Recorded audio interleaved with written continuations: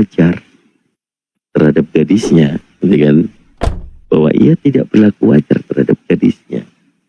Jika gadisnya itu telah bertambah tua dan ia benar-benar merasa bahwa mereka harus kawin, baiklah mereka kawin. Kalau ia mengendakinya, intip-intip dulu. Kang Dito tadi nomor apa? 1 Korintus 7 nomor 36. Oh, tuh nomor 36. Nah, waktu di situ kan itu kan naik nih, dia baca nomor 35. Layarnya kan digedein, ada dia baca itu kan. Nah, waktu kan itu naik di nomor 36, si Winef ini baca itu, terus dia nyeletuk. Berarti kita boleh kumpul kebo ya, Pak Bom? Goblok.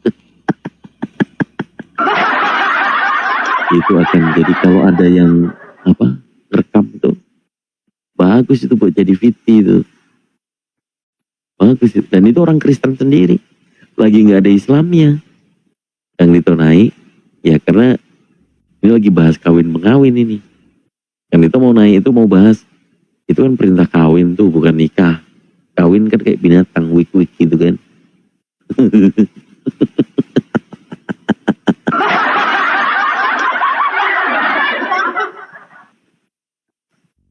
Ada. Itulah. Jadi bersyukurlah kita ya, adanya Islam, adanya Nabi Muhammad SAW. Ini yang harus kita renungkan. Bagaimana sempurnanya Islam dalam ajaran-ajaran tentang pedoman hidup manusia, tentang tatanan-tatanan kehidupan. Ini Masya Allah. Ini mana ini hotelnya nih, Fandi? Aduh, udah mau 11:30. Ini ada Bang Suma. Bang Suma. Ada Bang Suma dari tadi. Masya Allah. Beneran ini. Assalamualaikum Burunda. Waalaikumsalam warahmatullahi wabarakatuh. Assalamualaikum warahmatullahi wabarakatuh semuanya. Apa kabar? Waalaikumsalam Burunda. Masya Allah.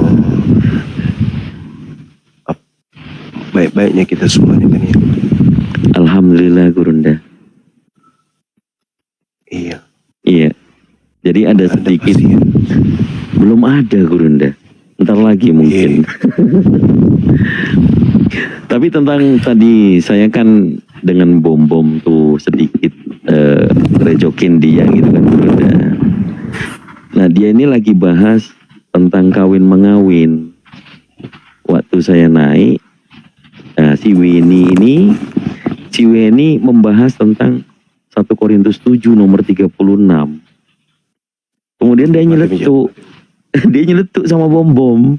Pak Bom, berarti kita boleh kumpul kebo, Pak Bom. Mati Mica. Mati 11 ya anak. Masolang generasi. Habis itu ya saya ketawa-ketawa aja ngejek. Jadi Kristen boleh kumpul kebo memang. Bom yang langsung kepanasan Gurunda. Lalu saya buat jadi mainan aja. Iya. Oh, Allah. Ya. Luar biasa. Jadi tadi ada bom di sini. Tadi bom di tempatnya Yusuf PI Gurunda. Oh. Iya. Sore tadi ba'da Isya saya yang ke roomnya dia. Lanjut karena sore itu sempat obrak-abrik komalnya sis Audrey, dia naik situ, dia nurunin gitu kan, nge-kick, ngomong segala macam. Saya samperin ke komalnya dia begitu, ada ilmu baru nih, kalian bebas kumpul kebo. Mati nih, aduh. Iya. Baik, materi apa ini maunya Gurunda supaya teman-teman Kristen bisa saya undang semuanya? Ya apa aja Dek, yang bisa dibahas mau tema apapun itu, yang penting tujuannya mengedukasi, memberikan nilai positif terhadap yang mendengarkan, baik Islam maupun Kristen. Siap, saya undang. Tadi di tempatnya Ustadz Arif ada 2 pendeta dan guru pendidik. Nah, itu sempat saya tadi ada diskusi sama beliau. Salah satunya poin inti saya, ternyata mereka mengakui bahwa jemaat iblis itu Kristen, Gurunda. Wahyu 3 ya? Wahyu 3 sama Wahyu 2, sama-sama nomor 9, Gurunda. Itu kenapa mereka pede kalau Kristen itu jemaat iblis itu? Ya, pede dikatakan jemaat iblis. Iya. Karena mungkin ini yang mengaku akulah dia itu kan penyesat, dan mereka menyembah akulah dia ini, yang mengaku akulah dia, itulah yang mereka sembah. Jadi mereka bangga disebut sebagai jemaat iblis karena memang mungkin mereka sadar bahwa yang mereka sembah itu memang Sibilis Isis. Kan gitu. Siap. Dan Ya, buat iblis memang iblis ini bangga ngaku iblis, kan gitu ya. iya.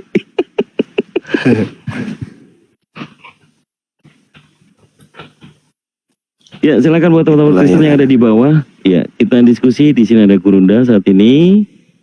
Silakan kalian mau naik, mau tema apapun, tadi sudah dibuka. Mudah-mudahan kalian bisa tercerahkan dan kita diskusi santai, berdata, dan silakan apa yang mau dibahas, monggo naik. Fandi monitor, aku izin share dulu ya. Saya share linknya ke beberapa teman-teman yang lain juga. Iya, sudah monitor. Sudah. Oke, silakan. Oke, silakan teman-teman Kristen yang mau naik belajar. Temanya kondisional ya. Apa saja yang teman-teman Kristen kuasai, silakan dibawa biar kita diskusikan. Silakan yang Kristen. Kalau ada teman-teman Kristen yang mau naik, nanti tekan 3 aja di bawah ya. Yang Kristen dulu.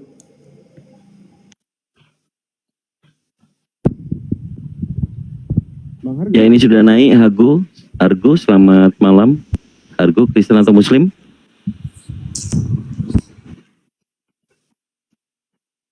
Oke, mungkin terpencet. Silakan teman-teman Kristen. Assalamualaikum Bang Zuma. Waalaikumsalam warahmatullahi wabarakatuh. Sorry tadi habis goreng nasi makanya ndak pantau Komal. Masya Allah. Jangan lupa pakai nasi kalau goreng nasi. Siap kan, udah siap.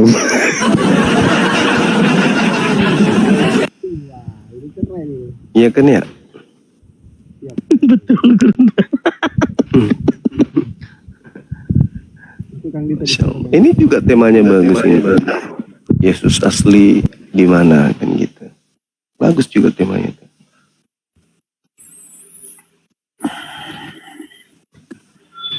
Gurunda sudah di Jakarta? Gurunda? Masih di rumah ini, Dek. Halo, Ya. Bunda. Iya, halo. Bang Wiro. Ya, Malam. Gimana? Bang Wiro Kristen? Kristen Kristen Bang aku. Wiro. Oh, iya, Kristen. Bang Agung juga Kristen Agung. Islam saya bang. Oh iya, di mute dulu Bang ya. Silakan Bang Wiro. Ya, aku mau dengar aja. Yesus Ya, mau belajar. asli. Ya, Yesus asli di mana? Wah, ini pertengahan apa nih bang?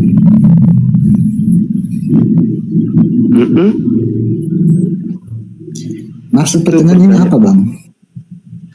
Maksud pertanyaannya itu ketika Yesus terangkat ke langit, Yesus ini duduk selama-lamanya di samping kanan Tuhan berdasarkan Ibrani 10 nomor 12. Di situ dikatakan dia nekes. Jadi dia duduk selama-lamanya secara terus-menerus di sebelah kanan Tuhan. Kalau ini betul adanya, saudara, maka yang datang kepada Paulus itu siapa gitu. Iya, abang. Ya, Makna duduk di sebelah kanan Allah itu maksudnya Yesus itu tubuh yang dimuliakan itu, yang bangkit itu mendapat tempat tertinggi, tempat terbaik di sorga. Itu maknanya, bang. Bukan berarti itu stay tempat di situ, bukan begitu lah. iya, tapi kan nyatanya begitu, itu kan tafsiran saudaraku ya. Memang semua tafsiran, memang semua ayat kitab suci itu untuk dipahami. Nggak ada yang bilang baca begini langsung masuk di otak, nggak ada. Iya, tapi kan di situ nyata dilihat bahwa Iya, yang tapi kan pemahaman kita itu makna duduk di sebelah kanan Allah itu belum. Jangan bayangkan seperti manusia yang duduk di sebelah ada Bang Suma di situ, ada Bang Fandi di situ, Bang Suma di sebelah kanan, bukan begitulah. ya, tapi paling tidak Yesus ini dikatakan duduk di sebelah kanan, dan itu duduk artinya selama-lamanya. Tapi Bang itu yang coba, pertama. Bang, kalau Abang belajar, apakah dari sudut pandang teologi dipahami seperti Abang dipahami? Kalaupun tidak seperti yang saya uraikan, yang pasti ketika Yesus sudah terangkat ke langit, kedatangannya untuk yang kedua kali itu datang dengan jasadnya. Itu ucapan Yesus sendiri. Ya, betul, Apabila malaikat juga mengatakan bahwa untuk yang kedua kalinya ketika Yesus datang ke atas muka bumi itu lengkap dengan jasad. benar, Bang. Nah, tapi yang datang kepada Paulus tak ada ya jasadnya katanya. Iya, Bang, datang di situ dalam pengertian yang datang kepada Paulus itu kan suara, Bang. Itu suara dari kan ada suara, tapi Paulus itu kan dilihat cahaya gitu, Bang. Itu kan penglihatan Paulus, Bu.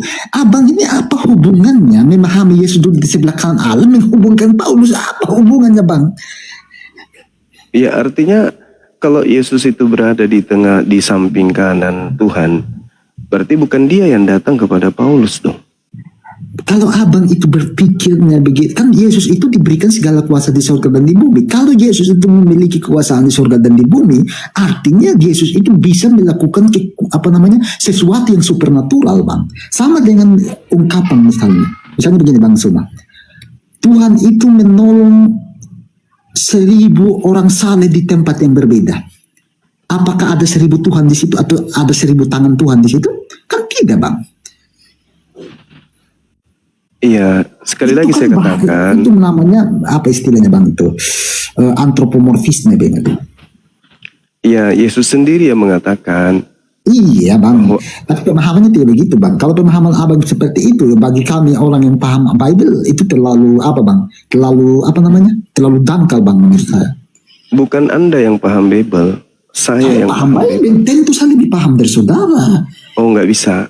Saya kalau tidak paham Bible, Bang, kalau saya tidak paham Bible, saya tidak akan Kristen, Bang. Oh, nggak mungkin. Justru kalau Anda paham Bible, Anda keluar dari Kristen.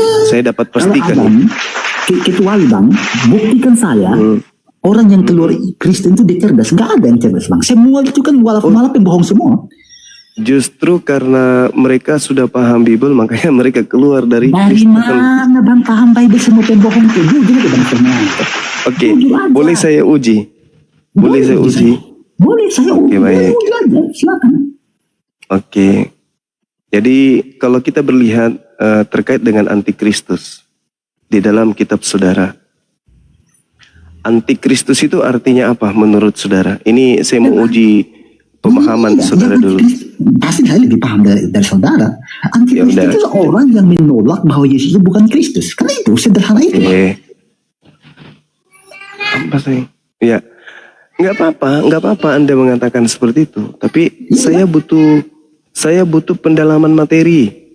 Anda ngerti kalau saya berbicara mengenai pendalaman materi? Abang omong materi, tapi saya lihat abang di diskusi-diskusi. Kalau abang itu tidak paham hal-hal yang dasar, bagaimana saya bisa percaya abang? Anda pernah baca 1 Yohanes 2 nomor 22? Coba kamu baca aja, aku nggak pegang Bible. Berarti Anda nggak paham. Bagaimana Anda bisa paham? Apapun itu sahabat kami orang Kristen. Ya sekarang saya tanya, 1 Yohanes 2 nomor 22 itu bercerita tentang apa? Coba baca aja. Enggak, buat apa hafal? Berarti Anda nggak paham. Buat apa hafal? Apa gunanya hafal tapi tidak memahami? Apa gunanya? Kalau Anda tidak paham, Anda tidak Saya akan paham. simpan di kepala. Bukan, Dan kalau menghafal tidak belum tentu disimpan paham. di kepala, Menghafal bagaimana belum bisa tentu Anda mengatakan paham? Kalau yang menghafal saja tidak paham, apalagi yang tidak menghafal. Apalagi Bang Suma kan? Bang Suma ini saya yakin gak paham Al-Quran. Saya yakin. Terlalu lebay. Saya tidak suka orang Maksudnya, sombong, baik. tapi Karena bodoh. Saya tanya kau. Gini, Kalau saya tanya saudara. Anda tentang Al-Quran, Anda bisa jawab. Gini. Satu-satu aja. Gini. Bisa jawab tidak? Kita Kalau saya kita tanya berbicara, kamu, Anda berbicara mengenai Kristus. Kristus itu apa? herannya aku ada yang menyebut Anda gorunda. Tapi Anda Kristus mengatakan itu apa? Berat badan aku 90 gram. Kristus. Kristus Tidak itu bedakan apa? gram dengan kilogram aja Anda nggak beda. Bang, ini mau ngomong Jangan ke- bicara sendiri. Saya nggak suka waria. Saya nggak Tidak suka lah. waria. Ini Yang disebut jurus gorunda, waria Anda tapi nggak usah bawa otaknya, begini. maksud saya, Saya diskusi, tidak Bang. suka Bukan waria. minta ampun. Manusia paling kubenci itu waria. Paham kau? Jadi nggak usah sifat-sifat waria kau bawa ke sini. Bang, Kita hanya ingin mengedukasi. Kamu jelaskan kepada saya apa itu Kristus. Coba saya ingin kau tahu. bilang edukasi tuh, sedangkan kau on. Kristus itu apa? Kristus itu orang yang diurapi, Bang. Paling pintar ini. Pintar memang Anda. Oke, baik. Jadi seperti Anda yang on. Oke, baik. Yesus Kalau itu Anda Tuhan pasti atau on. bukan? Yesus itu Tuhan atau bukan? Tuhan, Yesus Tuhan. Nah, berarti Yesus itu Kristus atau Tuhan? No, apakah Yesus disebut Mesaya? Bertentangan Dengan dia lihat disebut teman-teman, tadi dia mengaku dia paham orang Kristen Bible. bilang, Ya. di dalam Alkitab saya, Bang, Setelah Yesus saya itu- tanya apa itu Kristus, Kristus itu adalah manusia yang diurapi, manusia yang diurapi. Terus apakah Yesus itu Tuhan? Dia bilang Tuhan. Yang mana yang betul? Yang mana yang betul? Kristus itu Tuhan atau Kristus itu manusia? Jawab. Pertanyaan saya, di mana di dalam Alkitab bahwa Yesus kemesiasan Yesus membatalkan dia ketuhanannya, di mana? Coba. Di dalam 1 Yohanes 2 nomor 22 dan Lukas 2 nomor 11. Aku buka ya. Oke, Ya, aku buka. silakan. Coba baca Lukas 2 nomor 11. Aku heran ada orang Muslim dia sebut Anda cerdas. Nggak usah saudara, jangan pakai sifat waria di sini. Biarkan saudara-saudara kita yang waria saja yang cerdas untuk berbicara. Anda yang sok laki-laki nggak usah pakai sifat waria. besar. Nggak Kalau usah saya pakai tanya sifat waria Anda di sini. tanya Anda tentang Al-Quran, Nggak Anda usah. bencet. Sifat boti Anda jangan Anda bawa ke sini. Udah. Apa itu di dalam Lukas 2 nomor 11 apa di sana? Coba. Anda bertanya sama aku kan? Oke, Di mana sifat dua kalimat Kristus itu syahadat dalam membatasi Al-Quran? ya? Silakan. Di mana dua kalimat syahadat dalam Al-Quran? Astagfirullahaladzim ya Allah.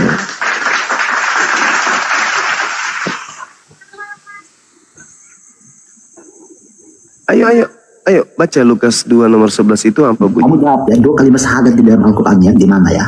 Kamu Lukas 2 kau jelaskan. Hei, Lukas 2 enggak, jangan kau bahas Quran terlalu tinggi. Aku akan Terlalu tinggi. tinggi, coba Enggak jawab. usah Coba. terlalu, Dua kalimat syahadat. enggak usah terlalu tinggi. Mencret kau nggak jawab kau. Bang Erwin, kalau Kristen ngomong Bang Erwin, kalau Kristen. Jangan bawa sifat waria di sini ya. Aku nggak suka. Duh, waria kau. Laki-laki normal. Kau. Saya laki-laki normal, saya nggak butuh waria. Kalau ayat syahadat di dalam Al-Quran jelas, hampir seluruh umat Islam pun tahu. A'udzubillahi minasyaitonirrajim. Bismillahirrahmanirrahim. Ya kul ya ayuhan nas inni rasulullahi ilaikum jami'a. Alladzina lahu mulkus samawati wal ar la ilaha illa huwa yuhyi wa yumit.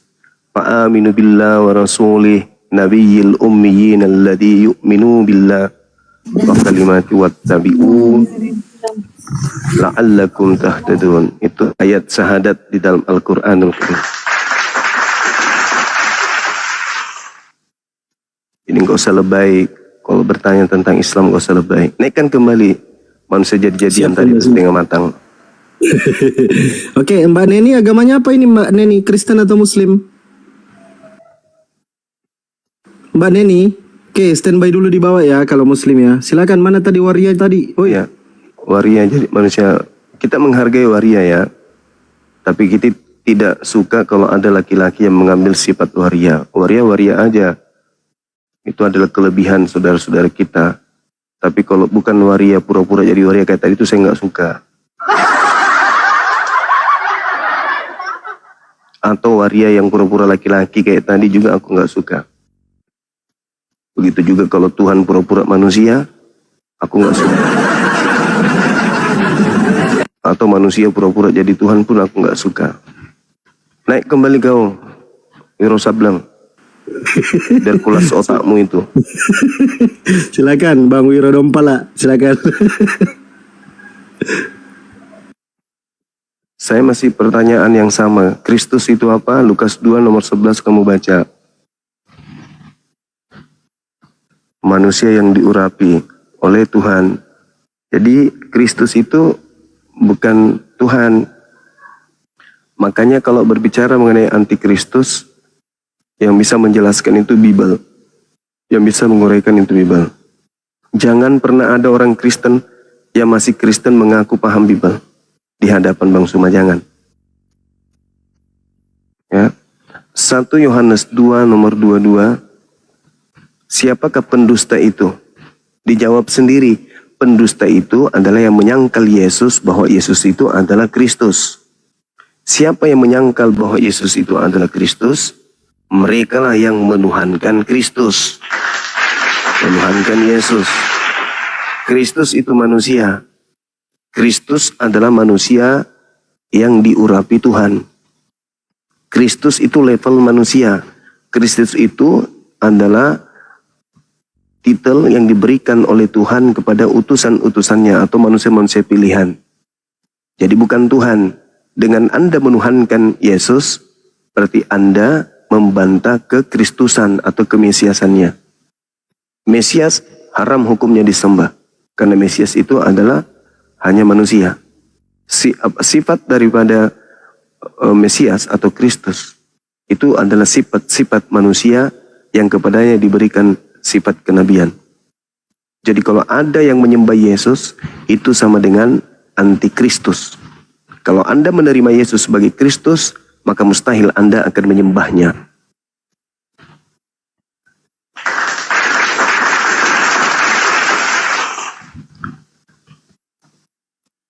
Bukti bahwa saudara itu antikristus, ya Anda menyembah Yesus. Itu buktinya. Siapa yang menyembah Yesus berarti menyangkal Bapa dan juga menyangkal anak. Karena anak titel tertingginya adalah Kristus. Bapa bukan Kristus. Dengan Anda menyembah yang Kristus berarti Anda anti terhadap Bapa. Bapa itu bukan Kristus. Yang Kristus itu adalah utusannya. Harun, Saul, Daud. Itu yang Kristus.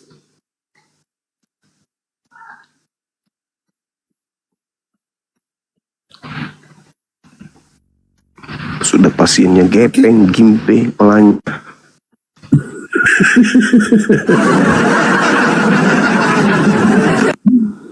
Bang Zuma ini kayaknya baru bangun ini. Nggak ada tidur malah.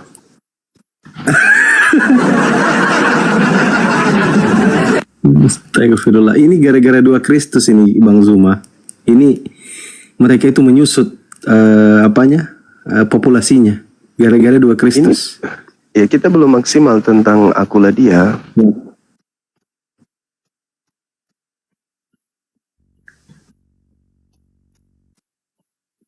Itu memang bagaimana penjelasannya itu Bang Zuma? Akulah dia itu. Lukas 21 nomor 8. Waspadalah kepada penyesat yang datang kepadamu dengan memakai namaku dan berkata, 2, koma pembuka, akulah dia. Oh iya. Koma penutup. Berarti penyesatnya mengaku apa? Akulah Yesus. Akulah dia. Dia itu maksudnya siapa Bang Zuma? Ya dia Yesus. Ya berarti akulah Yesus penyesatnya itu. Iya, nah itu penyesatnya. Ah, ini habis makan Indomie mbak. Oh iya. Assalamualaikum. Waalaikumsalam. Assalamualaikum warahmatullahi wabarakatuh. Ini yang Ini tadi yang apa mie aku goreng naik ini? Wah, ini alot nih. Mas, Mas Carolina, Carolina. Ya, Mas Karonila. Tahu cuma. Hah? Joko marah-marah. Penyesat itu mengaku akulah dia, Mbak. Kau itu yang sok guru, sok mengajarkan tentang Alkitab, tapi kamu Muslim, itu kamu yang pesesat. Memang wajib saya membuka tabir rahasia Karena yang ada penyesat. dalam Bible. Bukan, penyesatnya itu mengaku akulah Kasihan dia. di bawahmu semua itu, kasihan semua itu pada tersesat kau buat. Saudari, menurut Yesus, penyesat itu mengaku akulah dia, betul atau tidak? Menyesat itu adalah mengajarkan tentang Tuhan Yesus, tetapi dia tidak mengakui bahwa Yesus Tuhan. Tidak ada dalilnya. Justru kalau mengaku Yesus Tuhan itu adalah antikristus. Mana dalilnya? 1 Yohanes 2 nomor 22. Ayo, baca, Tunjukkan. baca dong. Baca, Baca tunjukkan situ kau. 1 Yohanes 2 nomor 22. Kamu yang baca, kau yang lihat, tunjukkan datanya, Siapakah dalilnya. pendusta itu? Siapakah penyesat itu? Planos itu? Bukankah dia yang menyangkal bahwa Yesus adalah Kristus?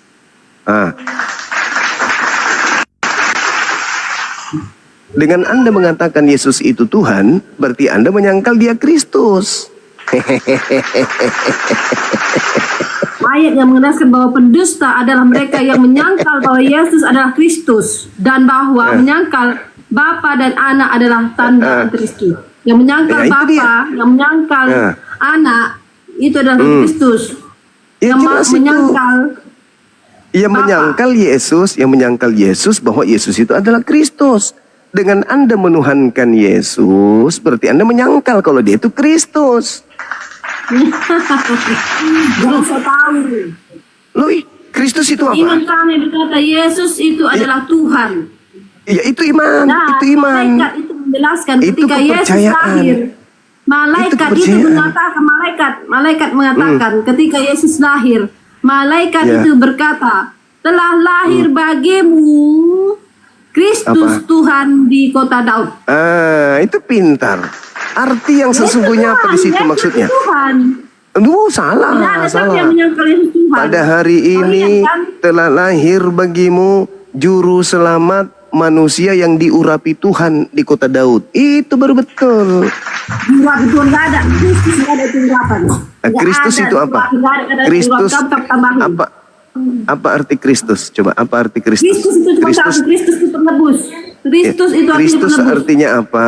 Kristus artinya Kristus apa? artinya penebus.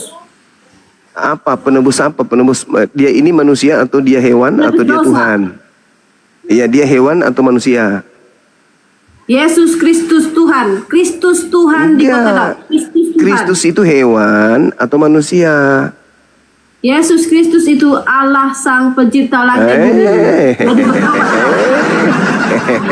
Ya? Kristus itu hewan atau manusia?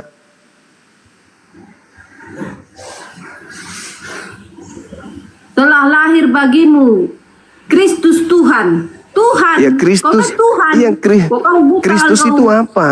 Manusia-manusia. Kau Dalam kan bahasa- Tuhan manusia apa segala macam. Dalam Kristus bahasa Tuhan. Yunani, Yesus tidak ada tanda koma. Kristus Tuhan. Yaitu Kristus, Kristus Tuhan. itu manusia. Jadi maksudnya adalah yaitu manusia yang diurapi Tuhan.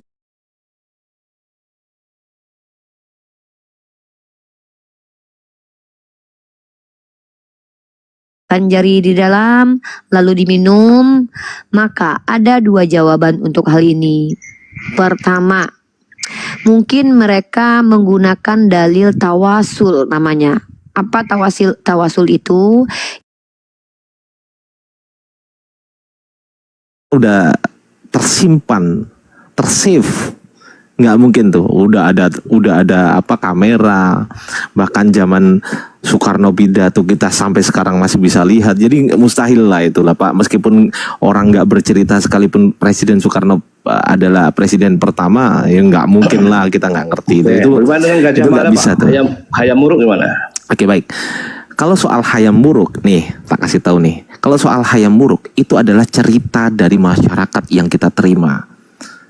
cerita dari masyarakat yang kita terima, pertanyaan saya, kalau kita urut nih Pak, kalau kita urut, apakah Bapak bisa menemukan perkataan Hayam Wuruk? Kalau mau valid, betul-betul valid tuh ya. Kalau hanya sekedar sejarah bacaan, no problem. Artinya apa? Kita nggak mempermasalahkan valid atau enggaknya. Yang penting saya baca. Selesai. Tapi kalau mau mempermasalahkan valid dan tidaknya, mari kita uji secara transmisi, Pak. Sekarang saya tanya. Misal ya, kalau ke Hayam Wuruk, siapa Pak penulis buku Hayam Wuruk? Saya tanya ke Bapak. Saya tidak tahu. Nah itulah, ya itu dari situ. Oke, kita bahas yang tahu aja. Kita bahas yang tahu. Siapa penulis kitab Lukas? Yes, Lukas. Setahu saya Lukas. Iya, kena tombak. Nggak apa-apa, langsung di tap-tap layar. Udah aku share sama Bang Zuma.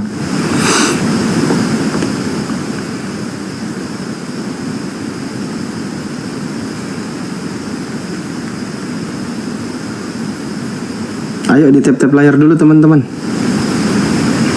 Ditombak dari jauh dekang.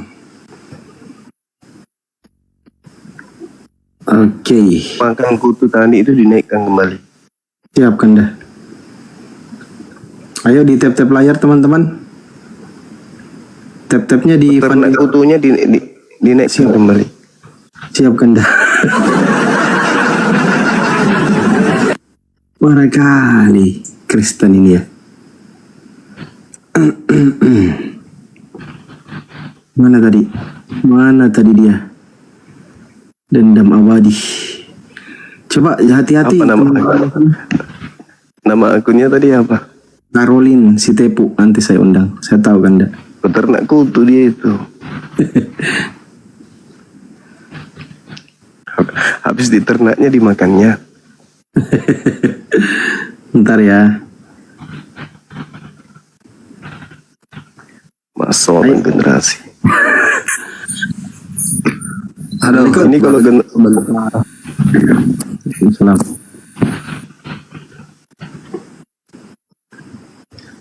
Kalau dibiarkan orang-orang kayak gini, generasi berikutnya bahaya. Kristus dipikir Tuhan. Justru kalau orang-orang ini menganggap Yesus itu Tuhan, berarti dia menyangkal Kristus. Karena Kristus itu bukan Tuhan. Kristus itu manusia yang diurapi Tuhan. Itu. Ya, kalau definisi. Manusia yang diurapi Tuhan bukan Tuhan. Dan tidak pernah Tuhan digelari Kristus.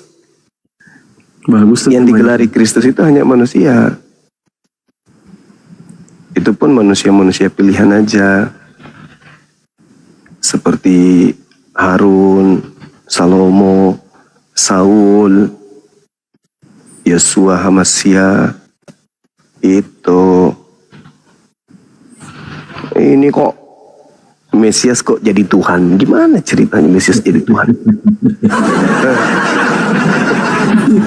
Berarti nyata bagi mereka, bagi kita bahwa mereka ini adalah antikristus, penyesat. 1 Yohanes 2 nomor 22 itu yang mengatakan itu. Tadi peternakku tuh mana dia? Si tipu itu. Bentar aku sharekan dah. Carolina Sitepu. Pede kali pun pakai penipu namanya. Si mie goreng. Mie goreng. Mie goreng ya kan ya. Gurunda lagi kapan masak. rencana main ke Bandung lagi Gurunda? Bandung, saya di Jakarta mungkin tanggal 13 kali ya. Mungkin ada waktu jalan-jalan ke Bandung kali. Nanti ada ajakan dari teman-teman. Siap. Siap perintah bosku. Ah, jangan kayak gitu. Dulu terakhir ketemu tuh waktu dilantik sama Gurunda waktu di Depok. Oh iya. Sekarang udah dulu, tapi sekarang udah gak jadi ketua Jabar lagi. Kenapa? Udah Sibuk? di ini, ya sibuk. Sekarang alhamdulillah ternak ikan arwana Gurunda. Jadi diganti dulu sama Abah Api Jabar Bang Bayuan. Oh siap. Nanti kalau ke Bandung, inilah ada oleh-oleh ikan arwana. Ikan arwana ya. Mahal itu. Ikan Ya, arwana itu Allah, mahal. Allah. Minta doanya aja biar ternaknya lancar, Guru ndak. Iya. Tapi jangan sampai ikannya mati, bangkit hari ketiga, bahaya. Nah, takutnya tuh dimakan sama ini, takutnya dimakan sama oten, Guru ndak. Soalnya pernah dengar katanya makan ikan goreng juga katanya sebelah. Nah, itu takut. Jadi Tuhan kalau itu. Oh, Jadi hotel. Itu kan yang saya WA kan kemarin itu pendeta Ari itu yang sok-sok jago itu. Mana ikut tantang Bang Zuma itu katanya. Nggak berani dia. Berani tabrak tembok dia. Makanya saya kirimkan kemarin itu kan Pak Pendeta Kenapa Ari. nggak kesini? Nanti saya coba undang ya. Kesini. Saya coba Ya, share. saya sudah siapkan silet.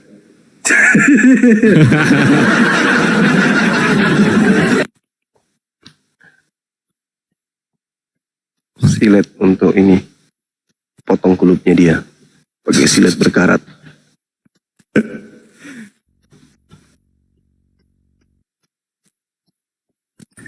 Iya silakan ya kalau ada teman-teman Kristen sebelum pendetanya, pastornya atau romonya naik silakan kirim permintaan.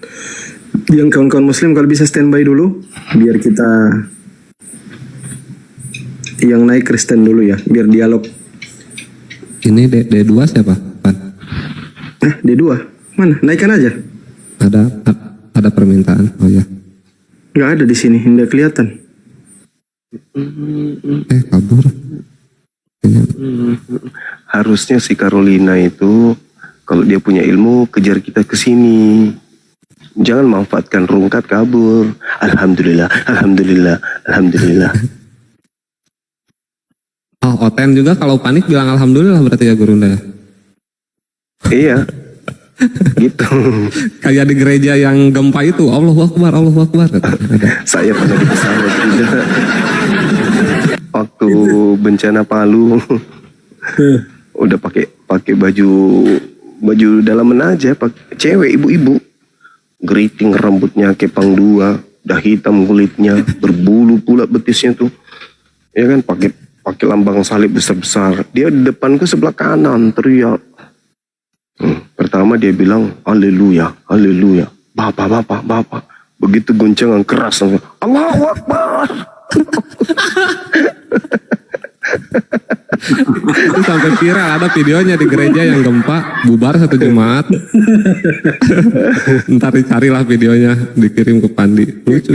Kan lebih banyak yang teriak Allahu Akbar, ikut rata dia, ikut Allahu Akbar. Saya paling kencang ketawa, tadinya agak takut gitu dengar dia suaranya paling kencang Allahu Akbar, mulutnya lebar gitu. Aku ketawa jadinya, nggak jadi panik saya. Insyaallah. Itulah dahsyatnya kan ya. Ada kebiasaan. Ya, Guru Nda ya. Fitrah. Iya betul. Mereka kaget pun astagfirullah ikut-ikutan. Di kantor saya itu dulu kayak gitu. Kaget astagfirullah. Mancing kami sama-sama dapat ikan. Alhamdulillah kata dia. Percaya diri pun aja. Saya tertawa aja dengarkan. Ya wajar lah, karena yang memberikan rezeki, umur, usia, kesehatan, harta, apapun itu kan Allah. Jadi wajar lah dia nyebut nama Allah. Meskipun diingkarinya kan.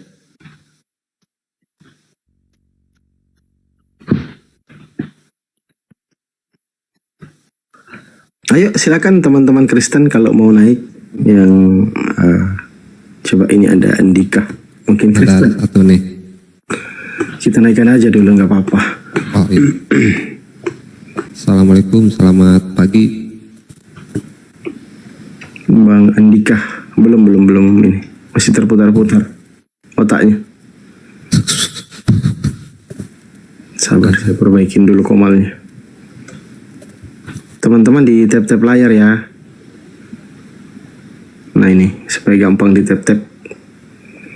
Biar 1-2 orang Kristennya naik nggak apa-apa. Sama aja.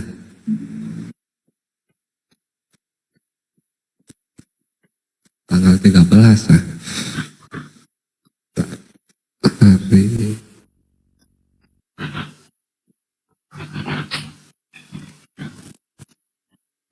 Hari Ayo silakan teman-teman Kristen yuk. Ya, Temanya seperti tadi ya. Yesus asli di mana? Itu. oh ada yang disembunyiin emang kan? Ada. Oh ada. Yesus asli. Ya, kita harus pura-pura polos dulu. Jadi biar nanti Oten Nggak tahu teng-teng kan naik biasanya. Padahal juga nabrak tembok Oten. Ini aduh Andika.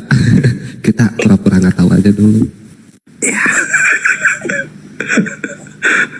Andika. Belum masih terputar-putar signal. Ayo teman-teman di tap-tap layar ya. Bang Zuma mana? Alamak ajang besarnya ini akun Bang Zuma ini masa udah dilihat. Jazakallah apologet. Assalamualaikum. Waalaikumsalam. Agamanya apa Bang? Waalaikumsalam. Saya Muslim. Waalaikumsalam warahmatullahi wabarakatuh. Langsung aja Bang, supaya kita cari teman-teman Kristen. Silakan Bang. Mau apa ya? Bayar zakat. Udah tegang bayar zakat. Enggak, kadang pihak Oten itu nyerang-nyerang kayak apa ya? Aku sering masuk ke komalnya Kristen. Memang senang bertarung sama mereka memang. Jadi yang sering mereka serang itu kan apa? Tentang pernikahan Nabi Muhammad sama Aisyah, sama terus apa dusta 3 hal kayak gitu kan. Ya memang aku bisa menjawab sama mereka. Makanya rata-rata aku sama mereka mesti bentak-bentakan bertarung. Itu aja sih.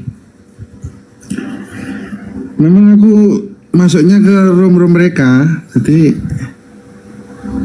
ya niat saya obrak-abrik lah. Itu aja ya. Jadi maksudku ada kan kayak Yusuf itu sering diojoloki sama Oten kan, bilang oh Islam dibolehkan dusta tiga hal ya. Padahal kalau dijawab kan dusta 3 hal itu kalau niatnya karena Allah kan berpahala. Itu serangan-serangan mereka. Kalau lagi tanya kenapa Nabi Muhammad menikahi anak 6 tahun, kalau aku jawabnya lu kan gak masalah nikah, yang penting tidak berzina. Yang pertama. Yang kedua kan Rasul supaya ada periwayatan hadis itu, aku bilang itu. Jawabannya itu. Oke Bang Andika, biar kita naikkan teman-teman Kristen. Makasih banyak ya informasinya Bang Andika. Assalamualaikum warahmatullahi wabarakatuh. Bang Andika pelanggaran, silakan dibawa dulu Bang Andika. Jangan kau ingatkan kita sama si Longor Super Pel itu. Oh iya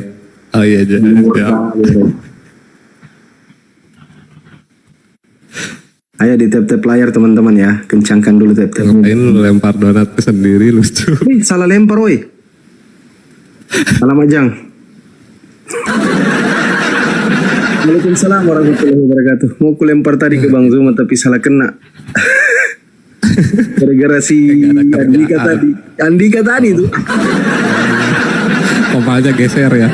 Kayak gak ada kerjaan liatnya ya kan, lu ngelempar sendiri. Ada. Salah lempar woi.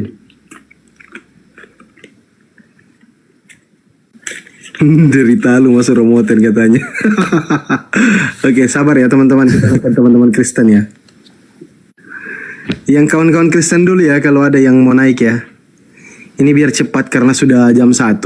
Kalau ada muslim naik mungkin tertekan, kita langsung biar cepat. Ada Bang Driver. Oke, mantap, langsung dibawa bising. Biar cepat kita. Namanya driver, pasti langsung dangdutan. Di tap-tap layar teman-teman ya. Ini di Fandi Ahmad 02 nih. Kalau bisa di sini ditekan biar komalnya kita kuat. Yang teman-teman Kristen kalau mau dialog silakan kirim permintaan. Santai-santai aja kita. Udah larut, semakin larut itu harusnya semakin santai, jangan semakin tegang. Silakan teman-teman Kristen.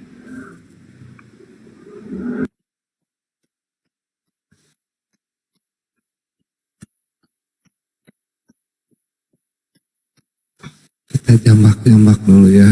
Iya, juga sambil Jangan dijambak, jangan dijambak. Dijakar. Siap, Gurunda. Kita cakar-cakar dulu ini. Pak Pendeta Ari. Udah tidur kali dia, kasihan orang tua itu. Jangan kesiksa orang tua berdosa. Jangan Ya tantang Bang Zuma, jengkel kali gue dengar. Aku tantang Bang Zuma gak berani. Kenapa mau dilarikan pendeta yang dari manapun datang di sini? Kasih ya. Ayo di tap-tap layar juga teman-teman ya, cukupkan 100 dulu. Lagi enak dialog, 3 pendeta. Tiba-tiba dia bilang, saya tantang Bang Zuma, tantang. Pas dipanggil cari alasan segala macam. Oh iya ya, itu anakku sayang. Artinya orang udah yang kayak gitu udah bosan hidup berarti. Kayak Ferdinand Bang Zuma kan tabrak tembok itu, babi tabrak tembok. Beraninya dia. Hilang sekarang dia. Hilang. Tuhan di dalam daging. Itu bahasanya itu. Astagfirullah. Kena ban tadi teman-teman. Tiba-tiba. Waalaikumsalam warahmatullahi wabarakatuh yang baru gabung. Yang salam ya. Mohon maaf nggak bisa dijawab satu-satu salamnya. Kebanyakan. Silakan yang Kristen. Ini temanya gimana ya supaya panas mereka? paten longor. Itu blender itu. Oh. Itu kalau ada dia itu kadang biar sendirinya. Khotbah ngoceh sendiri. Itu dulu kayak gitu si blender itu. Iya. Nggak capek 2 jam. 2 jam kadang. Heran saya. Habis minum Theodan itu. Jadi karena ada perkembangan beliau apa ya sudah semakin menunjukkan data begitu, menampilkan data. Saya salut juga sama beliau itu.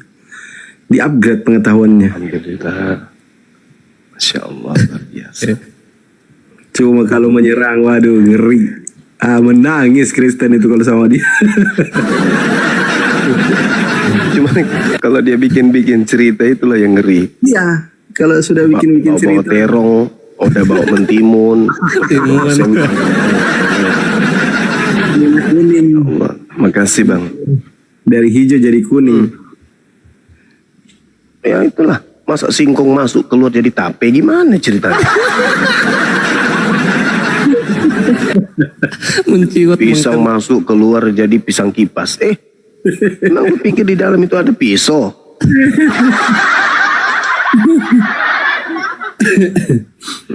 Lagu Baikku Tuhanku, banyak yang request ini anakku Tuhanku ini, aduh. Memang keren lagu itu ya teman-teman ya. Saya juga suka itu. Saya kadang nyanyi-nyanyi kalau tidak live itu ya. Misalkan mau pergi mandi itu nyanyi-nyanyi itu sambil jalan ke kamar mandi. Anakku sayang. Lucu kali itu kalau kita dengar-dengar lagu itu. Pantas banyak yang request sih. Banyak juga yang pusing dibuatnya.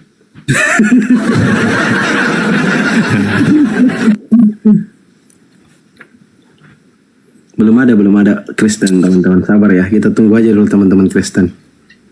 Yang mau belajar silakan. Mau bertanya silakan. Belajar apa dulu kan? Jelasin dulu nanti pada naik nanti belajar. Itu tadi Yang lucu yang tadi itu. yang mana Yang kan? siapa? Yang si Sableng tadi. Oh. Iya. Dia ngaku paham Bible. Kayak mana ceritanya Mbak? Kalau paham itu pasti Anda sudah keluar dari sana. Ternyata belum baca tadi. Lucu mereka ini. Ada. Selalu mengaku paham. Bible nggak pernah baca. Gimana ceritanya? Bagaimana mau paham? Baca saja kagak. Adanya Hindu nih.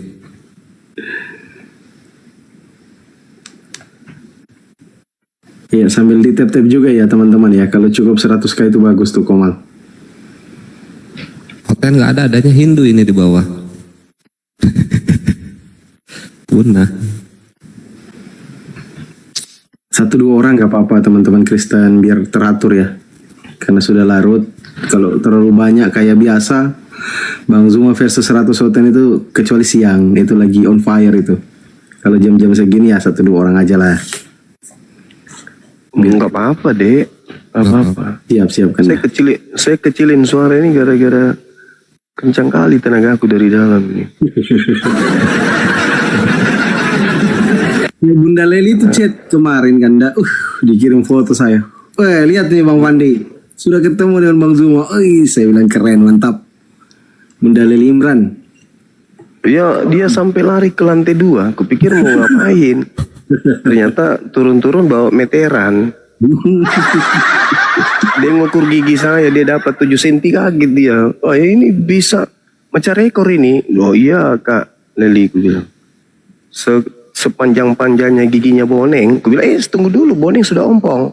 Sekarang saya yang juara 1. Oh iya juga kata dia. Ini Bang, saya makan Gurunda. Iya gimana? Ada dari Hindu kawan kita tadi ini ngomong kenyang celake. Dia mau masuk Islam katanya. Om Swastiastu Bang, salam dari Bali, siap dari Bali. Bang, Kumaha Damang katanya. Kumaha Damang. Ganti akun lain Bang. Bang kenyang celake. Aduh, kenyang celaka. Mau masuk Islam? Iya, ganti akun lain Bang, kenyang. Kenyang celaka, kok kenyang celaka gimana ceritanya? Enggak, kenyang celaka. Itu kan artinya artinya ini dia sudah kenyang dengan pengalaman gitu. Sudah puas sudah teruji dengan banyak musibah. izin Bang sudah kenyang, kebal dia. Bang kenyang celake, coba di DM akun saya. DM coba nomor WhatsApp-nya. DM nomor WhatsApp-nya coba. Saya ajarin cara buka akun lain. Coba Bang. Enggak, tinggal request aja mungkin Bang. Nggak bisa, kena ban akunnya. Cuman 1 akunnya. Yang ini yang dia pakai ini kena ban ini. Waalaikumsalam. Kenyang celaka itu bahasa Bali Bang. Saya nggak ngomong apa-apa Bang, kok saya yang di tag. Si Pandi itu ngomong. Silakan Bang di DM. Di DM. Atau saya pakai Fandi Ahmad 04 aja, saya DM beliau ya. Emang akun dia kenapa? Kena ban katanya, nggak bisa naik. Oh, ya udah, Mana pakai coba? gini aja. Typing lagi kenyang celaka tadi mana? Jorok. Mau jorok artinya katanya. Untung orang Sunda saya, jadi nggak ngerti. Mana tadi Bang kenyang celake? Ini nih, bentar gue tag nih. Coba diterima permintaan pertemanan saya biar saya bisa DM Bang kenyang celake. Terus nomor WhatsApp-nya. Kita tidak bisa sembarangan memualafkan orang, harus datanya lengkap.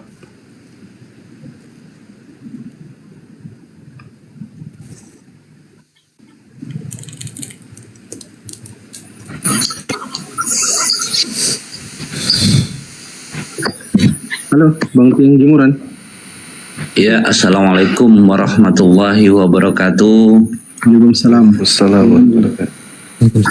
Terima kasih host. Sebelumnya saya mengikuti Bang Zuma ini sudah hampir 6 bulan lah.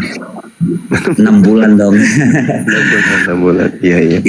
Syukur alhamdulillah pada malam hari ini saya ada kesempatan untuk berbicara langsung dengan orang yang saya kagumi dan orang yang saya takzimi, Bang Zuma. Semoga sehat selalu dan selalu dalam lindungan Allah Subhanahu wa taala. Bang, ada sebenarnya aku sudah lama nih ingin bertanya. Saya baru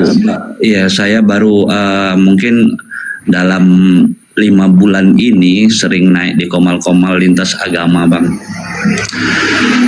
Di sini Bang, mungkin saya dalam 10 penghujat.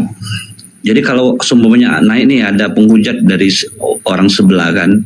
Dalam 10 penghujat ini yang dari orang Islam, dari orang Muslim, mungkin ada 10, mungkin dalam 10 itu ada saya, Bang. Terus jika itu sisa 2, Bang, mungkin salah satunya itu saya. Yang saya ingin tanyakan, Bang, saya kira-kira berdosa nggak, Bang, kira-kira? Karena saya merujuk ke hadis Nabi bahwasanya jika nabimu dan agamamu dilecehkan, maka gantilah pakaianmu dengan kain kapan. Saya berpedoman gitu, Bang. Kira-kira berdosa nggak, Bang, saya, Bang? Makasih, Bang. Jadi gini, saudara, kalau kita berbicara mengenai kaidah Islam, ada posisi di mana kita harus mendudukkan perkara pada tempatnya terkait dengan perkara masing-masing perkara. Maksudnya gini, ketika seorang pemimpin, taruhlah misalnya seorang presiden, ditegur oleh seorang preman misalnya, seorang intelektual, orang yang memiliki jiwa dan pemikiran yang besar, lalu diolok, disampaikan, hei kamu si gundul misalnya. Orang yang punya pemikiran besar, jiwa besar, akan memandang olok-olokan itu sebagai satu hiburan. Tetapi ketika ada orang yang tensian, suka makan B2, dipanggil dengan panggilan yang sama, si gundul, lantas dia emosi, marah dan seterusnya, itu terlihat tuh, tercermin dari bagaimana dia merespon. Nah, apa maksud daripada yang saya sampaikan ini? Artinya bahwa ketika kita menerima pesan, apakah itu berupa hujatan, penistaan terhadap baginda Rasulullah Muhammad SAW, terhadap Islam, terhadap Allah, terhadap Al-Quran, maka lebih utamakan dulu menyeru, menyampaikan. Kalau dia sudah disampaikan dengan cara-cara yang baik, dengan cara yang bijaksana, tapi orangnya tidak mau berubah, ya illal ladzina zalamu minhum, maka terhadap orang zalim yang ada di antara mereka, ya kita harus tegas, kita harus keras. Tetapi bukan berarti kita harus terlena di dalam kita membalas tindakan mereka. Kalau saya sendiri, ya saya lebih utamakan berdebat. Adapun ketika saya melihat pada objek atau oknum lawan saya berdiskusi, ada ruang di mana saya tujuannya untuk memancing emosinya dia, meluapkan kemudian kebenciannya dia dengan cara saya mengatakan dia kera atau monyet dan seterusnya. Itu ada tujuannya. Jadi kita tidak serta-merta menghina, murni menghina, enggak. Atau kita mengatakan dinilai penista, murni penista, enggak. Tapi hal itu terjadi karena ada sebab. Jadi dia menuai apa yang dia tanam. Dia panen dari hasil yang dia tanamkan itu. Ketika dia datang dengan menghina pribadi, bagi saya itu bukan apa-apa, itu hanya lucu-lucuannya itu. Tapi ketika dia menghina Allah, menghina Nabiullah, maka yang pertama, lakukan penekanan dengan menggunakan ilmu. Yang kedua, kalau dia tidak kemudian berubah, maka harus tegas kepada dia. Yang keempat, permalukan, tidak apa-apa. Tapi ingat, kita harus punya batasan. Kita harus punya kontrol emosi. Jadi kita tidak boleh lepas 100%. Seperti itu. Karena Al-Quran kan lebih mengedepankan etika. Ud'u ila sabili rabbika bil hikmah wal mau'idatil hasanah wajadilhum billati hiya ahsan. Jadi ada perintah wajadilhum billati hiya ahsan. Perintahnya berdebatlah. Jadi ada perintah berdebat. Perintah berdebat ini tentu dengan cara-cara yang baik. Nah, kalau dia sudah zolim, maka kita harus tegas kepada mereka. Saya, tapi kan bukan berarti saya baik, enggak. Saya sempurna, tidak. Setiap ucapan saya, yang misalnya saya mengatakan kamu itu orang yang berasal dari sperma B2, itu pasti sudah tatarannya untuk supaya dia sadar dan berhenti untuk menghina. Bukan saya menghina terus-menerus, enggak. Tetapi apa yang saya lontarkan kepada mereka adalah daya kejut untuk supaya mereka berhenti. Bukan serta-merta untuk nyakitin mereka, tetapi supaya dia berhenti dari penghinaannya. Jika Nabi Muhammad dikatakan pedofil, saya mengatakan, di mana bukti daripada Nabi Muhammad itu pedofil? Sedangkan sembahanmu turun ke bumi dan menghisap puting wanita dewasa. Itu sebenarnya tujuannya bukan untuk menghina itu. Itu tujuannya untuk supaya mereka sadar. Oh iya ya, Yesus turun ke bumi, dia kan Tuhan. Ngapain dia turun ke bumi? Tujuannya, kenapa harus jadi bayi dulu? Kenapa nggak langsung dewasa aja? Nah itu tujuannya itu hanya sekedar untuk supaya mereka mawas diri. Lain kali jangan menghina, karena Bibelnya akan menumpahkan semua hinaan yang ada di dalam kitab itu sendiri kepada mereka. Jadi tidak murni menista, tidak murni menghina. Nah saya rasa juga saudara saya ini tidak melakukan hal yang sama. Tidak melakukan hal yang sama dengan saya, maksudku. Jadi bukan tujuannya menghina, menista benar-benar untuk berperang, enggak. Karena saudara kita ini, yang kita lawan ini adalah orang yang sudah jatuh duluan, Bang. Mereka ini adalah orang-orang yang menzolimi diri mereka sendiri. Mereka butuh kita. Mereka butuh penjelasan, mereka butuh dibimbing, mereka butuh diingatkan. Bahkan mereka butuh dikagetkan. Jadi kalau menyadarkan dia dengan tamparan, tampar. Kalau menyadarkan dia dengan kena ludah di muka, ludahin. Demi untuk menyadarkan mereka. Tapi lihat, person to person. Jangan semuanya disapu rata. Ada orang yang bisa kita sadarkan dengan keras, ada yang tidak. Jadi, ya bagaimana kita menjiwai keadaan, bagaimana kita kemudian mengetahui karakter seseorang. Seperti itu, saudara. Tapi kalau bisa, sebisa mungkin jangan jatuh pada penistaan. Bimbing, didik mereka untuk memahami bahwa apa yang kita lakukan terhadap mereka, seperti misalnya saya mengatakan monyet, itu karena mereka sudah terlihat nyata nggak menggunakan akal. Seperti itu. Oke, meskipun iya. Oke, baik Bang. Meskipun resikonya pasti kita mengatakan penghujat, penista, pasti. Ya, karena kita terjun di dunia apologet seperti ini, ya kita harus siap-siap menuai apa yang kita lakukan. Entah itu dari cemohan dari orang-orang yang mengaku bampol, orang mengaku muslim, mengaku pembela Kristen, mengaku sebagai orang yang toleransi, ya kita harus siap untuk itu. Tapi kalau niatan kita karena Allah, siapapun di depan kita, itu kita tidak akan pernah gentar, sedikit pun. Begitu saudara, silakan. Oke, makasih Bang. Sejauh ini saya paham dari penjelasan Abang, dan alhamdulillah saya juga dalam hujatan berdata, nggak serta merta harus menyerang ke sana. Saya mainkan dalam kitab mereka, itu aja Bang. Iya. Ya, bagus itu. Oke. Bagus. Oke, makasih kita Bang. Butuh ya.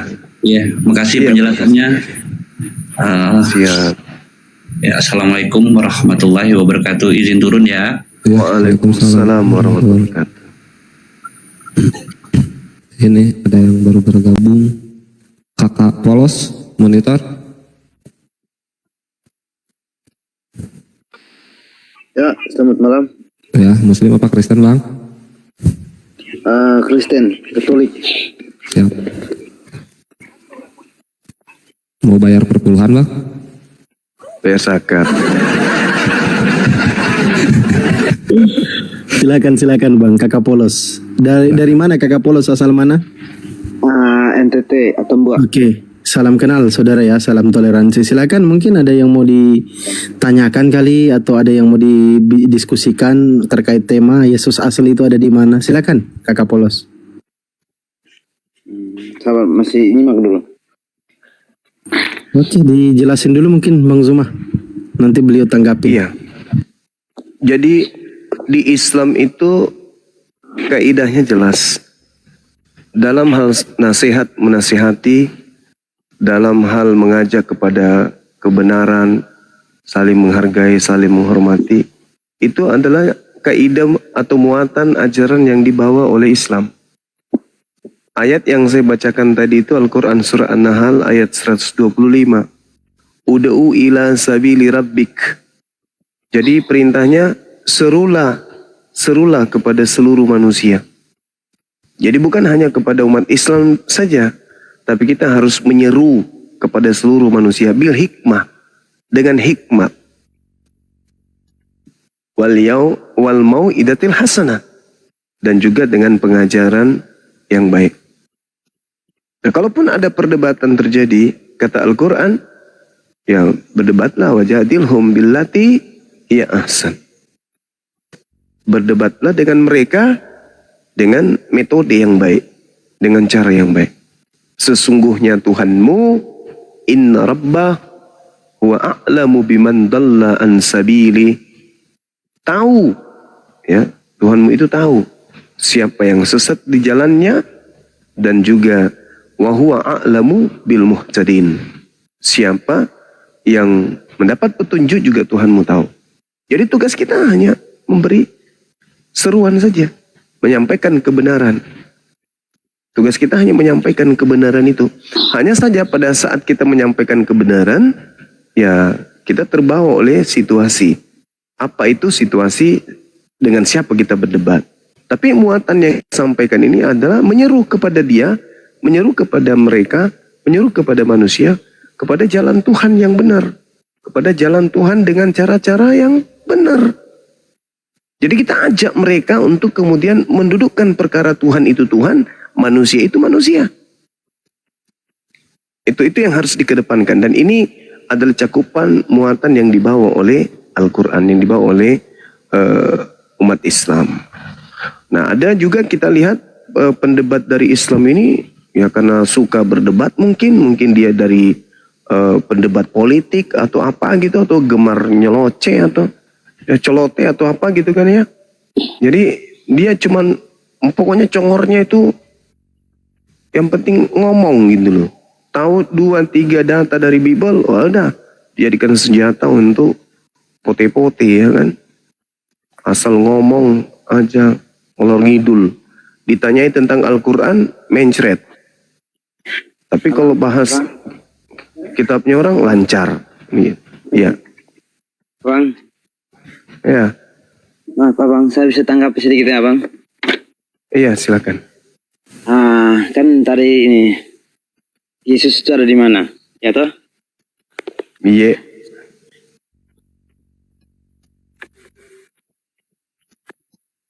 Yesus itu di mana, Bang? Maksudnya tadi kan ada pertanyaan di atas. Yesus itu di mana? Kalau menurut kami agama Kristen, iya. Yesus itu naik di surga. Yesus itu sebagai Allah Bapa yang turun ke dunia. Ya, kalau yang turun ke dunia jadi manusia itu dewa. Tertulis di Filipi 2 itu Bang. Filipi 2 nomor 6, nomor 7, nomor 8. Yang turun ke bumi itu adalah dewanya Romawi. Turun ke bumi mengosongkan diri, tidak mempertahankan kedewaannya, melainkan mengambil rupa manusia dan taat, bahkan taat sampai mati di atas salib. Nah, itu Tuhannya orang Roma.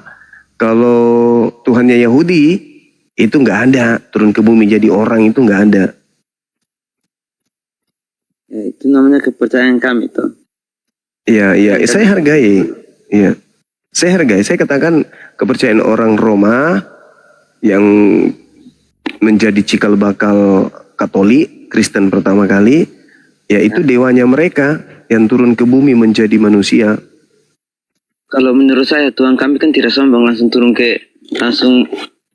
berfirman, langsung turun ke dunia, langsung mewartakan Injilnya, mewartakan firman-Nya. Kalau yang mewartakan kalau yang mewartakan Injil itu, Bung, itu bukan Tuhan, itu manusia. Yesus namanya. Firman-Nya. Saudaralah yang menganggapnya Tuhan. Nah itu. Tapi dia bukan Tuhan. Kami dia kan tidak sombong langsung. Tuhan kami kan tidak sombong. Kalau Bang, minta maaf ya Bang. Tuhan kalian ada di mana sekarang? Kalau menurut Tuhan, Tuhan itu tidak menempati ruang dan waktu. Itu pertanyaan lucu. Kalau Anda mengatakan Tuhan Anda itu di mana sekarang ini, berarti Anda menganggap Tuhan itu makhluk. Tuhan kami bukan agama Ardi, kami bukan agama buatan manusia. Tuhan kami itu pencipta langit dan bumi yang tidak serupa dengan apapun, di mana Tuhan saya itu menyatakan dirinya, kalau dirinya ada itu melalui ciptaan. Itu ya Tuhan yang benar. Kalau Tuhan Anda beda. Tuhan saudara menyatakan dirinya dengan menjadi ciptaan. Tuhan saya tidak. Tuhan saya menyatakan dirinya dengan cara mencipta. Gitu. Tuhan tadinya tidak ada yang tahu. Karena Tuhan itu hanya berdiri sendiri. Tidak ada yang tahu. Nanti setelah ada ciptaan, maka ciptaan tahu bahwa Tuhan itu ada. Maka Tuhan yang benar menyatakan keberadaannya dengan cara menciptakan. Itu konsep Tuhan samawi. Sedangkan Tuhan saudara menyatakan dirinya dengan menjadi ciptaan. Beda konsep kita. Kalau agama samawi cuma melihat bulan, melihat matahari, melihat hujan, melihat siang dan malam, mereka penganut agama samawi sudah sadar Tuhan itu ada. Kalau agama buatan atau agama pagan, nanti melihat Tuhannya secara nyata, apakah berbentuk pohon, berbentuk batu, berbentuk manusia, berbentuk ikan, ayam, kodo hamil. Barulah dibilang, wah ini Tuhan ini ada. Kalau agama samawi tidak. Makanya orang Yahudi coba tanya, mana Tuhanmu? Ketawa orang Yahudi tuh kalau ditanya, mana Tuhanmu? Orang Yahudi, mana gambar atau miniatur Tuhanmu? Ketawa orang Yahudi itu kok ditanya. Nah, kalau Kristen ditanya, ini gambar siapa? Oh, ini gambar Tuhan Yesus. Nah, itu beda.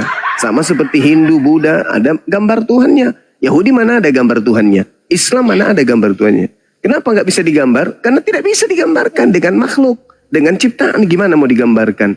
Tutup mata, ambil kertas putih, ambil pulpen.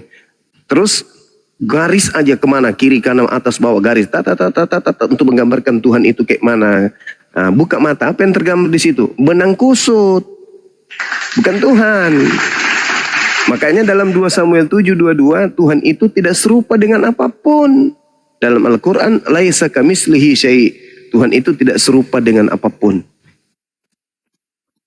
Bagaimana mau digambarkan? Ya tidak bisa. Terus apakah Tuhan karena nggak bisa digambarkan Tuhan itu ada? Ya tetap ada. Buktinya alam semesta ini ada. Itulah bukti bahwa Tuhan itu ada. Maka orang yang menggunakan akal, tidak mesti Tuhan itu turun ke bumi jadi kucing, jadi jepitan kursi, jepitan kertas, tutup panci, supaya diketahui bahwa dia itu ada. Akal kita ini, Bung, dengan roh yang ada dalam tubuh kita ini, itu bukti serpihan cahaya Tuhan yang melekat pada diri manusia. Itu kalau kita gunakan akal. Tuhan itu tidak perlu dicari. Karena Tuhan itu tidak menempati ruang dan waktu. Tetapi hakikatnya ada. Karena alam semesta ini ada, karena adanya ada. Kalau alam semesta ini diciptakan oleh tidak ada, oleh sesuatu yang tidak ada, maka tidak mungkin alam semesta ini ada. Karena mustahil sesuatu itu ada berasal dari sesuatu yang tidak ada. Nah, sebelum Yesus ada di bumi, pertanyaannya, apakah Tuhan itu sudah ada? Ada. Berarti tanpa menjadi Yesus, Tuhan itu sudah ada. Nah, bagaimana dengan Yesus? Kalau Yesus tak ada, apakah Tuhan itu tak ada? Ada, tetap ada. Berarti Yesus ini Tuhan? Enggak, dia manusia ciptaan Tuhan. Kalau Anda mengatakan Tuhannya umat Islam itu mana? Al-Quran mengatakan keberadaan Tuhan di dalam Al-Quran itu lebih dekat kepada manusia daripada manusia itu sendiri kepada urat lehernya. Saking dekatnya Tuhan yang benar itu. Walaqad khalaqnal insan wa na'lamu ma tuwaswisu bihi nafsu wa nahnu aqrabu ilaihi min hablil warid. Aku Tuhan pencipta langit dan bumi lebih dekat kepada manusia daripada manusia kepada urat lehernya sendiri. Tuh, saking dekatnya tuh. Mari kita buktikan. Betulkah apa yang diterangkan Al-Quran bahwa Tuhan pencipta langit dan bumi, Sang Khalik, itu lebih dekat kepada manusia daripada manusia itu sendiri kepada urat lehernya. Sekarang kita buktikan.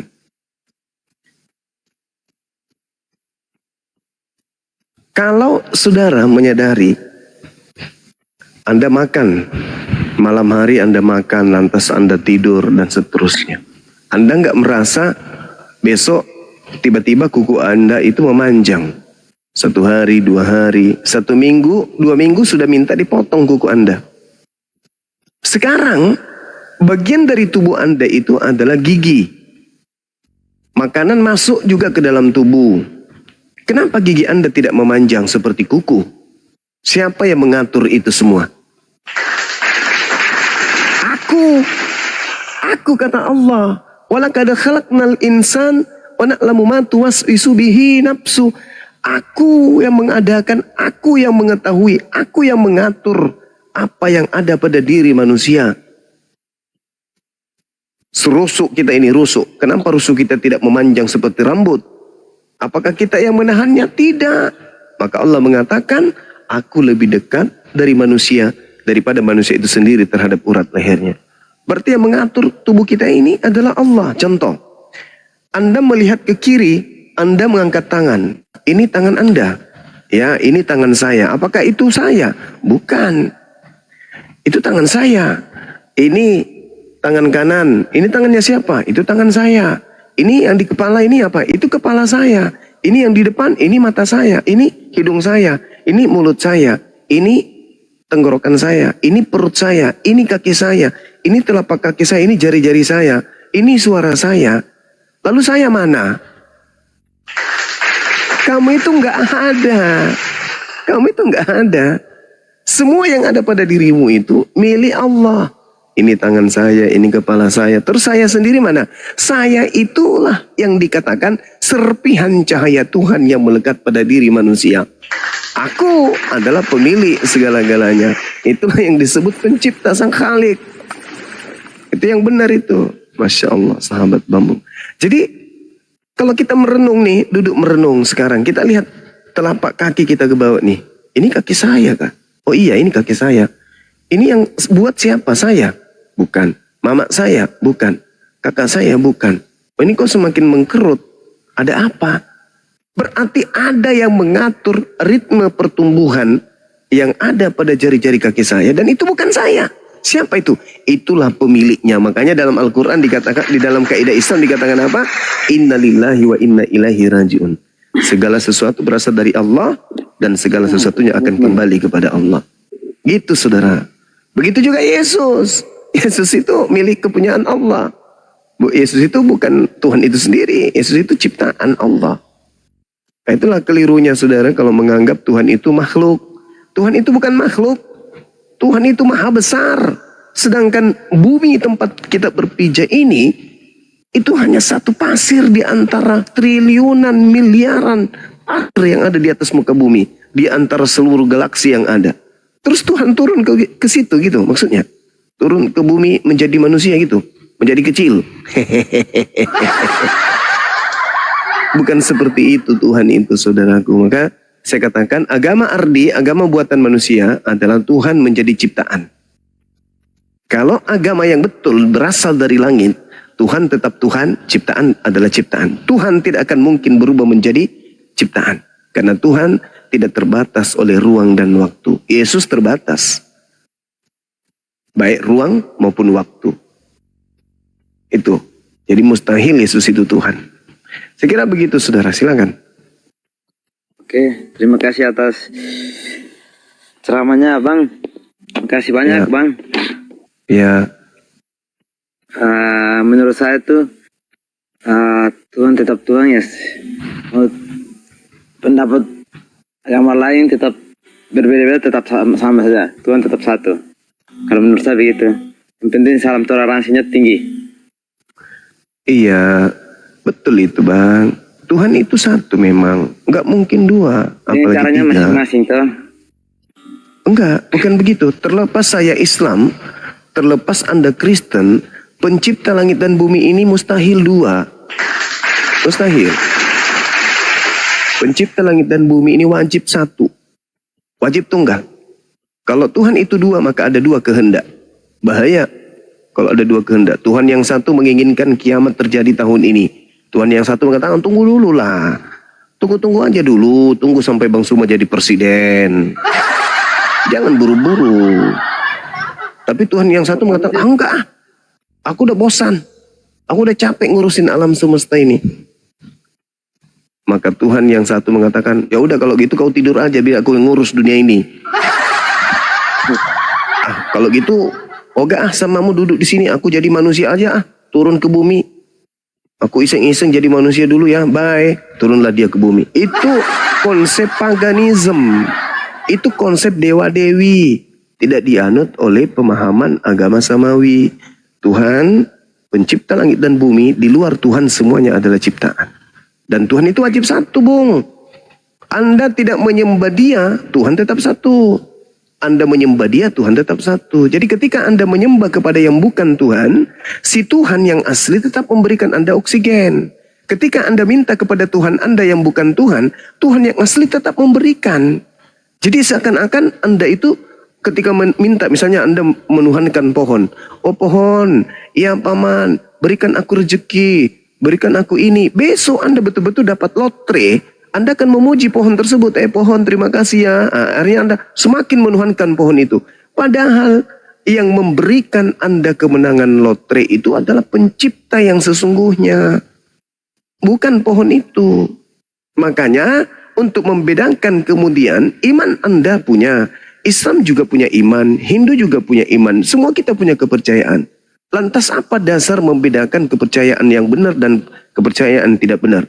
Karena tidak mungkin semua kepercayaan agama itu betul. Mustahil. Pasti cuma satu yang betul. Tidak mungkin semuanya betul.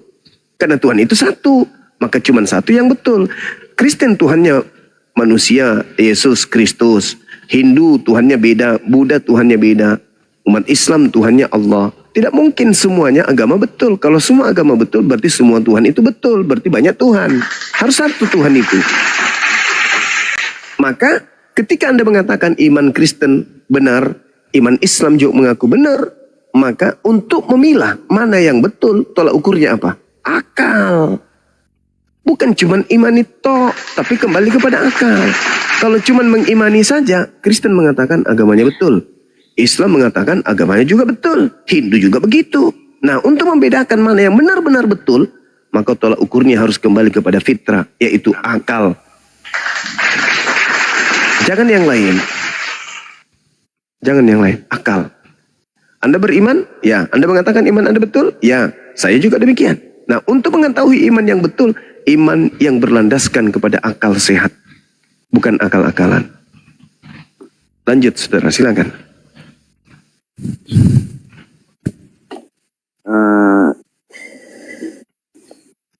Ya. Kan semua kan tadi abang bilang apa nih, Tuhannya satu. Kenapa agama apa nih, kepercayaan terlalu banyak di dunia ini? Iya, karena kita punya ego. Manusia itu, Bung, punya hak yang ada pada diri manusia itu sendiri. Yang pertama, intelijensi. Apa itu? Tingkat kepintaran, kecerdasan.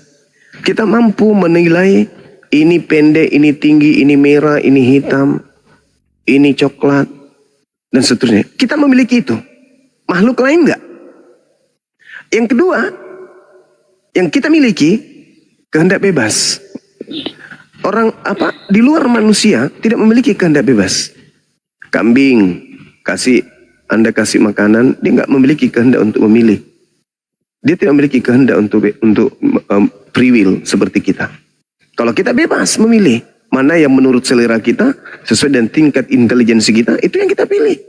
Dan yang ketiga, kambing tidak diuji. Belum pernah Anda dengarkan ada kambing kena tumor, ada kambing sakit gigi, ada kambing kena liver, ada kambing mati karena kena jantung. Belum pernah kan? Kenapa? Karena mereka nggak diuji dengan item-item yang barusan kusebutkan. Manusia diuji dengan diuji dengan ujian lapar, haus, kematian, diuji. Pokoknya manusia itu diuji. Nah, bagaimana manusia kemudian menelaah ujian ini akan terbentur kepada kehendak bebasnya dia. Bagaimana kemudian kehendak bebasnya ini bisa teranulir? Maka dia harus menuju kepada esensi yang tertinggi, yaitu intelijensinya sebagai manusia. Nah, ketika Anda mengatakan tadi bahwa seluruh agama itu betul, seluruh agama itu benar, dan Tuhan itu cuma satu, kenapa banyak ajaran? Karena itu tadi, manusia kemudian tingkat intelijensinya itu ada yang dimatikan. Sehingga yang berfungsi hanya pilihan, kehendak bebas. Kenapa kamu memilih menyembah kepada makhluk yang dikutuk di atas tiang salib? Ya itu kehendak saya. Saya yang mau ikut orang tuaku. Anda mematikan intelijensi Anda. Anda mematikan intelijensi Anda. Nah, faktor apa yang menopang ini? Faktor tadi, ujian. Kalau saya meninggalkan agama nyembah kepada Yesus, saya jadi miskin. Orang tua saya kemudian mengusir saya. Itu intelijensi ini yang dihilangkan. Sehingga banyak kepercayaan-kepercayaan di luar daripada agama samawi. Contoh. Bukan rahasia lagi kalau yang disembah oleh orang Kristen adalah makhluk yang keluar dari kubur. Bukan rahasia lagi kalau yang disembah oleh orang Kristen adalah orang yang dikutuk oleh Tuhannya Yahudi menurut informasi dari Paulus. Itu bukan rahasia. Nah, tingkat intelijensi mana, logika manusia sehat yang mana, yang bisa menerima sembahannya adalah makhluk yang keluar dari kubur. Pada hari ketiga Tuhan Anda, makhluk yang keluar dari kuburan itu, Anda sembah. Ya. Nah, berfungsi nggak intelijensi Anda tuh? Berfungsi nggak logika sehat Anda? Enggak. Yang berfungsi di situ adalah level kedua, yaitu kehendak bebas Anda. Saya bebas kok, mau dia Tuhan kek, mau dia bukan Tuhan kek. Yang jelas saya ikuti orang tua saya. Nah, itulah yang kedua. Sehingga banyak agama-agama. Itu. Seperti itu, saudara. Kalau orang Kristen ini menggunakan tingkat intelijensinya, kosong gereja, kosong. Sama seperti di Barat, di Eropa. Sekarang ini gereja-gereja pada kosong. Kenapa? Anak-anak muda di sana itu kritik terhadap agamanya sendiri. Kok ada Tuhan kita mati? Kok Tuhan kita dibunuh? Kok Tuhan kita hebat kali orang Roma ini? Apa hebatnya mereka kok Tuhan pencipta bisa dibunuhnya, bisa ditombaknya, bisa ditamparnya, diludainya kayak maling? Akhirnya itu tidak masuk akal. Mereka kemudian meninggalkan gereja. Malah kebanyakan dari mereka memilih ateis. Gitu, saudara. Ya, malam. Boleh nanya nggak? Iya. Abang agamanya apa ya sebelumnya? Sebentar. Ini kakak polos di mana untuk jawaban? Siap hadir. Halo. Gimana? Mau menanggapi dulu nggak? Sebentar, Johnson Muslim apa Kristen? Saya Kristen. Iya, sebentar. Itu dulu, saudara. Ada dulu, belum beres. Siap. Sekarang kita menyembah ya. Menyembah ini kan maaf ya, Abang. Iya, silakan. Agama abang ini kan menyembah Allah atau Muhammad. Maaf ya, Bang. Menyembah Allah. Nabi Muhammad tidak ada setitik pun mengajarkan menyembah dirinya. Karena dirinya manusia. Dan sekiranya mungkin Nabi Muhammad mengajarkan menyembah dirinya, nggak ada orang-orang yang mau mengikuti dia. Karena Nabi Muhammad mengajarkan menyembah kepada hakikat pencipta langit dan bumi yang tidak serupa dengan makhluk, yang tunggal, absolut. Lalu kemudian kepadanya seluruh makhluk itu bergantung. Dia tidak beranak dan tidak diperanakan dan tidak setara apapun dengan dia. Maka kami mengikuti Nabi Muhammad untuk menyembah kepada hakikat pencipta. Hakikat pencipta yang kami sembah itu bernama Allah Subhanahu wa Ta'ala, yang maha suci lagi maha tinggi. Kami penyembah Allah. Ini Abdullah, saya ini sesungguhnya adalah hamba Allah. Gitu bang, silakan.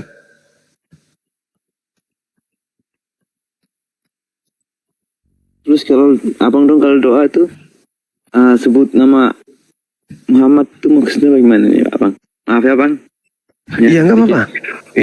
Iya nggak apa-apa. Saya jawab selama Anda tidak menista pasti akan kami jawab. Itu kewajiban kami. Ketika kami menyebut Nabi Muhammad itu kami memohon kemudian syafaat. Apa syafaat itu? Pertolongan. Pada saat tak ada lagi penolong dari sisi kenabian, pada yaumil hisab, pada hari pembalasan, pada hari kita diisap di hadapan Allah, Nabi kami Nabi Muhammad sebagai penolong umatnya di sana. Maka kami butuh syafaat. Maka Rasulullah Muhammad SAW berkata, barang siapa yang memujiku di hadapan Tuhanku dengan ikhlas karena Allah, maka aku pun akan memberikan pertolongan kelak nanti pada saat tak ada lagi yang bisa menolongnya selain. Boleh nanya Maka bang? kami memperbanyak salawat. Salawat itu pujian kepada baginda Rasulullah Muhammad SAW. Ketika kami memuji, apa kemudian manfaatnya? Kembali kepada kami. Allah akan memberikan pertolongan kepada kami. Seperti itu saudara. Itu luar biasanya agama Islam. Makanya dikatakan kemudian di dalam sorry ya, saya nggak jadi. Saya nggak ambil kutip dari kitab saudara. Kalau di kitab saudara kan jelas tuh bahwa kerajaan Tuhan akan diambil ya dan diberikan kepada bangsa lain, di mana bangsa lain itu akan mengatakan diberkatilah dia yang datang dalam nama Tuhan. Nah, jadi salawat itu adalah pemberkatan kepada baginda Rasulullah Muhammad SAW. Barang siapa yang melakukan pemberkatan kepada baginda Rasulullah Muhammad SAW, maka pencipta langit dan bumi ini akan memberkati orang tersebut. Begitu saudara. Ali Imran ayat 31. Silakan. Assalamualaikum warahmatullahi wabarakatuh. Gurunda. Waalaikumsalam. Waalaikumsalam warahmatullahi wabarakatuh. Lanjut. Silakan Mbak Kakak Polos. Cukup Mbak lagi. Iya, bagi kami gini ya, saudara Kakak Polos. Bagi kami pencipta langit dan bumi itu meliputi segala aspek, meliputi kemudian segala ruang yang terkait makhluk. Ketika kami berbisik di dalam hati, berbisik aja nih, kami mengatakan, ya Rabb, ya Tuhan, ampunilah dosa-dosa hambamu ini. Maka Tuhan kami itu mendengarkan.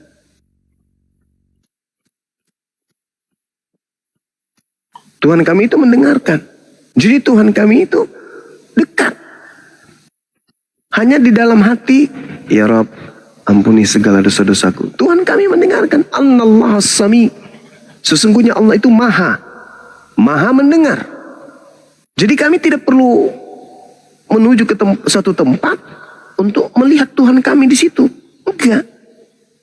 Tetapi cukup berbisik, kami sudah tahu. Allah itu maha melihat, Allah itu maha mendengar. Maka kami hanya berdoa dimanapun kami berada. Nah, teori dan praktik ini juga diambil oleh agama Kristen. Berdoa di mana saja Kristen berdoa. Sementara yang di tempat berdoanya adalah makhluk yang tidak maha mendengar. berdoa kepada Yesus. Yesus sendiri tidak maha mendengar. Tak ada dalilnya. Di dalam Bible Yesus maha mendengar itu nggak ada. Gelar maha kepada Yesus itu tak ada. Jadi ketika saudara berdoa kepada Yesus, Yesus tidak mendengar. Yesus tidak maha melihat. Sedangkan Tuhan yang benar adalah maha melihat, maha mendengar.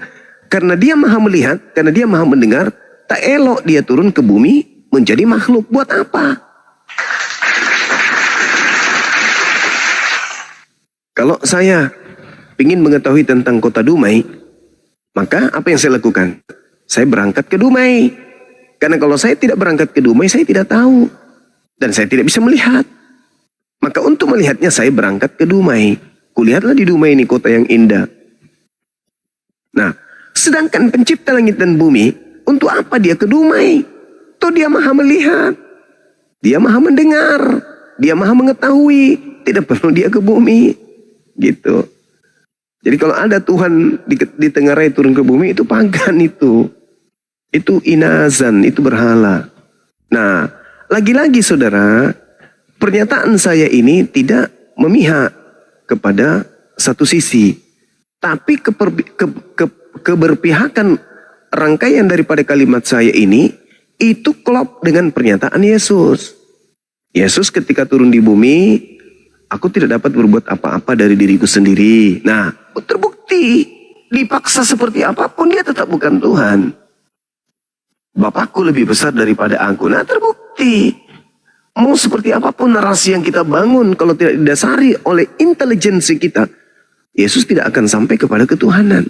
Apa buktinya? Ya dia manusia. Sebagai manusia, untuk mengetahui hal yang jauh dari dirinya, dia harus mencari. Untuk mendengarkan yang jauh dari dirinya, dia harus kemudian mendekat. Dia butuh kuping untuk mendengar. Dia butuh mata untuk melihat. Itulah Yesus, manusia. Itu bukan sifat Tuhan, itu sifat manusia. Adapun kemampuan-kemampuan yang dimiliki Yesus, itu karena dia manusia suci, dia nabi, dia rasul. Makanya dikatakan dalam Kisah Para Rasul 2 nomor 22, orang Israel harus tahu yang kumaksud adalah Yesus dari Nazaret. Orang yang ditentukan oleh Tuhan untuk melakukan tanda-tanda, mukjizat, kekuatan yang dilakukan oleh Tuhan melalui perantaraan Yesus. Tuh. Berarti kesaktian Yesus itu nampak nyata karena dia adalah utusan Tuhan. Tuhan melakukan mukjizat, kekuatan yang dahsyat melalui utusannya Yesus. Maka Yesus mengatakan, aku tidak dapat berbuat apa-apa dari diriku sendiri. Yohanes 5 nomor 30. Itu cerminan, Bung. Tapi karena Kristen ini adalah sebuah kepercayaan yang berasal dari Roma, maka ya mau tidak mau, Yesus dilantik jadi Tuhan. Dipaksa jadi Tuhan Yesus itu. Padahal sejatinya yang kalian tuhankan itu bukan Yesus Sana Maria, tapi Yesus lain. Itu berat materi itu, Bung. Silakan pertanyakan lagi tentang Islam. Silakan. Nah, cukup. Oke, thank you. Kasih ya, Bang. Oh iya, sama-sama saudara. Ya, salam toleransi. Saling menghargai utama itu. Iya, betul. Jangan saling menghina, itu dia. Percuma kita sudah ada agama. Saling menghina aja percuma. Lebih baik yang ada agama, kalau menurut saya. Ya toh? Ya, itu betul. Saya sepakat dengan saudara. Tapi ingat, Bung. Menyatukan saling menghina itu tidak baik itu. Kalau ya, itu betul, saudara. Dapat boleh. Ya, itu betul. Tapi di Islam tidak terikat dengan item itu. Di Islam tidak mengizinkan kezoliman. Islam tidak mengizinkan kemudian kebatilan. Jadi kalau di Islam itu ada yang batil harus diperingatkan. Ada yang zolim harus ditindas. Dalam hal apa? Sama seperti ketika Anda dalam satu tubuh. Tubuh Anda ada kanker. Apakah Anda ingin membiarkan kanker itu? Tidak. Pasti Anda operasi. Kenapa dioperasi? Supaya tidak kemudian menular ke tubuh Anda yang lain. Jadi kalau ada kezaliman, jangan dikasihi. Kezaliman itu harus kemudian diredam. Itu di Islam, Bung. Makanya Indonesia ini merdeka karena mayoritas Islam. Di mana mayoritas Islam diajarkan untuk memerangi yang disebut kebatilan. Memerangi kezaliman. Kami tidak mengasihi kezaliman. Tidak ada kata yes, rangkulan, pelukan dengan kebatilan. Tidak, Islam tidak kenal itu. Nabi kami tegas, maka kami pun tegas. Kami umatnya tegas. Tegas kepada kezaliman, tegas kepada kebatilan. Kami tidak ada tawar-menawar terhadap kezaliman. Jadi maaf kata, kalau ada orang yang ingin toleransi, kamilah orangnya. Kalau Anda ada orang yang ingin kemudian mengambil hak kami, kamilah orangnya. Kalau ada orang yang ingin mencoba untuk menelaah keyakinan kami, kamilah orangnya. Tapi ingat, bagi kami, keyakinan adalah yang utama. Kami tidak ingin berkongko-kongko kepada kesesatan. Sesat, sesat. Batil, batil. Wa qulil haqqu mir rabbikum. Kebenaran sudah dipaparkan oleh alam semesta ini. Pencipta langit dan bumi sudah memaparkan kebenaran. Kalau Anda mau pilih kufur, silakan kufur. Anda pilih beriman, silakan beriman. Tetapi ketika Anda kufur, mencoba untuk mengkufurkan yang lain, mengajak untuk kufur yang lain, tunggu dulu. Tunggu dulu. Islam tidak ada toleransi terhadap kesesatan. Islam tak ada toleransi kepada kebatilan. Selama kebatilan ini masih bisa disampaikan, masih bisa diselesaikan dengan cara yang baik, kita selesaikan dengan cara yang baik. Tapi kalau kebatilan itu sudah mengerikan, maka yang ada hanya kata jihad. Seperti itu, saudara. Anda akan mengeluarkan duit sampai miliaran demi untuk membunuh kuman kanker yang ada pada tubuh Anda. Itulah konsep agama Islam. Makanya orang yang pernah bentrok dengan umat Islam pasti sadar, oh, ini Islam bisa dipandang sepele. Ya memang kayak gitu. Memang kayak begitu. Islam nggak bisa. Islam itu tidak toleransi kepada kebatilan. Kalau saudara kan beda. Saudara itu kasihilah musuhmu. Oh, kami nggak bisa. Kami nggak bisa mengasihi musuh. Yang namanya musuh harus diperangi. Gitu, saudara. Makanya umat Islam itu sebisa mungkin tidak memiliki musuh. Kalau ada musuh habis. Orang itu jahat berarti. Orang itu berarti jahat, saudara. Kalau sudah Islam mengatakan ini musuh saya, berarti orang itu benar-benar sudah jahat. Kami umat Islam tidak memandang Kristen ini musuh, enggak. Kami tidak memandang kalian itu musuh kami, enggak. Selama kalian tidak memerangi kami, ya, terang-terang memerangi kami, menyerang kami, kalian saudara kami. Haram hukumnya kami nyakiti kalian. Itu kata Rasulullah. Tidak mencium, jangankan masuk surga, mencium bau surga aja itu haram. Kalau ada orang Islam yang menyakiti orang Kristen yang tidak memerangi Islam, haram hukumnya. Itu kaidah dalam Islam. Tapi sebaliknya, kalau ada orang Islam diserang akidahnya, ya, diperangi kemudian agamanya, diam saja, ya lebih baik dia beli kain kafan, bungkus dirinya dan mati. Itu di Islam itu gitu. Jadi kalau saudara-saudara Kristen yang ada di Indonesia bukan musuh kami, bukan. Sama seperti ketika Nabi Muhammad menjadi seorang presiden, menjadi seorang raja, orang-orang Yahudi, orang-orang Nasrani yang hidup di bawah naungan kepemimpinannya, itu adem, hidup damai. Cuman di antara mereka ada yang sering kemudian melanggar perjanjian. Mereka inilah yang kemudian diperangi karena melanggar perjanjian damai. Begitu, saudara. Jadi saudara-saudara Kristen kami yang hidup berdampingan dengan kami bukan musuh kami. Mereka adalah saudara-saudara kami. Tengok aja, ada enggak yang memusuhi kalian? Gak ada itu yang memusuhi kalian. Kami sayang sama kalian selama kalian tidak memerangi akidah kami. Itu. Tapi kalau kalian memerangi akidah kami, ya selamat. Pasti kami akan lakukan tindakan yang tegas. Begitu, saudara. Makanya orang asing di luar Indonesia memandang negara Indonesia ini negara Islam, negara yang mayoritas Islam. Mereka nggak berani masuk untuk mengobok-obok. Kenapa? Karena dia tahu mayoritas Islam di dalam. Nggak berani. Sudah teruji itu, Bung. Sudah teruji. Saya kira begitu.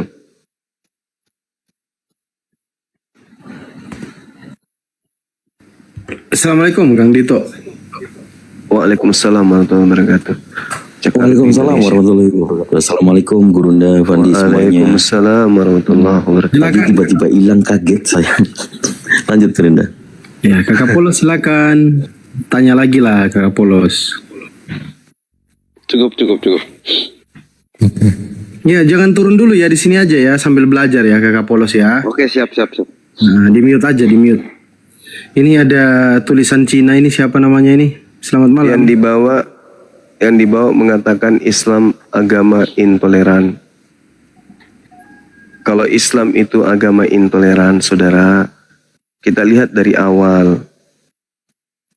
Gereja-gereja penjajah Belanda masih ada sampai hari ini. Di kota saya masih berdiri dengan kokoh. Umat Islam pada saat mengusir Belanda, umat Islam melindungi rumah ibadah. Dalam Islam haram hukumnya merusak rumah ibadah.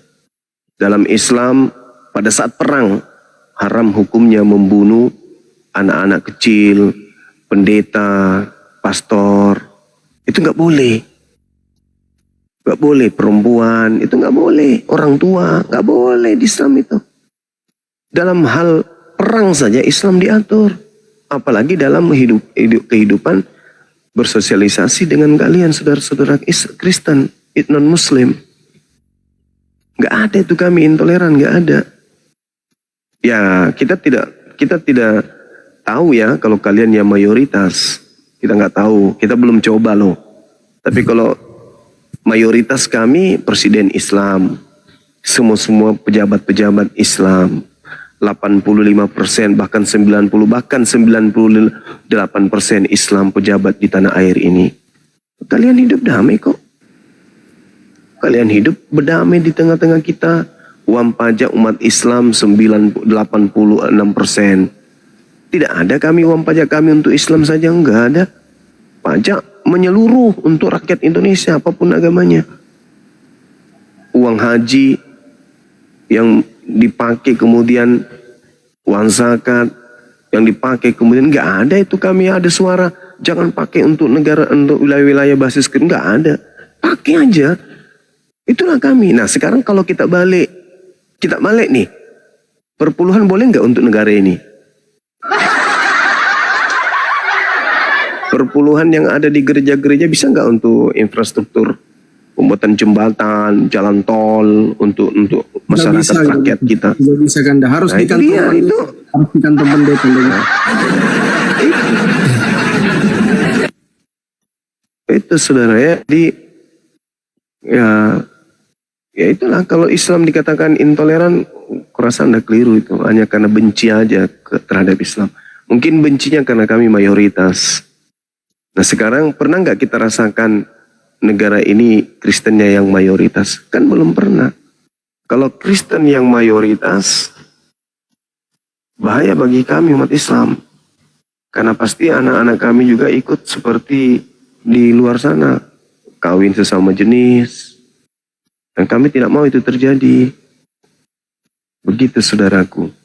Dan pasti penjajah akan ya ganti-gantian masuk ke negara ini. Sudah puas negara A masuk merampas, masuk lagi negara B merampas. Jadi kita jadi miskin. Kenapa miskin? Karena agama Kristen ini diajarkan mengasihi musuh. Ya, jadi kalau datang semua musuh mengambil merampas semua harta yang ada di Indonesia ini ya orang Kristen siapkan makanan, minuman. Ketika lu mau datang ngapain? Aku mau ambil emas, aku mau ambil semua isi Indonesia. Kristen karena menganut ajaran kasih, ya silakan ambil aja, ambil aja, angkat muami, aleng asmi balala. Itu yang tertulis, itu yang ada. Kalau Islam enggak bisa. Makanya orang luar Indonesia itu takut masuk ke sini untuk menjajah lagi karena dia tahu wah Islam bahaya sana. TNI dan Islam yang disegani di Nusantara ini. Begitu saudara. Ya begitu juga Polri. Disegani. Kalau agama lain ikut aja. Ikut. Contoh misalnya nih ya, mohon maaf. Ada Belanda datang untuk yang kedua kalinya kembali menjajah. Kira-kira apa yang Kristen lakukan? Ya mengasihi musuh. Apa itu kira-kira mengasihi musuh? Dibikinkan kopi sama teh sama biskuit. Iya.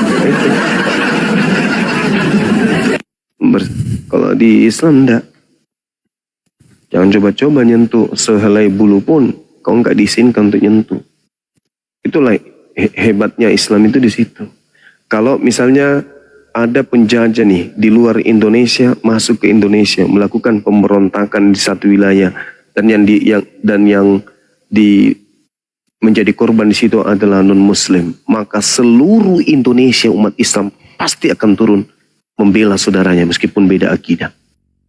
Itu misalnya nih orang tiba-tiba penjajah dari negara lain masuk ke Manado, mengobrak-abrik Manado yang mayoritas Kristen. Seluruh Indonesia umat Islamnya saya katakan akan turun membumi hanguskan orang yang datang mengganggu saudara-saudara kami yang Kristen di sana.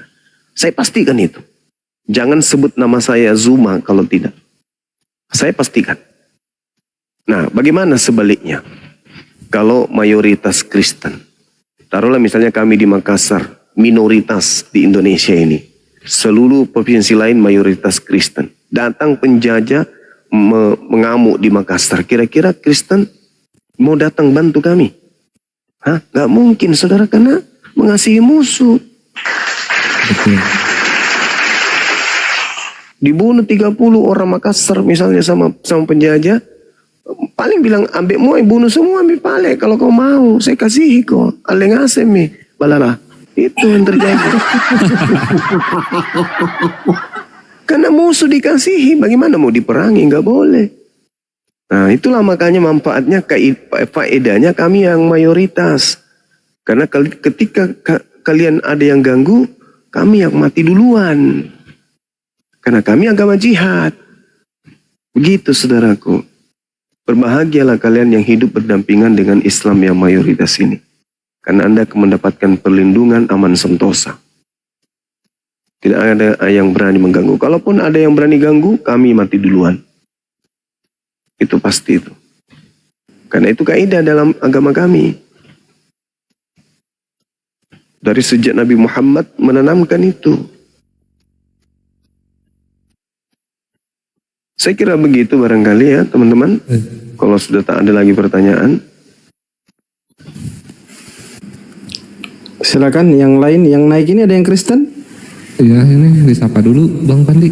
Iya, yang dua Niko sama bahasa Mandarin ini. Hayya. Ulat bulu. Ulat bulu. Ulat bulu lagi. Si Putra. Ya, disapa dulu ya. Niko Ya, sama si Putra. Malam.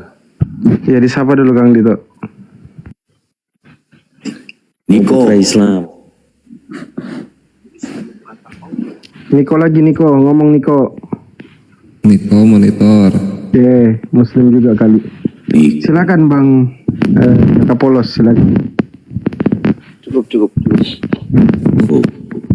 Iya, begini Kakak Polos, jangan sampai teman-teman Kristen itu bangun rumah ibadah, mau bikin rumah ibadah, nggak ada izinnya, tiba-tiba mau adakan peribadatan di situ. Nah, itu juga tidak boleh, itu mafia, itu namanya gangster. Nama gangster.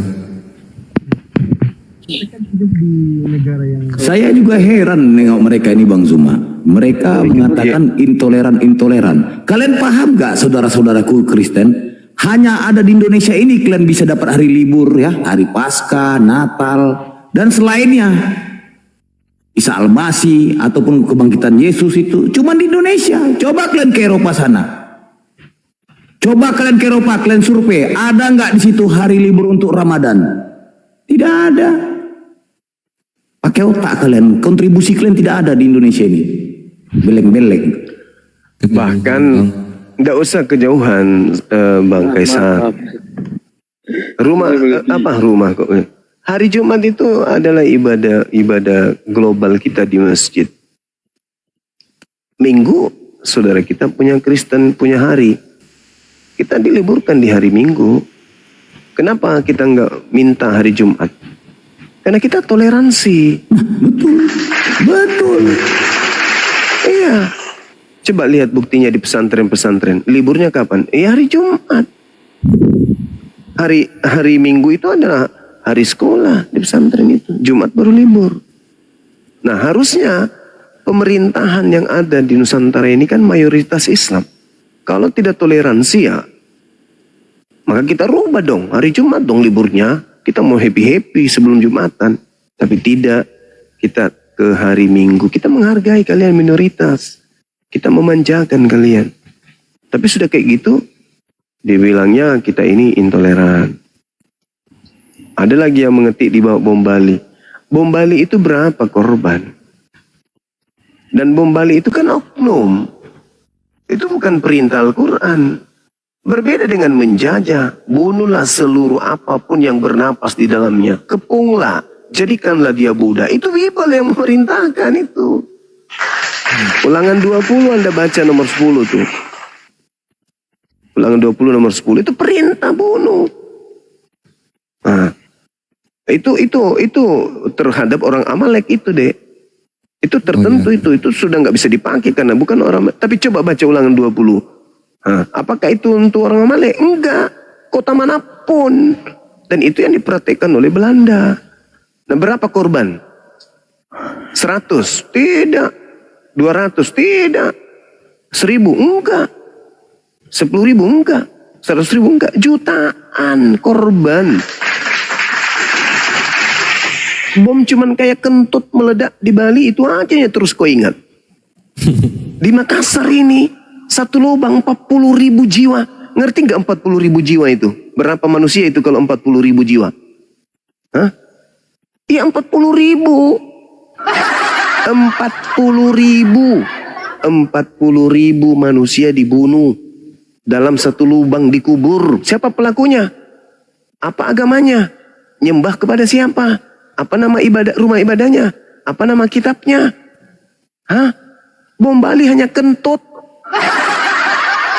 Dan itu juga bukan perintah Al-Quran. Itu oknum. Tak ada, coba kau tunjukkan di dalam kitab suci Al-Quran. Mana bunuhlah, bomlah, mana ada nggak? Justru siapa yang membunuh satu manusia dengan alasan yang tidak dibenarkan menurut Al-Quran, maka dia sama halnya membunuh seluruh umat manusia di bumi. Gila nggak tuh Quran tuh? Luar biasanya tuh. Nah kalau di kitab saudara, coba baca Ulangan 20, nomor 10 dan seterusnya. Apabila kamu mendekati sebuah kota untuk kau perangi, ajaklah berdamai penduduknya. Kalau kamu diterima untuk berdamai, apa perintahnya? Jadikanlah mereka budak. Tawarkan perdamaian kepadanya. Nomor 11, apabila kota itu menerima tawaran perdamaian itu dan dibukanya pintu gerbang bagimu, maka haruslah semua orang yang terdapat di situ melakukan pekerjaan rodi bagimu dan menjadi hamba budak bagimu. Nomor 12, tetapi apabila kota itu tidak mau berdamai dengan engkau, melainkan mengadakan apa itu? Mengadakan pertempuran melawan engkau, maka haruslah engkau mengepungnya. Selanjutnya, dan setelah Tuhan Elohimmu menyerahkannya ke dalam tanganmu, maka haruslah engkau apa itu? Haruslah engkau apa? Menggelitik seluruh penduduknya yang laki-laki dengan mata pedang. Ini dalil ini. Ini yang diperhatikan Belanda. Di kota saya Makassar, satu kubur 40.000 jiwa. Bom Bali kemarin berapa jiwa? Itu pun tak ada perintah dari Quran. Tapi kalau yang 40.000 jiwa ini memang perintah. Kalau kau tidak mau jadi budak, kau tidak mau kerja rodi, kubunuh kau semua. Ya orang Makassar tidak mau diperbudak sama penjajah. Maka mereka dibunuh 40.000. La haula wala quwata illa billah. Itu yang satu kubur. Belum yang lain, saudara. Dan itu terjadi bukan cuma sehari, 2 hari, 3 hari. Bom Bali cuma sehari. Itu pun cuma udah cukup berapa menitnya. Udah selesai. Tapi kalau Belanda yang agamanya Kristen menjajah 350 tahun. Saya nunggu. Cuma saya mau ngomong sebentar ya. Dari tadi. Bang Noel, aku mau tanya. 50 tahun aja. Iya, aku mau tanya Bang Zuma, Gurunda itu KKB di Papua itu Muslim semua ya? KKB di Papua ya? Anggap saja. Anggap aja Muslim itu. Anggap saja. Sudah bisa bicara nggak sebentar? Iya. Ya, tadi saya cuma menanggapi aja sedikit ya. Tadi kan Juma bilang dari segi pajak 90 sekian persen diterima dari Islam. Kamu dapat data dari mana, Juma? Ya iya dong. Kan pajak Ya, itu iya dong, dari diwajibkan bagi. mana datamu? Lah, dari mana datamu katanya? Datamu dari mana? Bukanlah lah. Ulah. Kau coba. Ya apa Kau cek. datanya? Jangan cuma ngomong Kau tanya dulu doang. kamu. Kau tanya dulu. Ini pertanyaan konyol ini. Pertanyaan konyol. Oke, jawablah. Sekarang begini, penduduk Islam di Nusantara ini 86% dan mereka semua taat pajak. Sekarang berapa jumlah Kristen di Indonesia ini? 6%. Botol pajak Kesurupan. dihitung dari jumlah, Kesurupan. dari penghasilan. Kamu pikir dengan harta orang kaya di Indonesia ini ya, satu orang terkaya di Indonesia ini 30% kekayaan Indonesia dipegang oleh satu orang. Kamu ngerti nggak itu? Dari Kok hasil? kamu ke jumlah? Dari Kok hasil? kamu ke jumlah penduduk? Botol banget. Oh iya dong. Harus dong. Terkaya di Indonesia ini Harus. non muslim Harus itu. penghasilannya per tahun itu berapa? Itu harus. Itu gimana? Itu Otak harus. kamu, kamu asal itu ngomong. satu hal. Kamu asal Itu ngomong. satu hal. Bang. Yang kedua terkait dengan BPJS Kesehatan, BPJS Ketenagakerjaan. Jumlah kamu berapa ekor? Tapi domba kan ya? Berapa orang di Indonesia ini? Itulah botol kamu. Kok penghasilan kamu hitung berdasarkan jumlah orangnya. Kamu ngerti nggak BPJS, penghasilan? Jumlah berapa perusahaan persen besar kamu di punya? Indonesia ini aja Berapa itu rata-rata non Berapa muslim. persen? Otak kamu Berapa karyawannya non muslim? Hasil pajak karyawannya itu non muslim gitu. Bah, lebay kali kau, bah. Lebay kali, weh. Lebay kali kau. Saya saja yang perusahaan kecil, berapa non muslim yang kuhidupi di dalam perusahaanku? Lebay kali kau. Astaga, penghasilan karyawan kamu bandingkan dengan penghasilan perusahaan. Lah, perusahaan itu yang mendongkrak penghasilan dari karyawan kan? Ya justru penghasilan perusahaan tuh jauh lebih besar dari penghasilan karyawan. Ngerti nggak? Perusahaan itu dihasilkan. Penghasilan itu dihasilkan dari upaya karyawan atau perusahaan itu sendiri. Astaga. Udah kau dibawa aja, kau dibawa. Kamu nggak bisa jawab. Kamu dibawa aja. Anak peos, tantrum aja kau. Gimana ceritanya? BPJS itu adalah sesuatu yang sudah menjadi nilai yang tidak bisa kau tawar. BPJS Kesehatan aja dulu. BPJS Ketenagakerjaan aja dulu. Tidak bisa kau melawan, tuyul. Kamu cuma 6% itu pun terbagi-bagi, sekte-sekte dibagi-bagi lagi 6% itu. Ya, masuk jagoan, ngaco. Berapa besar? Kalau korupsi mungkin 10 koruptor semuanya periksa agamanya. Apa agamanya itu koruptor terbesar kelas kakap di Indonesia ini? Aliteng paman. Nah itulah, wah, so cantik, so paten. Kurangi makan ini, B2 kawan, jangan terlalu ini menghayal. Tak bagus itu. Tak bagus buat kesehatanmu dan masa depanmu. Silakan. Oke teman-teman. Kakak polos. Kenapa Bang Zuma mau rehat? Mau baring-baring dulu deh. Oh iya, istirahat dulu mungkin Ganda. Iya. Enggak, saya dengar Ji. Siap. Kang Dito monitor. Kang Dona pula. Jangan bawa si Dona lagi. Woi Kang Dito, tidur dia ini. Tidur ini. Ada Bang Kaisar udah datang, Bang Kaisar. Kakak Polos gimana Kakak Polos setelah mendengarkan diskusi antara saudara Anda dengan Bang Juma? Nyetor KTP sebentar lagi dia. Setor KTP sama Bang Pandi. Insya Allah. Udah banyak ini kurang kutip ini sudah banyak ini. Tinggal dilapaskan aja ini. Tadi kan Gurunda udah bilang katanya. Memang data di BPS juga kan penduduk Indonesia itu ada 254 juta dan menyumbangkan 20% dari populasi muslim di dunia. Itu tuh penyumbang terbesar tuh memang umat Islam. Bagaimana mungkin tadi Oten ngakunya dari Oten ya? Gimana cara ngitungnya? Itu cuma angan-angan mereka, angan-angan, sudahlah. Cita-cita itu semua, tapi nggak tercapai. 87% ya. Oh, tidak dulu.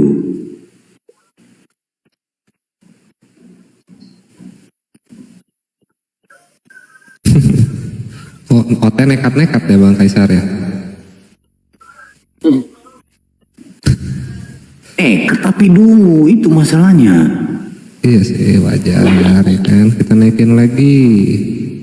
Sosokan mau bawa data ini penyumbang terbesar di Indonesia pasti umat Islam loh. Ada naikin siapa ya? Coba ini Joy.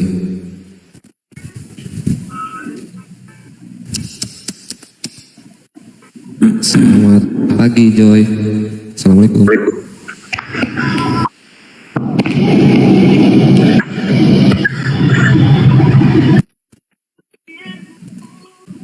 Joy, kau katanya mau ngajari pajak dalam negeri. Kenapa kau ke Gramedia kau? Ngomonglah. Malah minum kopi kau.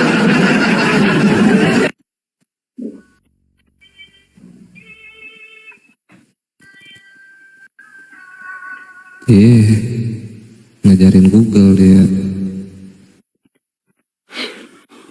Halo, selamat pagi. Assalamualaikum.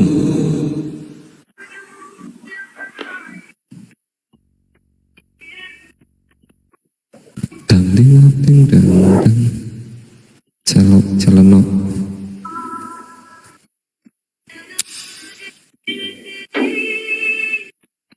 Oke, kita naikkan. Siapa lagi ya?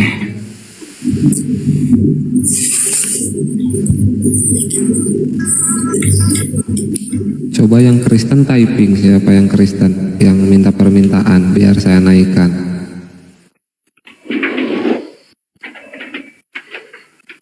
Bully aja bully.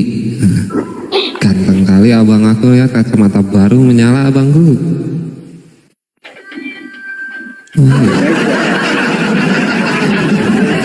Biasa aja abangku.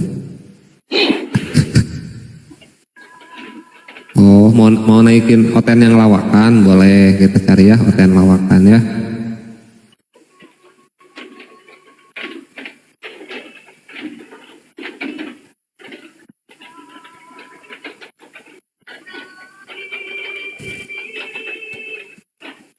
Bang Pandi, bantuin lah jambak yang lagi cari-cari juga nih. Lagi cari-cari juga. Ya, pokoknya yang kelihatan agak petak jambak aja itu pasti Oten biasanya. Susah kalau sembari menyari host izin kita nubuatan. Boleh. Oh, itu dari tadi ditunggu. Lanjut. Baik teman-temanku semuanya, assalamualaikum warahmatullahi wabarakatuh. Bismillahirrahmanirrahim. Buat teman-temanku, sahabatku semua Ikhwan Fillah yang ingin merekam jadikan VT, silahkan dimulai dari sekarang. Nubuatan pada malam hari ini. Cita-cita angan-angan bayi Tuhan atau bayi mutan ada tertulis pada mulanya terhunus bersama jadi tetanus sebelum dia meletus dan akhirnya terbungkus.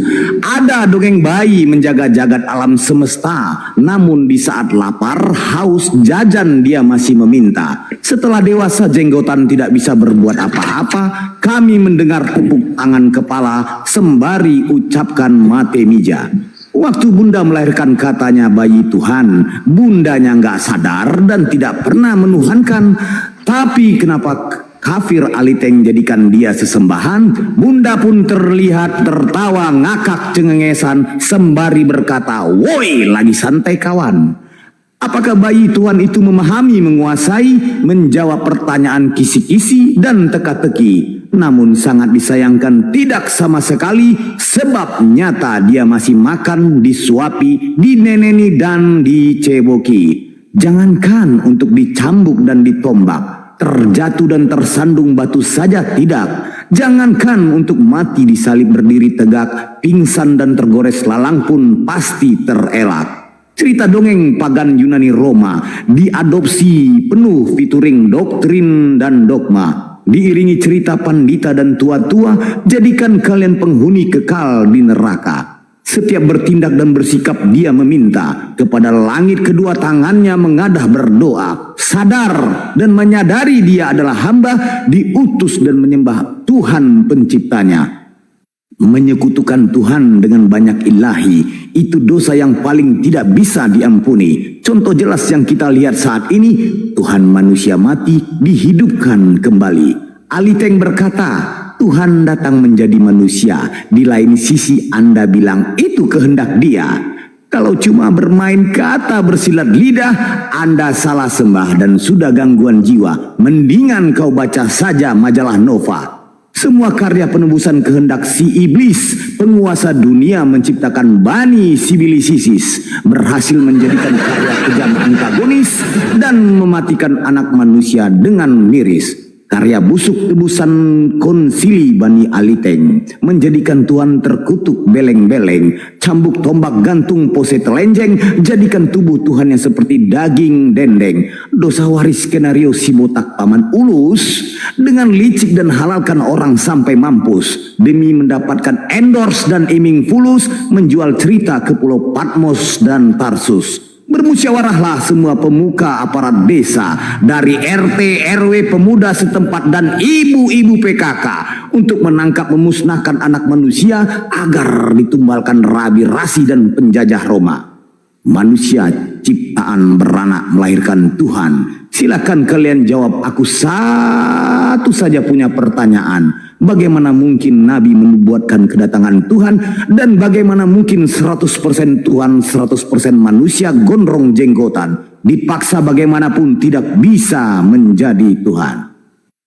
Dari yang muda dan yang hampir mampus, semua mereka ilmu pengetahuannya minus, bahkan naik komal mikrofonnya juga kadang dihembus-hembus, menyamar terus menerus seperti iblis ngakunya Kristus. Mending kau jemput dan bawa ke sini paman Ulus, duel adu data dan bantai sampai mampus agar kami kasih paham kalian pemakan plastik pembungkus. Sekian, terima gaji, stay tune. Tidak ada gaji kau terima ya. Harusnya kan itu ada. Minta gaji, nah dapat tuh gaji. Oke, aku baru karena ini fotonya kotak ya, pakai motul pasti oten ya kan. Ya silakan aku baru untuk menanggapi, mau menanggapi Bang Juma atau menanggapi pertanyaannya Bang Kaisar, silakan dibuka mute-nya. Iya Bang, malam Bang. Ya malam, pagi Bang di sini Bang. Boleh tanya nggak Bang? Mau bertanya apa? Mau bayar zakat? Mau bertanya? Nanya apa Bang? Nanya mulu Abang, tanya nggak mau nanti. Kita nih kan sekarang geram. Kan sama saya selaku orang Indonesia geram dengan mayoritas. Saya mau tanya Bang, apakah oknum orang Islam itu hama? Alasan kau geram itu apa? Begitu dong. Ini apakah oknum orang Islam itu hama? Abang paling jauh main kemana Bang? Ya jawab dulu Bang. Gini paling di dalam rumah, di belakang rumah paling. Enggak, maksudnya Abang kan karena di Indonesia, kalau ke pasar naik angkot muntah juga, jadi Abang jangan ngomongin Indonesia. Jadi kacamata Abangnya tentang Islam aja gitu. Minimal Abang main gitu kemana gitu, paling jauh luar negeri gitu. Amerika gitu, biar tahu agama mana gitu yang agak biar aku ladeni teman. Boleh, silakan Abang dah. Silakan, apa? Silakan. Apakah oknum orang Islam itu hama? Kau itu pertanyaan jawab ya. Dengar dulu Bang. Boleh.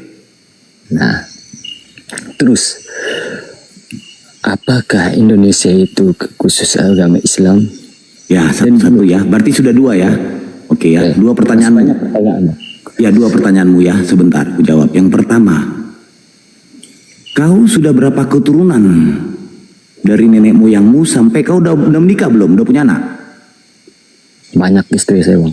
Banyak istrimu, berarti kau bukan manusia setengah dewa, manusia sejati kau. Sekarang pertanyaanku, berapa keturunanmu dari leluhurmu sampai sekarang? Ada berapa generasi? Saya generasi keempat.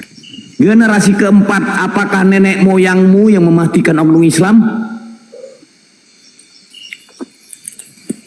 Enggak juga.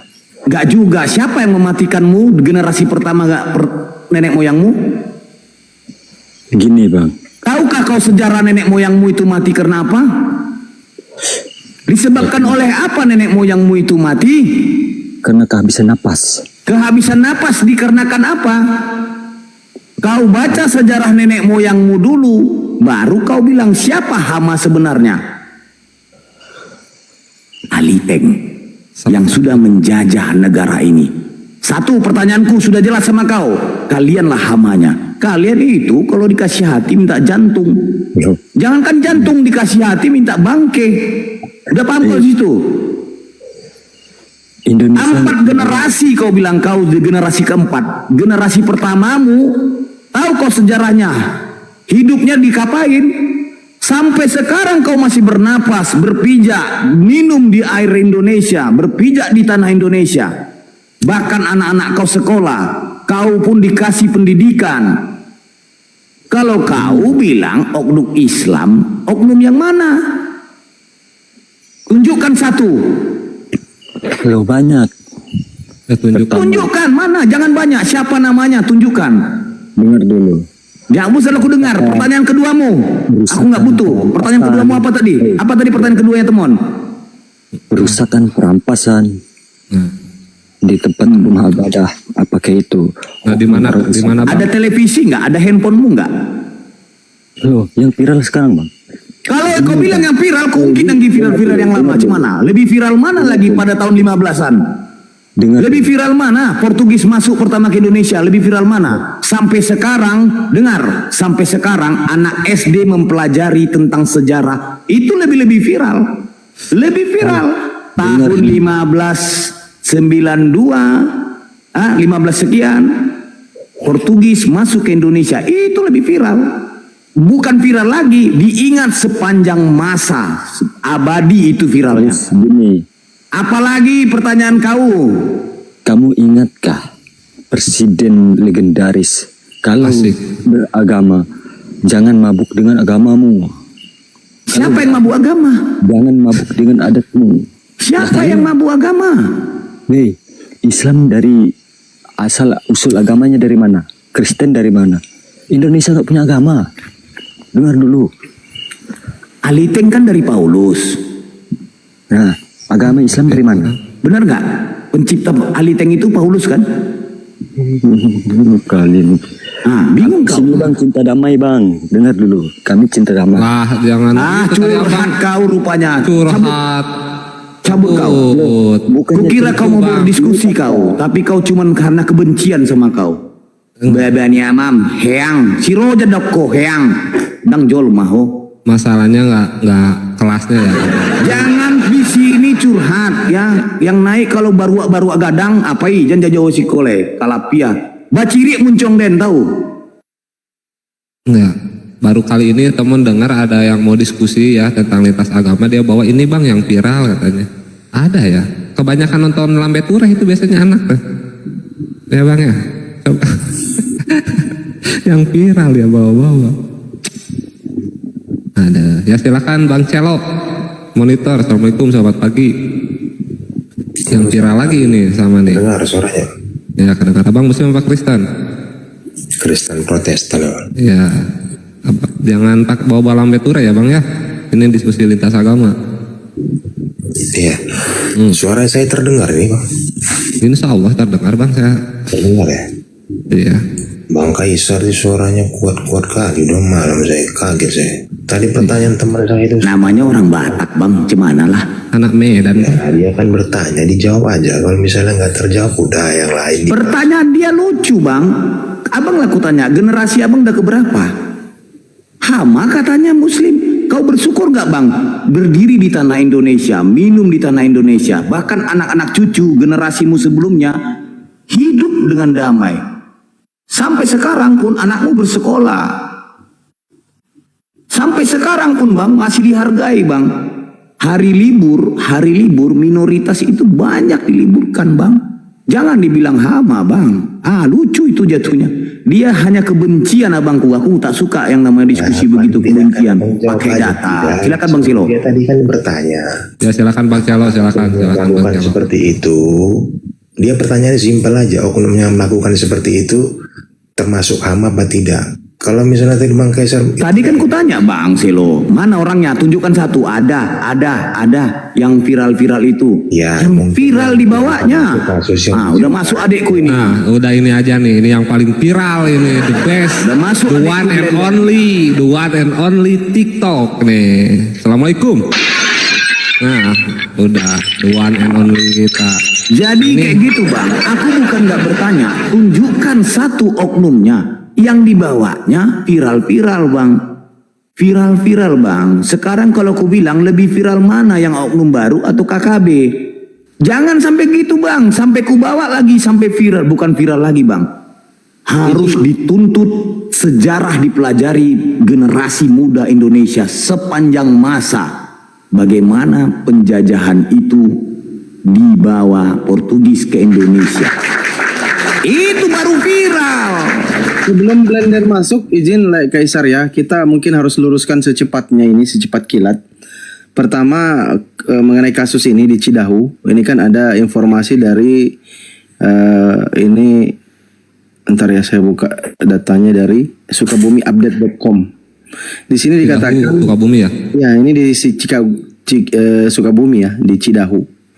Jadi ada yang di framing oleh teman-teman Kristen di kampung RT 401 yang diduga tidak digunakan sesuai dengan peruntukannya sebagai rumah singgah atau rumah tinggal. Kita lanjut videonya ya. Ini informasi dari wartawan, ini A1 nih infonya. Aksi protes berlangsung spontan pasca sholat Jumat. Warga menyampaikan aspirasi agar seluruh aktivitas di rumah tersebut tetap mengacu pada izin dan fungsi bangunan yang berlaku. Lanjut. Ini edukasi aja. Kalau ini yang dibahas dia, aku kira yang mana viral-viral. Ini dia ini illegal lodging bang istilahnya. Biar kita selesaikan dulu Kaisar ya, sedikit aja. Jadi Ketua RT setempat Hendra menjelaskan bahwa aksi warga dipicu oleh kekesalan atas aktivitas ibadah yang telah beberapa kali digelar di lokasi tersebut. Kita lanjutkan. Ini informasi A1 nih dari wartawan nih. Rumah ini sudah 3 kali digunakan untuk misa. Ini pernah 1 kali waktu ada 23 mobil dan 1 bus datang di lokasi tersebut. Ini dijelaskan semua nih di sini. Kata warga, kami sudah pernah menegur dan menolak agar tempat ini tidak dijadikan sarana peribadatan, ujarnya kepada sukabumiupdate.com. Diperhatikan kawan-kawan ya. Ini informasinya real A1 dari media terpercaya. Kepala Desa Tangkil Ijang Sabudin mengatakan bahwa sebelumnya telah dilakukan mediasi. Nah ini paham nggak teman-teman Kristen ini mediasi apa? Belajar lagi kalau nggak paham ya. Jadi terkait kegiatan di rumah tersebut, namun pemilik tidak mengindahkan masukan dari warga. Pecah piring blender, pecah piring, pecah. Ya, kita sapa dulu. Assalamualaikum abang. Tunggu dulu, lanjut. Jadi sudah ditegur orang itu, sudah dilakukan mediasi. Tapi pemilik tidak mengindahkan masukan dari warga tersebut. Izin yang kakak polos di mute dulu ya. Kita lanjut videonya lagi, ini untuk edukasi saja teman-teman, biar tahu. Kita lanjut videonya. Berikutnya, Ijang mengungkapkan bahwa pihak desa bersama Babinsa, Babin Kantipmas, Polri, Kapolsek Polri, dan MUI, Majelis Ulama Indonesia Kecamatan Cidahu, sebenarnya sudah mencoba mencegah potensi konflik sejak 3 minggu lalu. Jadi mediasinya sudah 3 minggu dilakukan. Babinsa, TNI, Polri, itu sudah melakukan mediasi untuk hal tersebut. Kita lanjut ceritanya. Jadi namun karena kegiatan masih terjadi, warga akhirnya bergerak secara spontan. Ini informasi dari sukabumiupdate.com. Berikutnya teman-teman Kristen yang nyimak di bawah, ada yang namanya SKB 2 Menteri.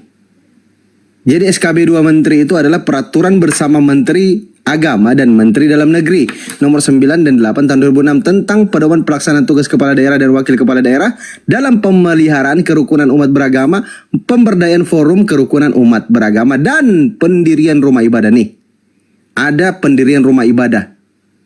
Berikutnya ada syarat-syaratnya tuh. Daftar nama dan kartu tanda penduduk KTP, penggunaan rumah ibadah yang paling sedikit 90 orang. Jadi teman-teman Kristen itu kalau mau bangun rumah ibadah, jangan rumah tiba-tiba dijadikan rumah ibadah. Itu menyalahi aturan perundang-undangan yang berlaku di negara kita, Republik Indonesia. Pada khususnya adalah SKB 2 Menteri. Berikutnya harus ada dukungan 60 orang dari warga sekitar, masyarakat setempat. Tetapi kalau tidak ada dukungan, itu bisa minta rekomendasi sama kantor Departemen Agama Kabupaten Kota. Keren kali loh.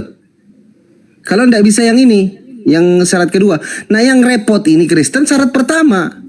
Mereka ini kalau sudah terkumpul 90 orang, ada 10 orang Tritunggal, ada 10 orang Jesus Only, ada 10 orang Advent. Macam-macam. Lagian, ya, semua agama di dunia ini, Islam melaksanakan sholat dengan cara hening, Buddha dengan cara semedi hening duduk, Hindu dengan cara hening, Yahudi dengan cara hening. Giliran Kristen, gedubang gerumung, gedubang gerumung, gedubang babum babum babum. Cemana pulanya? Cemana pulanya nggak ngerusuh namanya? Satu-satunya ibadah yang joget babu babu babu. Aduh. Cemana nggak mengganggu itu namanya. Entah siapa yang ngajarkan pun, tanya kalian dulu, siapa yang ngajarkan kayak gitu? Satu-satunya ibadah yang paling rusuh cuma Kristen. Coba cemana? Gimana satu-satunya lah?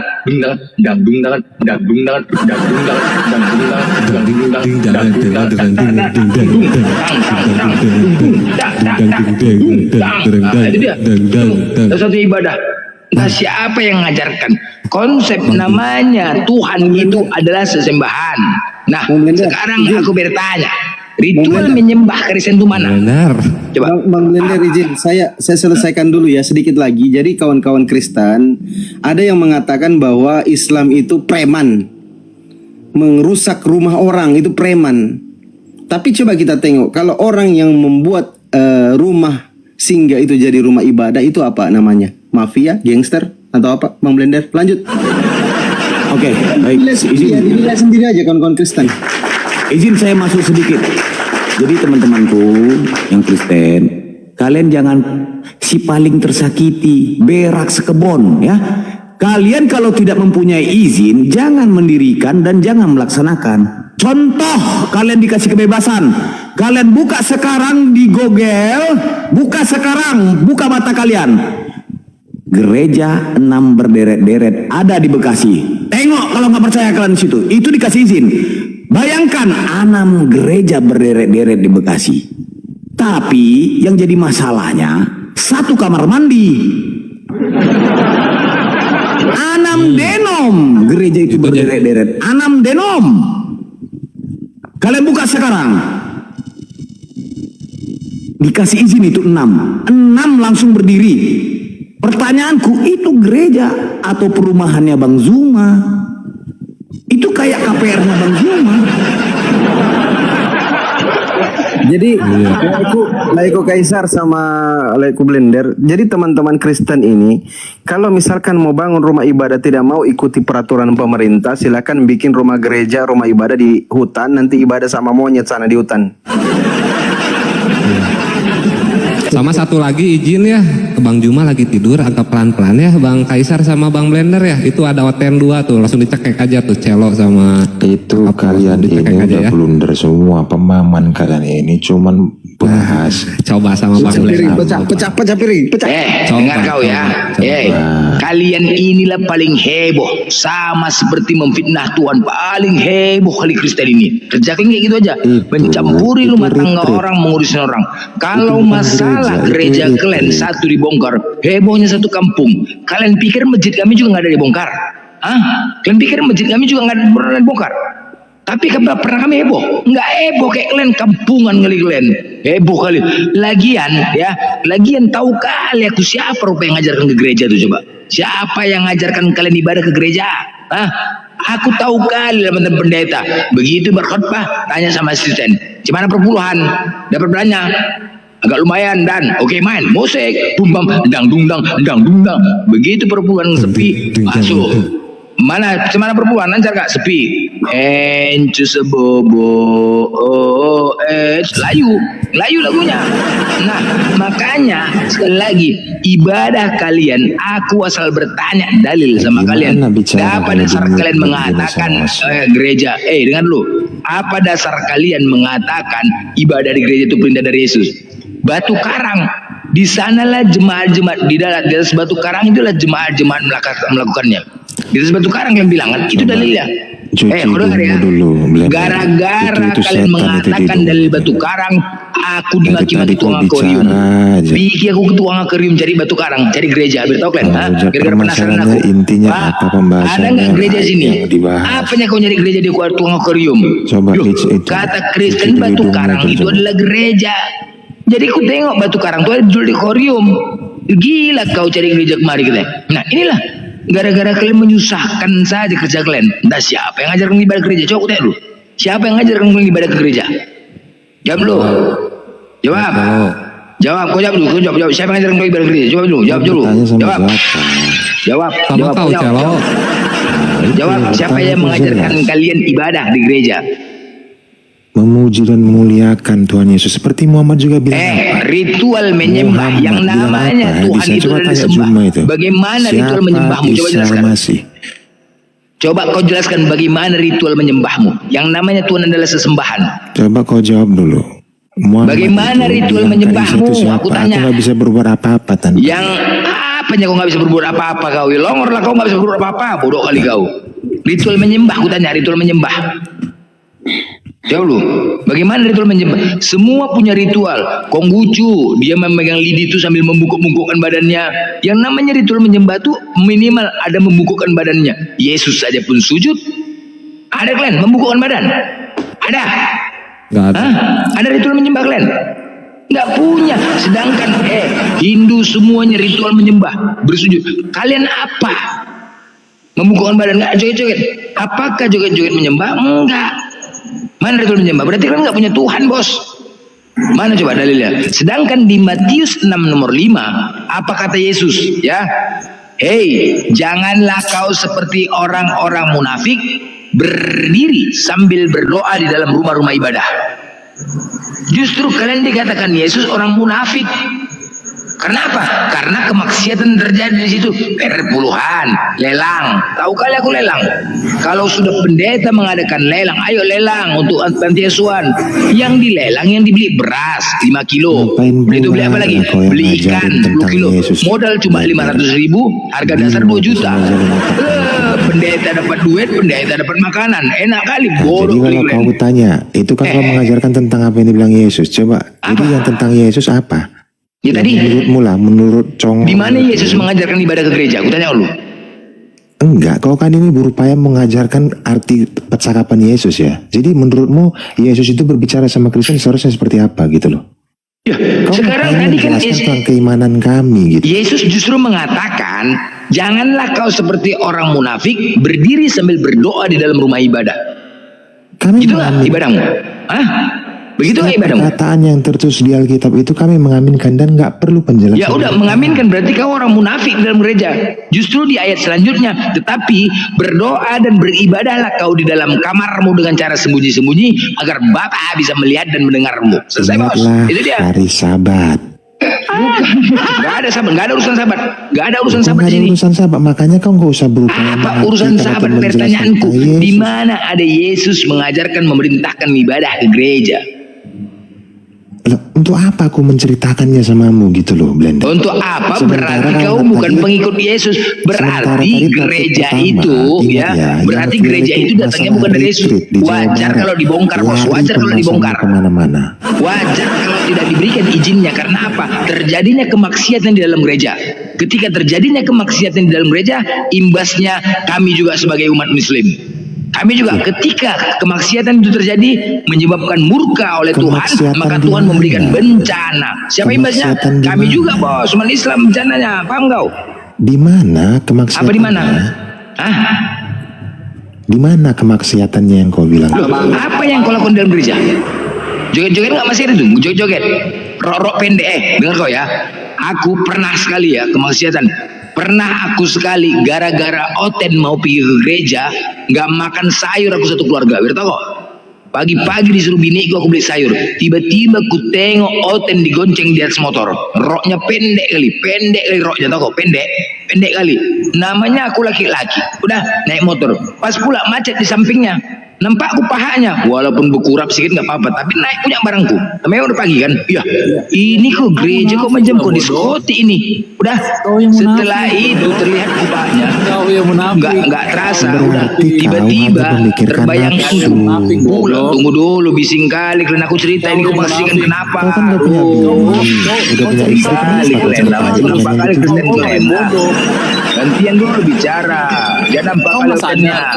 Ya ini kubuktikan dulu kayak mana kau di gereja. Selalu kau dulu bising kali pun kau. Dah, hancur piring ini. Jangan gara-gara kalian aku makan di daun.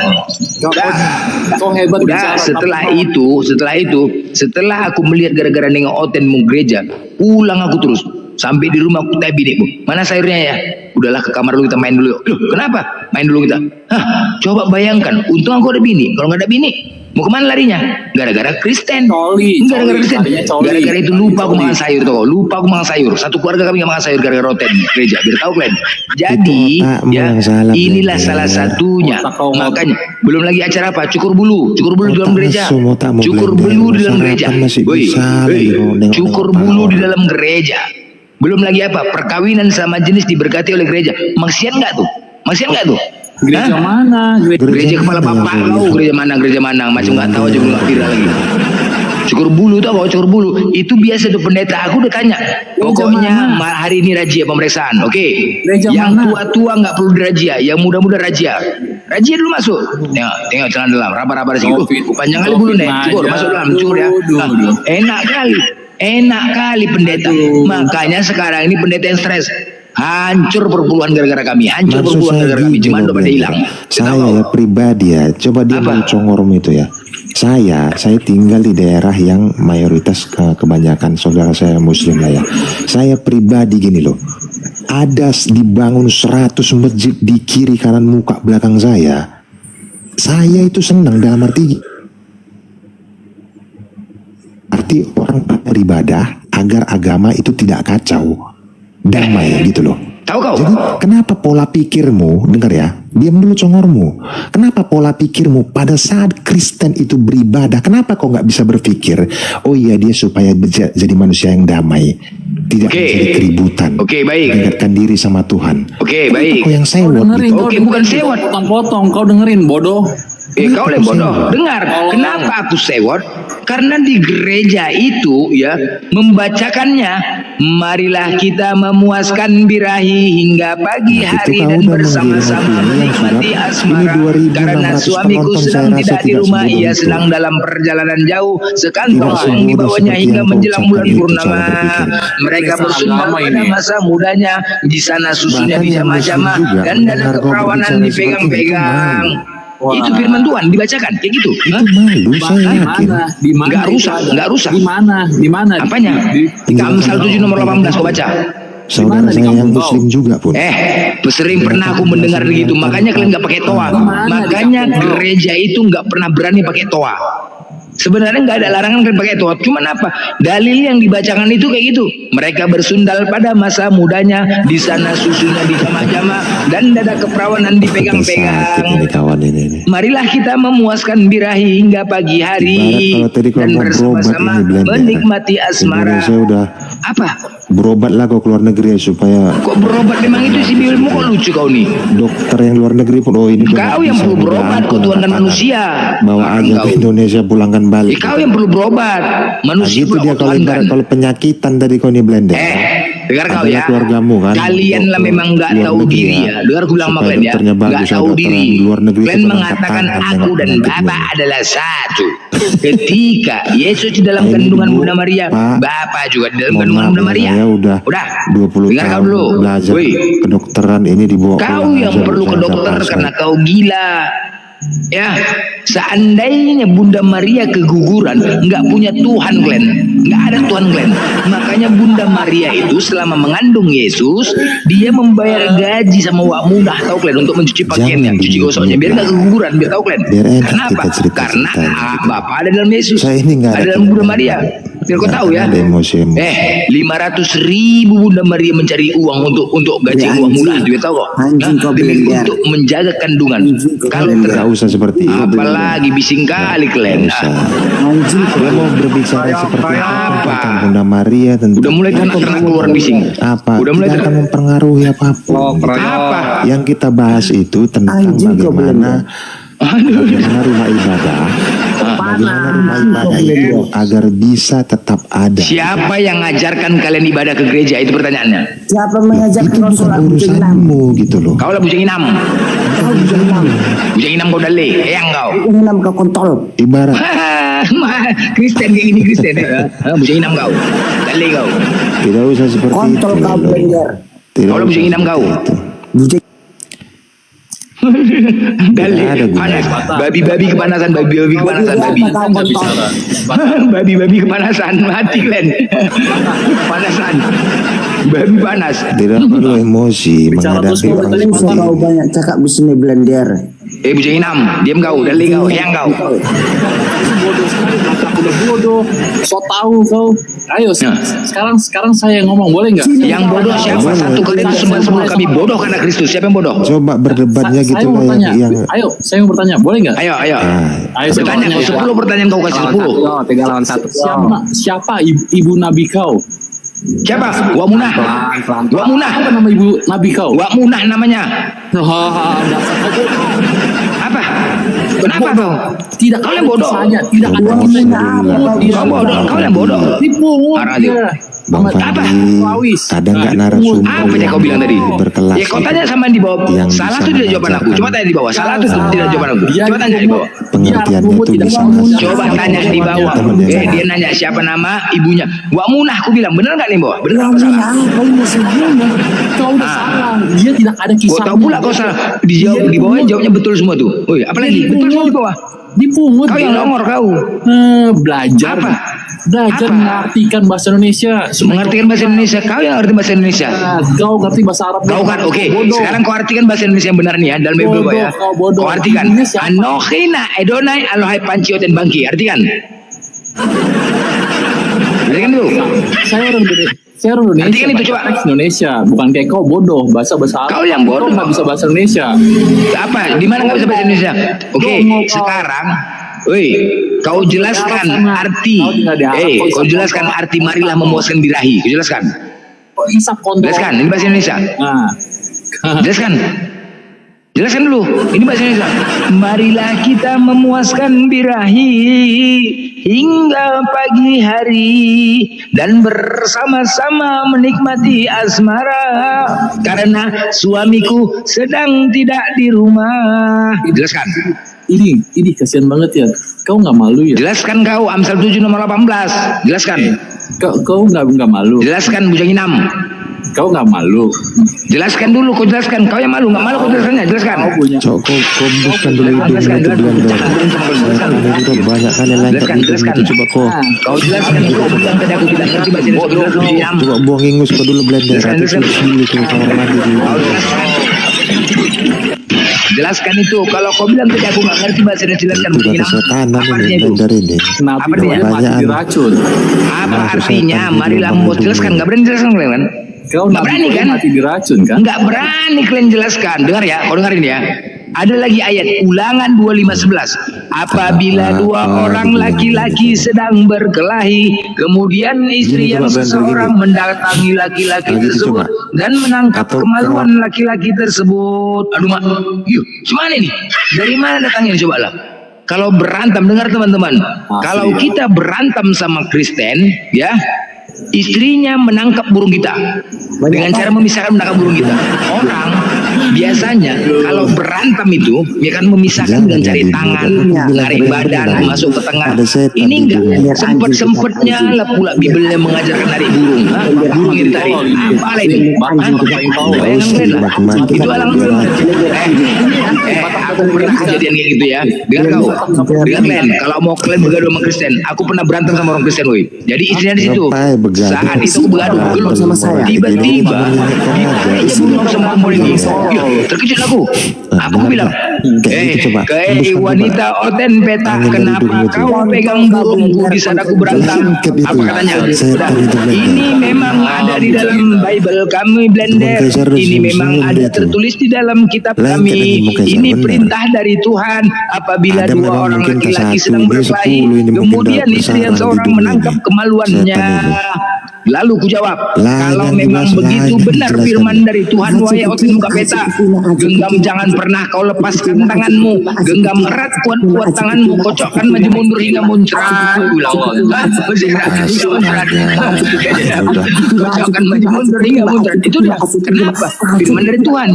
Bising kali kau dale, jual beli bujang inam, gimana? Bising kali kau. Nampak kali Kristen kau. Bujang inam. Jangan nampak kali Kristen kali kalian. Jangan nampak kali Kristen. Kau kan mau kayak babi nggak pernah berhenti. Jangan kalian tunjukkan kali Kristen kalian di sini. Dale, yang. Bising kali. Kenapa berantem kita? Dan sekarang oten yang ngomong. Ya bilang orang nggak ada otak pada bukan sih pokoknya. Bilang nggak ada otak pada bukan banyak otak banyak kali banyak kali coba. Yang lor kali kau nggak ada otak. Main Kristen baru-baru betul nggak ada otak pada bukan Kristen Kristen orang nggak ada otak. Makan babi, makan babi moncang lagi gitu. Bener. Lor kali makan babi nggak ada otak. Cuci dong Blender. Ini udah setan ini bener lah. Udah setan ini. Hostnya mana ini hostnya Bang Fadli? Host, bilang dulu berhenti Blender. Iya, mulutnya nggak ada yang mau gantian. Batak haram ini satu susah. Ini kenapa ke mute Bang Blender? Ada yang mute, moderator jangan di mute kalau ngomong Blender, biarin aja. Itu ke mute orang ini. Kita turun aja. Kacau ini. Nggak di mute Bang Blender, capek aja ngelihat ini monyet-monyet mungkin. Lanjut kali. Tengok. Udah sekarang gini, tadi pembahasan masalah gereja. Aku minta kepada kalian di mana ada tertulis atau Yesus mengajarkan ibadah gereja. Silakan. Mereka nyari kontrol Blender. Aduh, salah deh.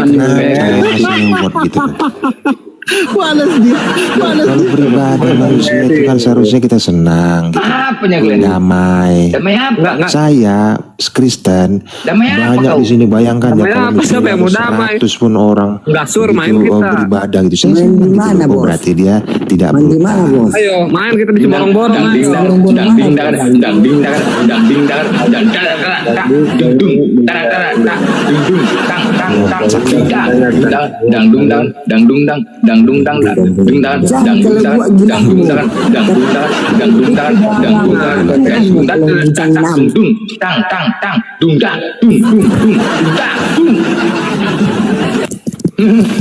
Joget-joget itu. Sekarang pertanyaanku, siapa yang mengajarkan kalian ibadah di gereja joget-joget? Silakan. Apa? Bapak kau bilang. Bapak kau kontol.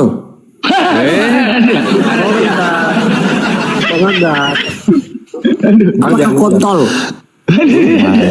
Kali ajaran kau. Gali kau, yang kau, jadi enam. Rojan kau. Orang tua kontol. Panas.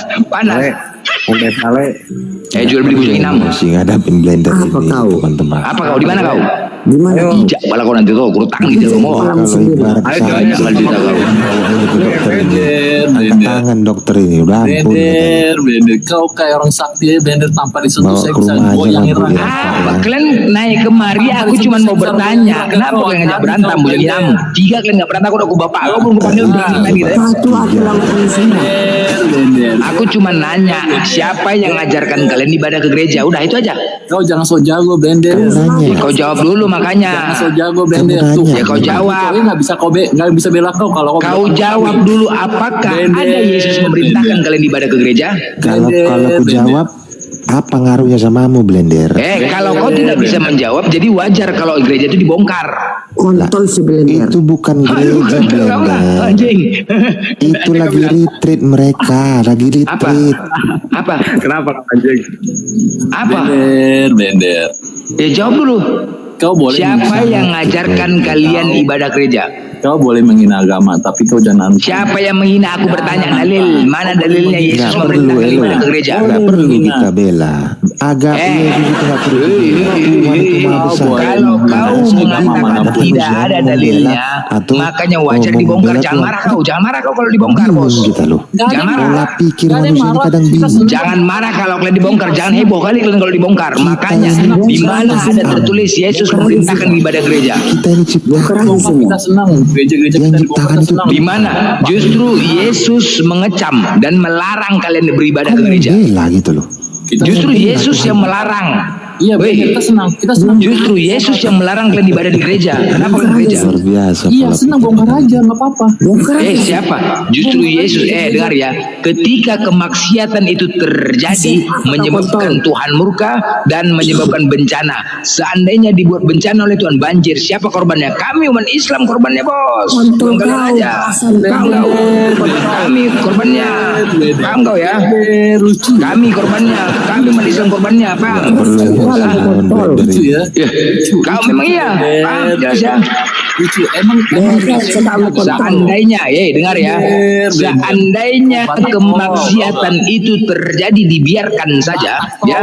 Yang jelas-jelas di gereja itu joget-joget, ya. Tidak ada ajaran menyembah. Di dalam gereja tidak ada ritual ajaran menyembah. Yang ada ajaran apa? Iblis jadinya kan. Sekarang pertanyaannya, dengar. Seandainya, dengar dulu, bising kali kenapa? Seandainya kalau misalkan tidak ada dalilnya ibadah di gereja, bising kali kau.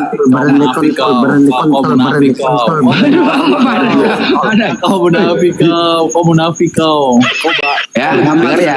Kalau seandainya,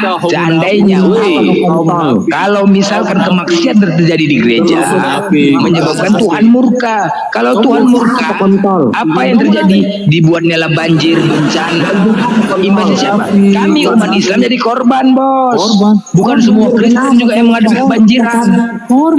Bukan Kristen juga yang menghadapi bencana. Kami juga Islam menghadapi bencana, bos. Gara-gara kemaksiatan itu terjadi. Hanya nambah dosamu aja itu ngucap-ngucap kotor gitu. Belum, makanya. Kau lah tolol. Mana dalilnya sekarang? Mana dalilnya? Kau Batak tolol. Aslinya ini Nusantara. Kau lah Batak tolol. Enaknya kau pakai suku kau punya ginam. Dalil kau. Nusantara itu bukan punya agama kau ya. Dengar ya. Kristen itu masuk ke Indonesia melalui penjajah. Lihat ya. Melalui penjajah. Kau masuk pengasuhan. Kristen itu tidak diterima di Indonesia. Masuk pertama melalui Portugis. Oke. Saat itu Portugis dengan misi untuk mencari rempah-rempah. Ternyata mereka melakukan misionaris. Pertama kali gereja dibangun oleh Portugis dengan nama Igreja. Kita melepaskan setan yang ada di dunia. Karena misionaris kemudian berjuang Indonesia khususnya yang Islam mengusir, tidak menerima Kristen karena misionaris dan membangun gereja. Setelah itu bising kali kalian lah. Nampak kali Kristen kalian ini sejarah pucai enam dalih yang mau tolol. Jatuh lah. Kau itu kerajaan Batak tolol, tidak punya agama tolol. Emang agama kau masuk tahun berapa? Paling terakhir dari pengasutan. Kalian tengok nih ya, Elwis tadi ya, kalian yang Batak-Batak di atas dibilang yang Batak tolol. Kalian tengok ini Kristen nih. Dibilang Batak tolol, tengok kalian ya. Kerajaan Batak pertama ada yang nggak punya. Tengok, dibilang tadi Batak tolol. Simbolon kau Batak kan? Bener, kau pengasut masuk. Pengasut. Kau nggak tahu sejarah kerajaan Batak yang ini jual beli juga Batak nih, jual beli Batak juga nih bilangnya. Batak tolol dibilang ya. Coba kalian tengok nih, Kristen sendiri mengatakan Batak tolol. Dengar. Kau pengasut, tahu nggak? Kau pengasut sejarah kau. Dari zaman dulu sejarahnya dia ngasutin. Mati kau. Kau tahu apa? Jangan kau sebut suku di sini, Bujang Inam, Elo. Jangan kau sebut suku. Batak tolol pula kau bilang babi kau. Kau ngebodoh-bodohin orang. Kau bodoh-bodohin orang. Jangan kau babak suku. Dalek kau. Yang kau. Itu kerajaan Batak. Bawa pula Batak tolol kau bilang. Yang adalah kerajaan Batak yang paling tua. Tidak punya agama. Kau bodoh. Kau aku yang bilang Silongor ini yang bilang Batak tolol. Kau aku pula Simbolon. Kau pula yang bilang. Memang ini si Bujang ini. Si Elo ini yang bilang Batak tolol. Margarin. Kau paling bodoh tau nggak? Kenapa kau tanya marga di sini kontol? Di tempat kau itu ada kerajaan bodoh. Ya kau Simbolon. Simbolon itu nanya marga jual beli. Kau kontoli pula Simbolon. Kau nggak ada otak kau. Kau nggak ada otak. Dia si Simbolon itu tadi nanya marga. Asli kau maki pula Simbolon itu jual beli. Kau nggak ada otak kau. Kau yang nggak ada otak. Maksudnya blender Kau yang nggak ada otak. Kau lupa sejarah. Kau lupa sejarah. Mana sih? Kau lupa sejarah. Kau bilang pula Batak tolol kau memang Elo. Kau Bujang Inam kau macam dia kali kau bapak suku kau. Kau orang Batak paling bodoh. Kenapa? Emang kan? Buat Batak paling bodoh katanya. Aduh. Kerajaan Batak. Dibilangnya blender. Ada kerajaan Batak sejarah di sini. Batak paling bodoh katanya. Aduh mak mati kita. Kau orang Batak paling bodoh. Kau acik kontol pula lagi nih. Aduh mak gila. Gila kali pak. Kau orang Batak yang paling bodoh itu kau. Orang Batak yang paling bodoh itu kau. Bisa aku ngomong sama blender? Loh, kau kok ngomong sama aku Simbolon? Ya nggak apa-apa, memang salah rumah. Yang bilang Batak ini elek, kau itulah bodoh kali mau. Betul kau bilang Batak bodoh, betul kau. Kau blender Batak yang paling bodoh. Nah itu kau blender. Kau kenapa kau lupa sejarah? Kau framing kemana-mana? Siapa yang Batak? Siapa yang Batak bodoh? Siapa yang Batak? Aku nggak Batak, Longor. Di Batak itu ada kerajaan. Aku nggak Batak. Ya udah kok merasa kau. Kenapa bilang Batak bodoh? Kenapa kau pakai logat-logat Batak? Hah? Lu kalau Batak suka hati aku lah. Memang gaya gue kayak gini kok. Nah, berarti kau perusak, kau penghasut seperti masuknya agama kau. Penghasut awalnya. Ini Nusantara, bos. Belajar sejarah Nusantara. Nusantara ya. Indonesia tidak satu agama, merdeka. Kepanasan, babi panas. Percaya nggak blender? Panas, bukan Di hidungmu itu ada setan blender. itu kau seakan-akan kau paling ngerti sejarah. Tapi kau bodoh sejarah. Percaya kan blender? Itu adalah pelajaran tua. Keyakinan kau datang hanya perusak. Itulah. Anak-anak Satu-satu kalian bicara satu-satu. Jangan kayak Kristen nggak punya adab. Jangan kayak orang Kristen yang bicara nggak punya adab. Satu-satu bicara. Jangan bicara soal sejarah. Jangan bicara sejarah. Nanti dibuka sejarah kau akan pindah agama. Satu-satu bicara Bujang Inam. Biarkan jual beli MBS itu bicara tuh si Dali Bujang Inam tuh. Biarkan bicara dulu. Ada nggak Dali MBS itu monyet itu. Ada nggak Nabi betapa dalam goa? Ya sebentar Elo si MBS dulu satu ya. Ya silakan MBS sampaikan apa yang mau disampaikan. Tuh itu enak dia. Betapa dalam goa untuk apa? Untuk apa? Susah ini kalau monyet semua nggak bisa diatur. Nabi bertapa dalam goa untuk apa? Diam kau dulu babi. Bujang Inam. Untuk apa Nabi ngomong? Diam dulu babi. Hai diam kau bodat heang Babani Amam Rojan Sibagortano Pecah kolong. Untuk apa seorang bangkai keluar dari gua menjadi Tuhan? Babani Amam heang asu Jenyam Rojan Sibagortano bodoh heang lepet di omak mi kibamu apa dalam goa? Coba kau jawab. Bangke 3 hari 3 malam keluar tiba-tiba jadi Tuhan. Babani Amam itu apa amuba atau kuman? Bujang Inam itu namanya. Bujang Inam namanya. Dari tadi ku dengar Batak-Batak kau bawa aku asli Batak aku ini. Main kita. Ku minum darah kau halal. Hanya main sama dari tadi kalian bawa adat. Si blender tak ada kalau bawa adat. Kau bilang Batak. Kau bilang lagi kenapa Tuhan? Mana ada Nabi bertapa? Yang sesungguhnya 3 hari 3 malam sebuah bangke yang sudah mati minum racun dengan bunga anggur yang asam ditanya aja mati dan keluar tiba-tiba menjadi Tuhan. Nah coba ngapain gitu framing yang ditanya kenyataannya itu kau mau curhat sama tiba-tiba sama nenekmu sama kakekmu kau curhat tiba-tiba mempengaruhi apapun. Jadi apa yang ditanya A ditanya kau jawab A, jangan kau framing kemana. Kalau kau mau cerita sama dia, bukan sama kau. Aku bukan sama kau Silo. Dia tengahin dulu. Dia Udah nggak ada. Bisa Bang Celo sabar. Babi. Coba kita kasih dulu Bang Getina simbol ini. Apa mau ngomong apa dia? Silakan. Dari tadi aku diam saja Alai Fandi. Serius aku le. Diam aja aku klaim babi. Oke Kaisar, aku dulu Kaisar sama si Blender dulu aku ngomong. Kenapa nggak sama aku? Nanti lah sama kamu giliranmu, tolor. Babanya aku kamu tadi. Bebok kamu ada arti bata. Dan jol mahamu. Oke, udahlah, jangan apa lah, biarkan aja. Woi Blender, dengarnya kau Blender? Apa? Iya, kamu memang tahu isi Alkitab kami. Aku bangga samamu. Kamu tahu juga isi dalam Alkitab ya kan? Loh, hafal aku, mau tahu? Oh, hafal. Kembangkan itu kawan, kembangkan. Tinggalkan agamamu. Mana mau keluarkan manusia ngarang kau? Gimana? Jam dulu ember. Kau juga Kaisar, Kaisar. Woi, giliranmu Kaisar. Woi, Heyang, kau mau ngomong sama aku sama Blender, sama aku aja. Sama kamu lagi sekarang ini. Apa maksudmu? Apa mau kau tanya? Nah, kamu kan tahu juga dalam Alkitab kan isinya apa kan? Mantan Katolik aku. Sampai sini paham kau? Iya kan tahu juga kau kan dalam Alkitab semua isinya.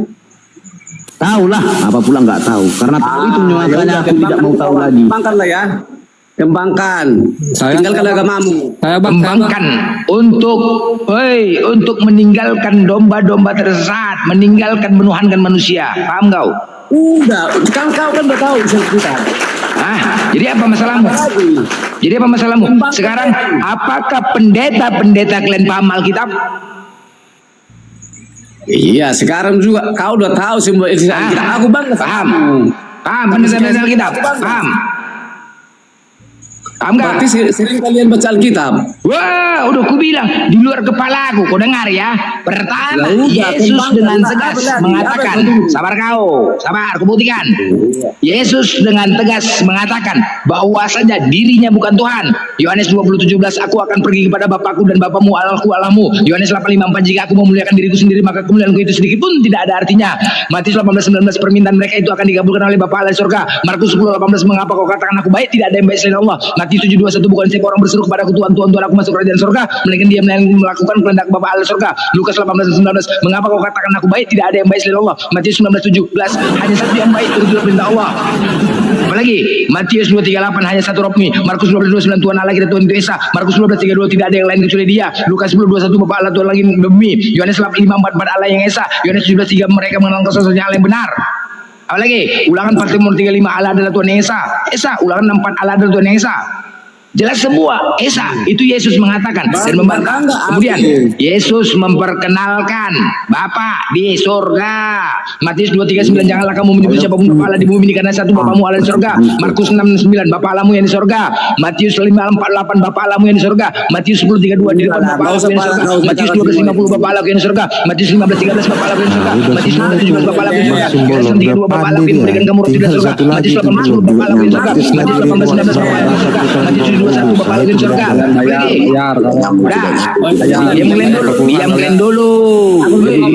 Diamkan dulu. Dan kemudian Yesus tidak pernah mengatakan, tadi dengar ya, dalil-dalil dengan tegas Yesus memperkenalkan Bapa dan menegaskan bahwa dia bukan Tuhan. Kemudian Yesus mengaku dirinya adalah utusan. Yohanes 12:49, Bapa Allah yang mengutusku. Matius 15:24, aku diutusannya kepada umat Israel. Yohanes 17:3, Yesus yang kau utus. Matius 10:40, dia Allah yang mengutusku. Matius 23:10, hanya aku pembimbing si Mesias. Markus 6:4, Yesus berkata bahwa dirinya seorang nabi. Lukas 4:18, dia Allah yang mengutusku. Lukas 4:24, Yesus berkata bahwa dirinya seorang nabi. Lukas 4:43, untuk itulah aku diutus. Lukas 7:16, Yesus membenarkan orang yang mengatakan dirinya nabi. Lukas 7:9, Yesus diam saja ketika orang menyebut dirinya seorang nabi. Lukas 9:48, dia Allah yang mengutusku. Lukas 10:16, dia Allah yang mengutusku. Yohanes 4:34, dia Allah yang mengutusku. Yohanes 4:4, Yesus bersaksi bahwa dirinya seorang nabi. Mau lagi? Yohanes 4:19 Yesus membenarkan wanita menyebut dirinya nabi. Yohanes 6:38 dia alai Musaku. Yohanes 6:39 dia alai Musaku. Yohanes 6:57 Bapa alai Musaku. Yohanes 7:16 dia alai Musaku. Yohanes 7:33 dia alai Musaku. Yohanes 8:29 dia alai Musaku. Yohanes 8:18 Bapa alai Musaku. Yohanes 9:48 dia alai Musaku. Yohanes 11:2 engkau lah alai Musaku. Yohanes 7:69 engkau lah alai mutus aku. Sekarang pertanyaannya, di mana ada Yesus mengatakan dirinya Tuhan? Jawab. Tunjukkan satu dalil di mana ada Yesus mengaku dirinya Tuhan sehingga kalian tuhankan dia. Diam semua, mampu. Jangan dimut lah, modar macam mana? semua, tolol. Kamu udah jawab, tidak bisa. Gertina, Selo, kau tidak akan bisa menjawab itu. Sederhana aja ini Bang Belender pertanyaanku. Tidak ada yang sampai kepada Bapak. Diam dulu kau Selo. Dari tadi kau sudah bertanya sama Gertina, sudah kami jawab. Katanya? Sekarang pertanyaan sederhana saja buat kalian. Ya, sederhana saja. Nah, ya, Gertina, kalau kau tadi bertanya sudah hafalkah? Sekarang pertanyaanku sederhana, sangat sederhana. Di perjanjian lama ada berapa kitab? Di perjanjian baru ada berapa kitab? Dan sebutkan perjanjian di Kejadian ada berapa pasal, berapa ayat? Keluaran berapa pasal, berapa ayat? Imamat ada berapa pasal, berapa ayat? Bilangan ada berapa pasal? Ulangan ada berapa pasal, berapa ayat sampai semuanya? Coba sebutkan. Kamu tahu semua itu? Kepala, di luar kepala. Wah, perfect, bagus, kembangkan. Bukan kembangkan, dengar. Diam kalian semua. Kejadian jumlah pasal 50, jumlah ayat 1573. Keluaran jumlah pasal 40, jumlah ayat 1213. Imamat pasalnya ada 27, jumlah ayat 159. Jumlah pasal jumlah ayat 1288. Mau berapa lagi? Jalankan perintahnya, bukan hafalan. Sudah kujalankan, sudah pernah. Kalian tahu sudah pernah. Kacamata Masalahnya apa? Sudah Kau pernah. ini seperti ada permasalahan yang besar menghantammu dan kau kecewa. Udah kubolok kagak. Lanjut Blender, nggak jelas juga harus kau juga yang berantas babi-babi. Pertanyaan aku simpel. Ada banyak dalil kusebutkan. Yesus ada 26 mengatakan dia utusan. Sekarang aku kepingin tahu dalil yang kalian sebutkan ini apakah menampol kepada dalil yang kubacakan tadi? Pertanyaannya, di mana ada Yesus mengaku dirinya Tuhan dan mengatakan dirinya Tuhan sehingga dia kalian tuhankan? Hadismu, udah. Nah, itu aja. Simpel itu aja. Kau diam. Apa kata Muhammad? Gak ada urusan Nabi Muhammad di sini, bujang nama. Gak ada kata. Pertanyaan aku, di mana ada Yesus mengatakan dirinya Tuhan sehingga dia kalian kutuhankan? Aku mau lihat dalil yang kalian sampaikan, apakah bisa mematahkan dalil yang disebutkan tadi? Tempatmu, kalau cerita tempatku Blender. kau semua kau hafalin. Kita itu Blender. Tinggalkanlah Tapi ada satu ayat kau nggak sampaikan, tidak ada yang sampai. Jawab dulu, di mana ada Yesus mengatakan dirinya Tuhan? Oke. Gimana? Kau bisa berbuat apa? Dalam ayat itu nggak kau ingat gitu loh. Dalam keyakinan kau mencari jalan lurus. Akulah jalan kebenaran dan hidup. Tidak ada yang sampai kepada Bapa kau tidak melalui aku. Apa yang kau tentang mengenai itu? Pertanyaannya, di mana ada Yesus mengaku dirinya Tuhan? Paham nggak? Nah, kau menghafal-hafal apa segala macam tentang udah dibilang tadi, akulah jalan hidup, udah dibilang. Dengar ya, Tidak itu ada kalian, yang sampai, akulah jalan hidup, jalan kebenaran kau dan hidup. Jalan yang lurus. Tidak ada yang sampai kepada aku. Baptis Itu kan? Sekarang itu udah berubah. Akulah jalan kebenaran dan harapan nomor 5 Kecamatan Golgot, Kabupaten Yerusalem. Kalau kau lihat dari Al-Quranmu. Teni huding ho Blender. Apa lagi? Teni huding ho. Ya, sekarang mana dalilnya Yesus mengatakan dirinya Tuhan? Aku bangga sama kau Blender. Bangga kali aku melihat kau. Pintar kali kau bahasa melihat isi apal kitab kami. ini. Ya udah kembangkan. Kembangkan untuk menyadarkan kalian. Makanya kau kurangi makan babi agar kau dapatkan kebenaran. Semakin sering kau makan babi, semakin kau menolak kebenaran. Apalagi Gernita, kau bilang kau suruh aku tinggalkan. Sudah aku tinggalkan. Ya udah, kenapa kau tinggalkan? Bodoh kali kau. Ngapain aku di situ? Padahal semua nanti isi Al-Quran kamu nggak tahu. Tadi kau bilang bodoh kali, dengar dulu. Tadi kau bilang bodoh kali kau. Sekarang yang kau baca, kami bodoh karena Kristus. Ya aku tinggalkanlah, aku nggak mau bodoh. Kenapa Kalian bebas dari dosa itu gara-gara umat Kristen. Ingat enggak? Kalian yang buat dosa. Kalian. Namanya penebus dosa kalian. Kaisar. Otto. Kalian. Tahu kau dosa kalian itu di Penggadaian. Baca hadis-hadis kalian dulu. Dosa di Penggadaian, bayangkan. Habis di Penggadaian, terus diwariskan. Itu katanya dosa kalian telah ditebus. Kristen yang menebus. Dari mana? Kami yang menebus. Kami yang menebus dosa kalian. Sedangkan yang menebus itu. Baca hadis kalian. Siapa? Siapa yang menebus dosamu? Pernah kau baca Muhammad? Jangan kemana-mana. Siapa yang menebus dosamu?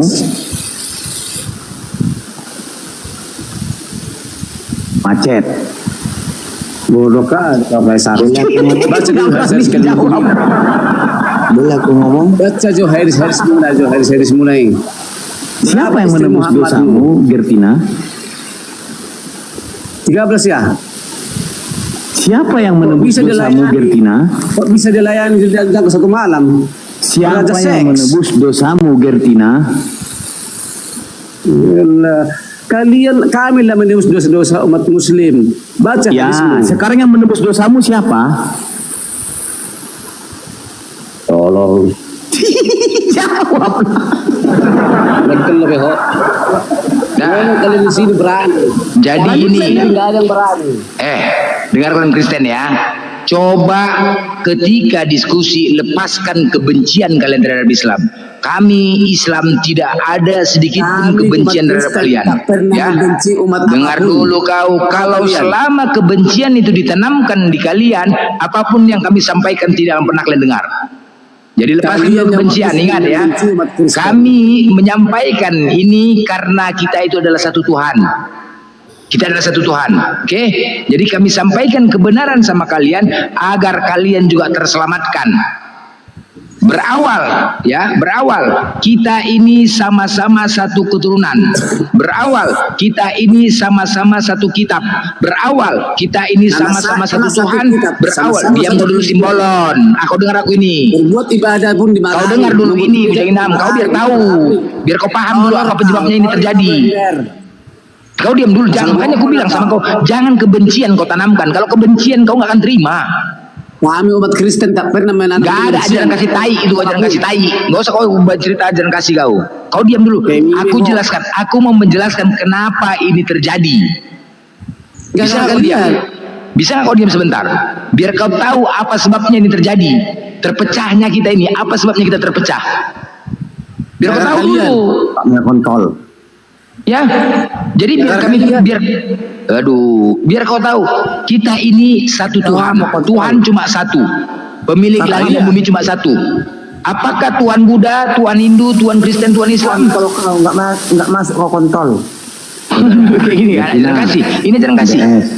Itu yang sekarang tadi salah. Dulu Gertina, aku lembut sama kau. Hadis kalian. Gertina, enak ini. Aku kalian kalau udah sampai ke surga mencari perawan. Iya Gertina, tadi kau tidak menjawab siapa yang menebus dosamu. Sekarang kau bilang membenci. Kau coba baca di Lukas 14 butir 26. Jikalau seseorang datang kepadaku dan ia tidak membenci bapaknya, ibunya, istrinya, anak-anaknya, saudara-saudaranya laki-laki dan atau perempuan, bahkan nyawa sendiri, ia tidak dapat menjadi muridku. Begitu. Jadi kalian jangankan untuk membenci kami, kalian pun wajib membenci darah daging kalian. Gimana jalanmu sekarang? Fix, jangankan untuk membenci seluruh umat-umat beragama yang lainnya, kalian diwajibkan untuk membenci darah daging kalian. Fix. Apa? Fix yang kubacakan tadi di Lukas 14 yang ke-26. Udah pernah baca?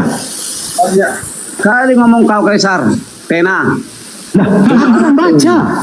Jikalau seseorang datang kepadaku dan ia tidak membenci bapaknya, ibunya, istrinya, anak-anaknya, saudara-saudaranya laki-laki ataupun perempuan, bahkan Sekarang begini, ia tidak dapat Baca dulu hadis. menjadi Ulang dulu apa Kaisar, hadis baca dulu. Baca jo hadis Ini Kaisar dulu, apa tadi kau bilang membenci. Yang membenci itu kalian, karena kalian diajarkan untuk membenci. hadis ini semua. Kalian diajarkan untuk membenci. membenci apa yang kau letakkan? Kau coba baca di Lukas 14:26 MBS, Gertina, MBS. Oh ya. Baca dulu Lukas 14:26. Membenci apa yang Apa kau bilang situ? Jikalau, dengar, jangan ada yang bersuara. Jikalau seseorang datang kepadaku dan ia tidak membenci Dari bapaknya. mana perkataan Diam sendiri dulu, mengatakan BMPPS. Diam dulu. Ini firman Tuhan yang kubaca. Membenci bapaknya. mengatakan dengan firman Tuhan. Di mana Aduh ya, firman Tuhan mandang itu jual berjalan? mah bayon. Weh kera, monyet. Hanya monyet yang tidak bisa mengerti bahasa Indonesia. Diam dulu Kau MBS. masuk Kaisar telepon. Oh lo, patainang jo siya haon. Dongat tahun si MBS. Ah, Oke, tenang tuh MBPS. Kau kena saya dari Malakon, tenang mau. nah, di Lukas 14:26, jikalau seseorang datang kepadaku dan ia tidak membenci bapaknya, ibu, Lalu kentungannya istrinya, itu di mana? anak-anaknya, saudara-saudaranya laki-laki ataupun perempuan, bahkan nyawanya sendiri, ia tidak dapat menjadi muridku. Kalian sekarang kan murid-murid Yesus. Wajib kalian membenci kami. Memang Lalu wajib. kau ini siapa? Wajib. Makanya itu kalian tuh penuh dengan Lalu kau ini siapa? kebencian. Jangankan untuk membenci kami, membenci saudara dan darah daging kalian pun itu diwajibkan. Kalau tidak kalian diwajibkan, kalian tidak akan bisa menjadi muridnya. Intinya kau ini siapa? Dokter Nasib. Aku, Juga kasihan. akulah yang engkau aniaya. Nanti saya nanti BBS. Lanjut, like blender. Kalian bising kali kalian, macam jangan nampakkan kali Kristen ini ya. Ini kita di sini edukasi. Kalian biar tahu apa penyebabnya ini terjadi. Menurut kitab kalian, kalian itu bukan keturunan Adam. Kalian itu keturunan iblis. Makanya tingkah kalian ini pas ke iblis. Kamu yang pertama mencaci maki orang Kristen. Ya makanya aku jelaskan dulu sama kalian biar tahu apa sebabnya. Kusebutkan dulu dari akarnya. Pelajarilah Al-Quran itu sama. Ya iya ini kita pelajarin. Ayo di sini makanya kau diam. Semakin kau dalami itu Ya kau Al-Quran itu diam, semakin ini kau diam kita pelajarin biar ada perbandingan. Aku sudah Paham nggak kau? tahu semua ini yang Paham, kita sambungkan nanti kepada Al-Quran. Tenang kau, bisa nggak kau diam biar kau jelas apa penyebabnya. Sekarang ini gue tanya kau, oke Simbolon, kenapa Tuhan menciptakan kita berbeda agama? Kenapa? Enggak ada bilang berbeda agama. Jawab dulu, kenapa berbeda agama? Kalau kita berbeda agama berarti beda Tuhan, berarti salah satu di antara kita masuk neraka. Kenapa? Tuhan itu satunya blender. Ya udah makanya, tapi kenapa kita berbeda agama? Sebenarnya kali itu bisa juga dibilangkan itu sama Tuhan. Tapi kenapa kita berbeda agama? Seandainya Tuhan, hadismu. Ya apa sebabnya? Kenapa kita berbeda agama? Kau jawab dulu. Ya karena kalian lah diarak, kalian lah domba yang satu yang hilang itu. Aduh dengar ya. Kalau kami jelas ya. Nabi kami dari Arab. Udah, Al-Quran kami bahasa Arab. Ibu kota kami Arab.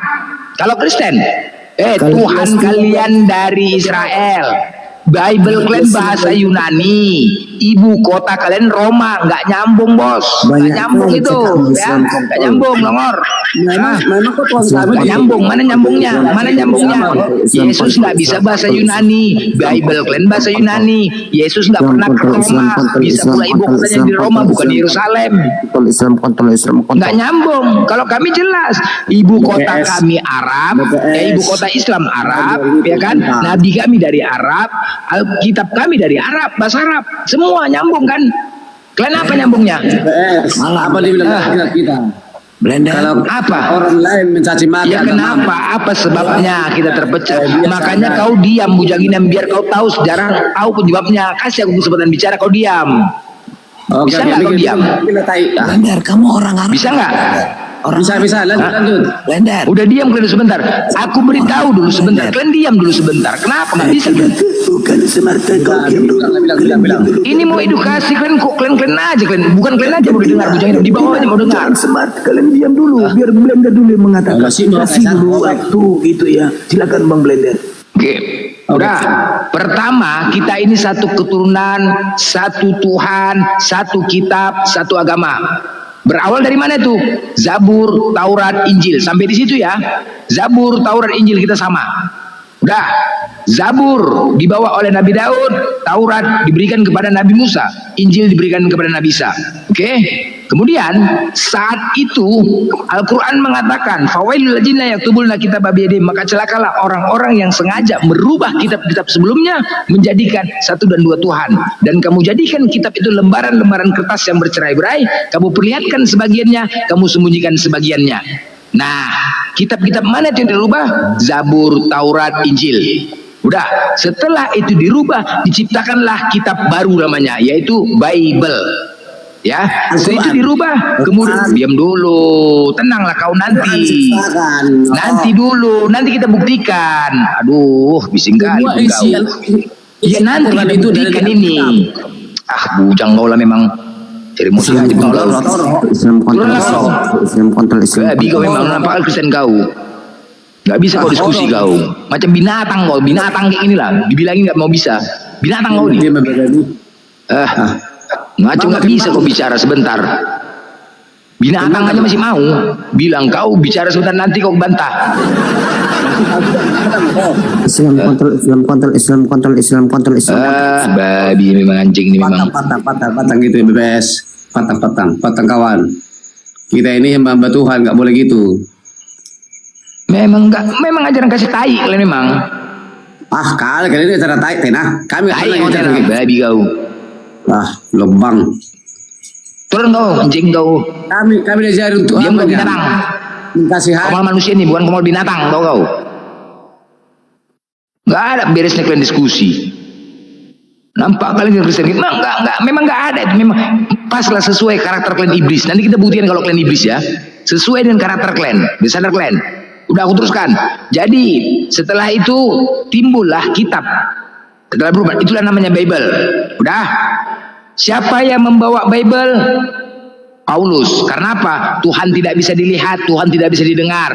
Jadi Tuhan menyampaikan firman-Nya melalui para nabi dan dijadikan kitab, yaitu kitab suci. Udah, kalian di Kristen timbullah Bible. Setelah perubahan, ada orang yang merubahnya itu Zabur, Taurat, Injil, kemudian terciptalah Bible, kemudian juga datanglah Al-Quran. Bible yang dibawa oleh Paulus, Al-Quran yang dibawa oleh Nabi Muhammad. Dengar ya. Tadi ngoceh aja kau. Tunggu dulu. Minum dulu lah, minum pisonta dulu lah. Apa dasarnya? Kenapa Bible itu dibawa oleh Paulus? Karena di Roma 1 nomor 1 Paulus mengatakan, dari Paulus, hamba Kristus Yesus yang dipanggil menjadi rasul dan dikuduskan untuk memberitakan Injil Allah. Galatia 1 nomor 8, siapapun yang datang kepada kalian dengan memberitakan Injil selain daripada Injil kami, walaupun malaikat dari sorga yang datang, terkutuklah dia. Catat ya, dengan jelas bahwasanya Paulus bahkan mengecam dan mengancam. Tidak ada boleh Injil lain selain daripada Injil dia. Termasuk apa itu? Dari Kejadian sampai dengan Wahyu. Siapa yang bawa berarti? Paulus. Siapapun yang datang kepada kalian dengan memberitakan Injil selain daripada Injil kami, maka terkutuklah dia. Malaikat dari surga pun terkutuk. Nah, Al-Quran dibawa oleh Nabi Muhammad. Makanya apa yang dikeluarkan Bible itu diluruskan oleh Al-Quran. Oke, pertama dasarnya itu tadi ya. Paulus yang membawa. Yesus mengatakan waspada terhadap nabi-nabi palsu yang mengatasnamakan dirinya. Kita buktikan nih, di antara dua nabi ini, rasul ini, mana yang palsu? Paulus atau Nabi Muhammad? Karena dua-duanya membawa kitab. Ya, Paulus atau Nabi Muhammad. Karena tadi kitab-kitab tadi sudah terpecah. Disinilah terpecahnya kita. Setelah timbul Bible Clan yang tadinya kita satu Tuhan, satu agama, satu keturunan, terpecahlah kita gara-gara timbul Bible Clan. Karena Al-Quran sudah menjelaskan. Boleh Maka saya silakanlah bertanya, orang-orang yang Blender? sengaja berubah kitab. Tunggu dulu. Sabar. Boleh kita saya buktikan. bertanya, Blender? Tunggu dulu kita buktikan. Pertanyaannya. Silakan. Yang membawa poinnya dulu. Paulus. Apakah Paulus jelas silsilahnya? Jangan kejang-kejang, Blender, jangan kejang-kejang. Apakah Paulus jelas silsilahnya? Nama bapaknya saja pun tak tahu. Belendir anjing. Anjing Alex kontrol kau anjing kontrol.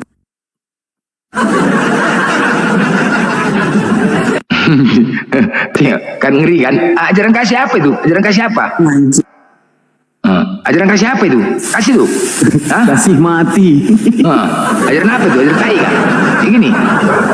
Kasih mati, pokoknya kasih dia mati. Udah. Kalau tentang, ya karena apa?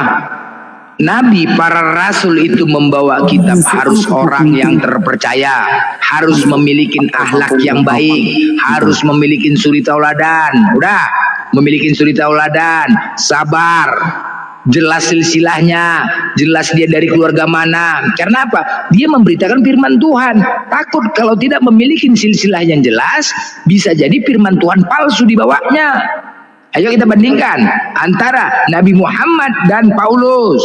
Oke, kalau silsilah Nabi Muhammad jelas. Nabi Muhammad lahir pada tahun gajah, tepatnya 12 Rabiul Awal, tahun 570 Masehi.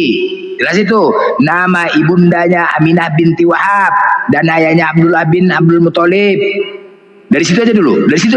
Sekarang aku minta silsilah Paulus, siapa bapaknya, tahun berapa dia lahir, siapa nama mamanya.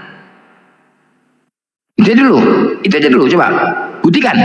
Aku boleh ngomong? Buktikan dulu, itu siapa nama bapak Paulus, dari mana Paulus ini, siapa nama mamanya, tahun berapa dia lahir. Oke. Paulus itu dilahirkan mamanya, dan mamanya itu pun kau tidak tahu. Itu aja aku bilang. Apa kau tahu mamanya si Paulus? Apa kau Blender menceng 6? Siapa nama maminya? Siapa nama mami Paulus? Kali tak mobil nerunceng 6. Siapa nama papinya? Banyak kali ngomong mobil nerunceng 6. Siapa nama papinya? Oke, kau nggak bisa jawab ya. Berarti tidak bisa dipastikan. Tidak ada kejelasan sama dia. Silsilahnya saja pun nggak jelas. Bisa dikatakan ini udah kalah 1 poin ya. Nabi palsu ya. Sudah kalah 1 poin. Masih hidup. Bisa saja. Oke. Dan kemudian kita buktikan lagi. Oke. Tadi dengar dulu. Udah. Tadi poinnya dia mengatakan dia diperintahkan untuk memberitakan Injil. Sedangkan Paulus mengatakan di Filipi 1 nomor 18, tetapi tidak mengapa sebab bagaimanapun juga Kristus diberitakan baik dengan maksud palsu. Baik dengan maksud palsu maupun dengan jujur, tentang hal itu aku bersukacita dan aku akan tetap bersukacita. Ini ya tentang Injil tadi.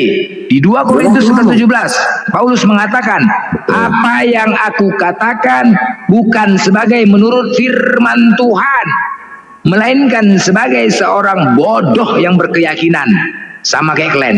Ketika kalian naik diskusi ke atas, tidak menyampaikan firman Tuhan, hanya bermodalkan kebodohan dan keyakinan. Makanya ribut.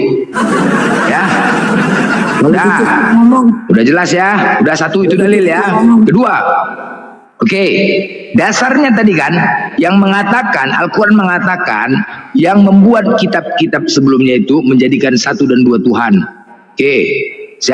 Siapakah yang menyatakan di kekristenan itu Tuhan? Apakah Yesus atau Paulus?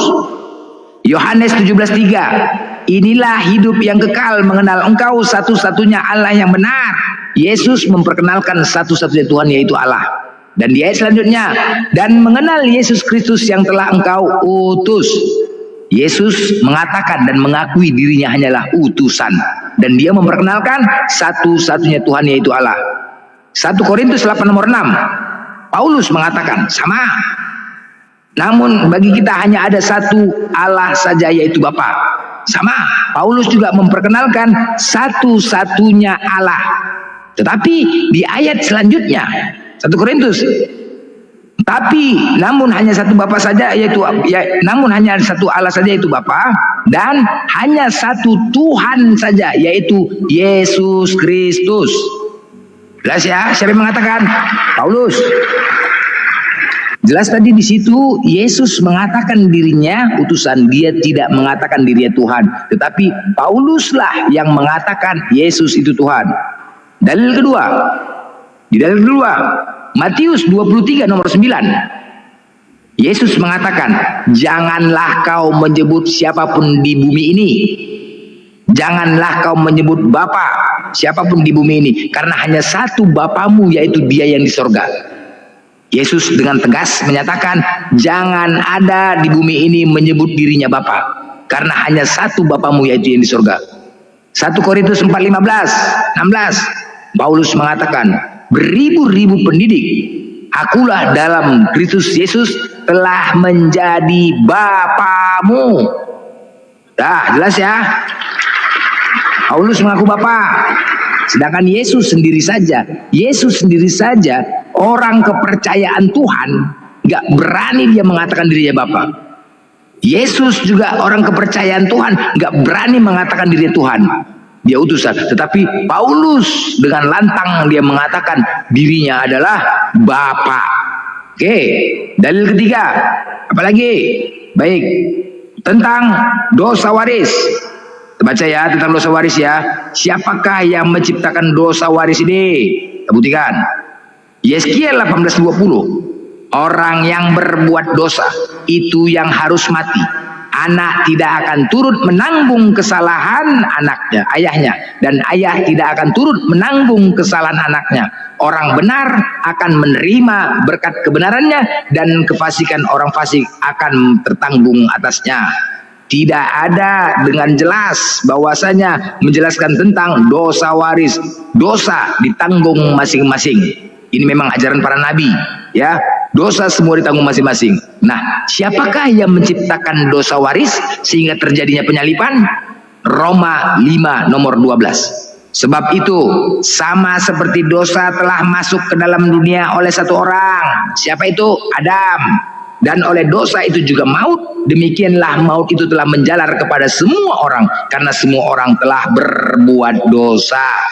Paulus yang menyatakan, ya, Paulus yang mengatakan ketika Adam dan Hawa memakan buah itu, maka dosa-dosa Adam menjalar kepada seluruh manusia sehingga terjadinya penyalipan.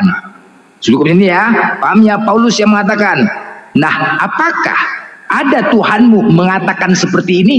Seperti pernyataan Paulus? Kita buka Kejadian 2 nomor 17. Tuhan berfirman, apa katanya? Janganlah kau makan buah yang baik dan buruk itu. Pada hari kau memakannya, pastilah engkau mati. Kejadian 3 nomor 3. Jangan kau makan buah yang baik dan buruk itu, Adam Hawa, nanti kau mati. Mati kau. Tuhanmu berfirman, akibat makan buah itu, akibatnya adalah mati. Tidak ada Tuhanmu mengatakan akibat makan buah itu dosa menjalar kepada seluruh manusia. Tidak ada.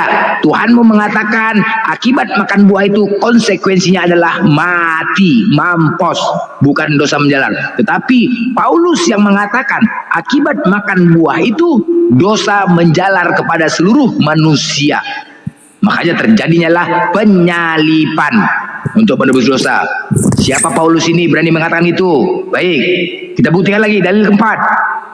Matius 23 nomor 13. Yesus banyak mengatakan dari Matius 23 nomor 13 sampai dengan 29, Yesus dengan tegas di situ mengatakan, celakalah, celakalah, celakalah kau hai ahli-ahli Taurat dan orang-orang Farisi. Celakalah kau hai ahli-ahli Taurat dan orang-orang Farisi. Kau adalah pembuat kejahatan. Kau adalah orang-orang munafik. Ya, kaulah orang-orang Farisi menyebabkan manusia tidak masuk ke dalam kerajaan sorga. Kaulah yang menyebabkan manusia itu tersesat. Kaulah yang menyebabkan manusia itu masuk ke dalam neraka, sedangkan kau sendiri tidak masuk ke dalam kerajaan surga. Yesus dengan tegas mengatakan terhadap orang Farisi, ya, dengan jelas, orang Farisi menyebabkan manusia tidak masuk ke dalam kerajaan surga. Baik, kita buktikan dalilnya. Kisah Para Rasul 23 nomor 6 tentang orang Farisi, ya. Paulus mengatakan, dan karena ia tahu bahwa sebagian dari mereka itu termasuk golongan orang Saduki dan sebagian termasuk golongan orang Farisi, ia berseru dalam mahkamah agama itu, katanya, hai saudara-saudaraku, kata Paulus, aku adalah orang Farisi.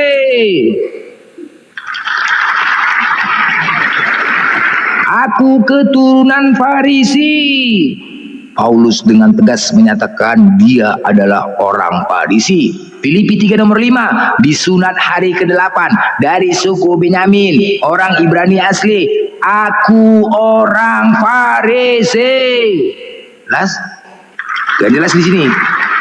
Dengan jelas Yesus menyatakan langsung kepada Paulus, Paulus, kaulah yang menyebabkan manusia masuk ke dalam neraka. Kaulah yang menghalang-halangi manusia untuk masuk ke dalam kerajaan surga, Paulus. Sedangkan kau sendiri tidak masuk ke dalam kerajaan surga.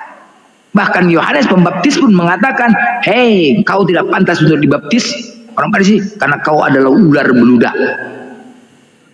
Dengan jelas, ya, Yesus mengatakan banyak ayatnya, celakalah orang Farisi, orang Farisi, orang Farisi, orang Farisi, orang Farisi. Kalau kalian tanya pertobatan, itu pertobatan palsu yang dilakukan di Damsik. Ini dalil kebuktikan, ya. Tadi sudah kita buktikan. Dosa waris, Tuhan tidak pernah mengajarkan dosa waris. Yesus tidak pernah mengajarkan dosa waris. Paulus yang mengajarkan dosa waris sehingga terjadinya penyalipan. Kedua, Yesus tidak pernah mengatakan dirinya Tuhan. Paulus yang menyatakan Yesus itu Tuhan. Ketiga, Yesus tidak pernah mengatakan dirinya Bapa dan mengatakan hanya satu Bapa, yaitu di surga. Tapi Paulus berani mengatakan dirinya Bapa. Apalagi ini tentang orang-orang Farisi, orang-orang yang menyebabkan masuk neraka, yang menyesatkan manusia. Matius 23:13. Paulus disunat, Yesus disunat. Galatia 5 nomor 2. Aku Paulus mengatakan, siapa yang menyunatkan dirimu, maka Kristus sama sekali tidak berguna bagimu. Terakhir, hukum Taurat. Matius 5:17. Yesus mengatakan, janganlah kau menyangka aku datang untuk meniadakan hukum Taurat, melainkan menggenapinya. Satu iota pun tidak akan kuhilangkan. Satu iota pun tidak akan kuhilangkan dari segala hukum Taurat. Oke, dengar dulu kau. Waduh, satu iota pun tidak akan kuhilangkan dari segala hukum Taurat. Ya, bahkan satu pun tidak dikurangkan. Masuk Efesus 2:15. Dengan matinya manusia di tiang kayu salib telah membatalkan segala hukum Taurat. Galatia 5 nomor 4. Jikalau kau mengharapkan kebenaran oleh hukum Taurat, maka Kristus sama sekali tidak berguna bagimu. Selesai, bos. Selesai, silakan mau dibantah. Sekali cekak mau beli kontol. Terakhir, 1 Korintus, terakhir 2 Korintus 12 nomor 16, terakhir. Apa kata Paulus?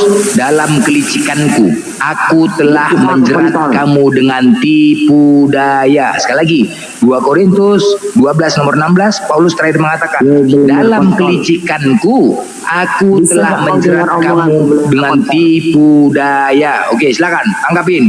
Ya, MBS, kontol. Gini loh MBS, diskusi itu membantah data yang Blender, kamu panjang lebar tadi ngomong tapi nggak paham maknanya, ya. Konteks ya, semua itu maknanya dia itu pendusta. Apa perlu saya tambahin lagi? Perlu saya tambahin? Saya bertanya kepada kamu, Mirror, ya. Saya tambahin dulu ya, Bang Edison. Di mana disebut ini siapa yang ada musik ini? Aduh, Muhammad itu waras. Coba kasih satu ayat sama saya. Jangan ada musik. Jadi gini teman-teman, biar saya tambahin lagi. Kebohongan yang paling fundamental dari ajaran Paulus diantaranya dapat kita temui teman-teman di Perjanjian Baru di 1 Galatia. 1 Galatia dari 10 sampai 24. Kalian temui semua di situ. Ingat, buka sekarang di Perjanjian Baru 1 Galatia. Itu semua kebohongan yang sangat paling fundamental. Saya berani karena ini saya dapat dari Fakultas Medimologi. Datanya ada, jadi tidak sembarang ngomong saya. Jadi MBS setelah yang dibaca-bacakan ayat-ayat tadi oleh Saudara Blender, bantah dengan statement Anda gitu, dengan argumen, tapi membawa data.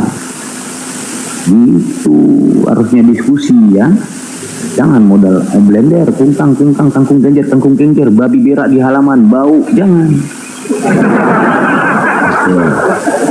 Lanjut, santai aja MBS, santai ya. Oke.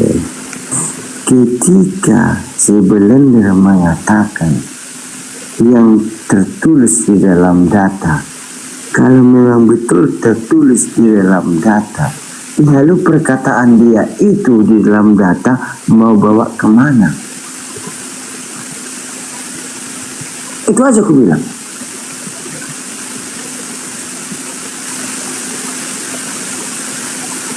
Ada berani bisa menjawab omongan saya? Lanjutkan.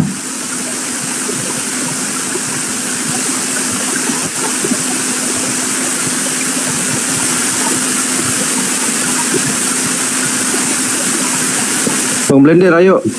Ini error handphone saya ini. Ditutup dulu Bang Blender. Iya, ditutup dulu. Kita rehat aja dulu. Udah mulai muncul lagi. Lai Kaisar, ini aja langsung aja kafaratul majelis, yuk kita rehat dulu teman-teman ya. Ini lagi bermasalah handphone saya. Lanjut, Lai Kaisar. Ditutup dulu, komalnya ditutup dulu. Baiklah teman-temanku semuanya, terima kasih atas partisipasinya. Bagi teman-teman yang sudah tap layar, yang sudah semua segala-segalanya, kami izin undur diri apabila ada kata-kata yang hilaf ataupun menyinggung kalian, mohon dimaafkan karena ini adalah diskusi dengan edukasi. Subhanakallahumma wa bihamdika asyhadu an la ilaha illa anta astaghfiruka wa atubu ilaik. Assalamualaikum warahmatullahi wabarakatuh. Kebenaran, waalaikumsalam warahmatullahi wabarakatuh. Kebenaran itu datangnya dari Allah, kesalahan tetap datang dari Oten Longor Gadota Pantai Bogor Simpokoya. Oke, kita tutup ya. Nanti lanjut lagi besok. Assalamualaikum semuanya. Makasih banyak Bang Blender, Lai Kaisar, Temon. Yang di di YouTube Zulkifli M. Abbas, kita rehat dulu, nanti kita lanjut lagi besok ya teman-teman ya. Oke, rehat.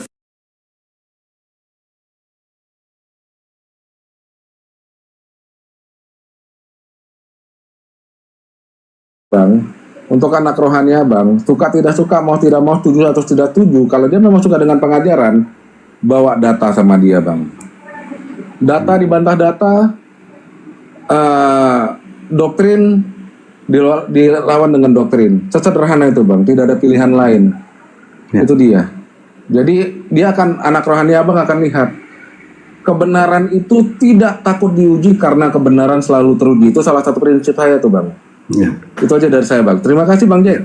Ya, terima kasih Pak Timotius, terima kasih. Malam Bang Jeki, baru bangun tidur. Oke, baik. Terima kasih Bang Aceh. Paulus sedang menjelaskan kalau Paulus begini, model debat offline kamu Bang, aduh malu-maluin. Ya, debat offline kan nggak ada nangis-nangisnya Bang. Kalau di sini kan ada Abang online. Lucu gitu.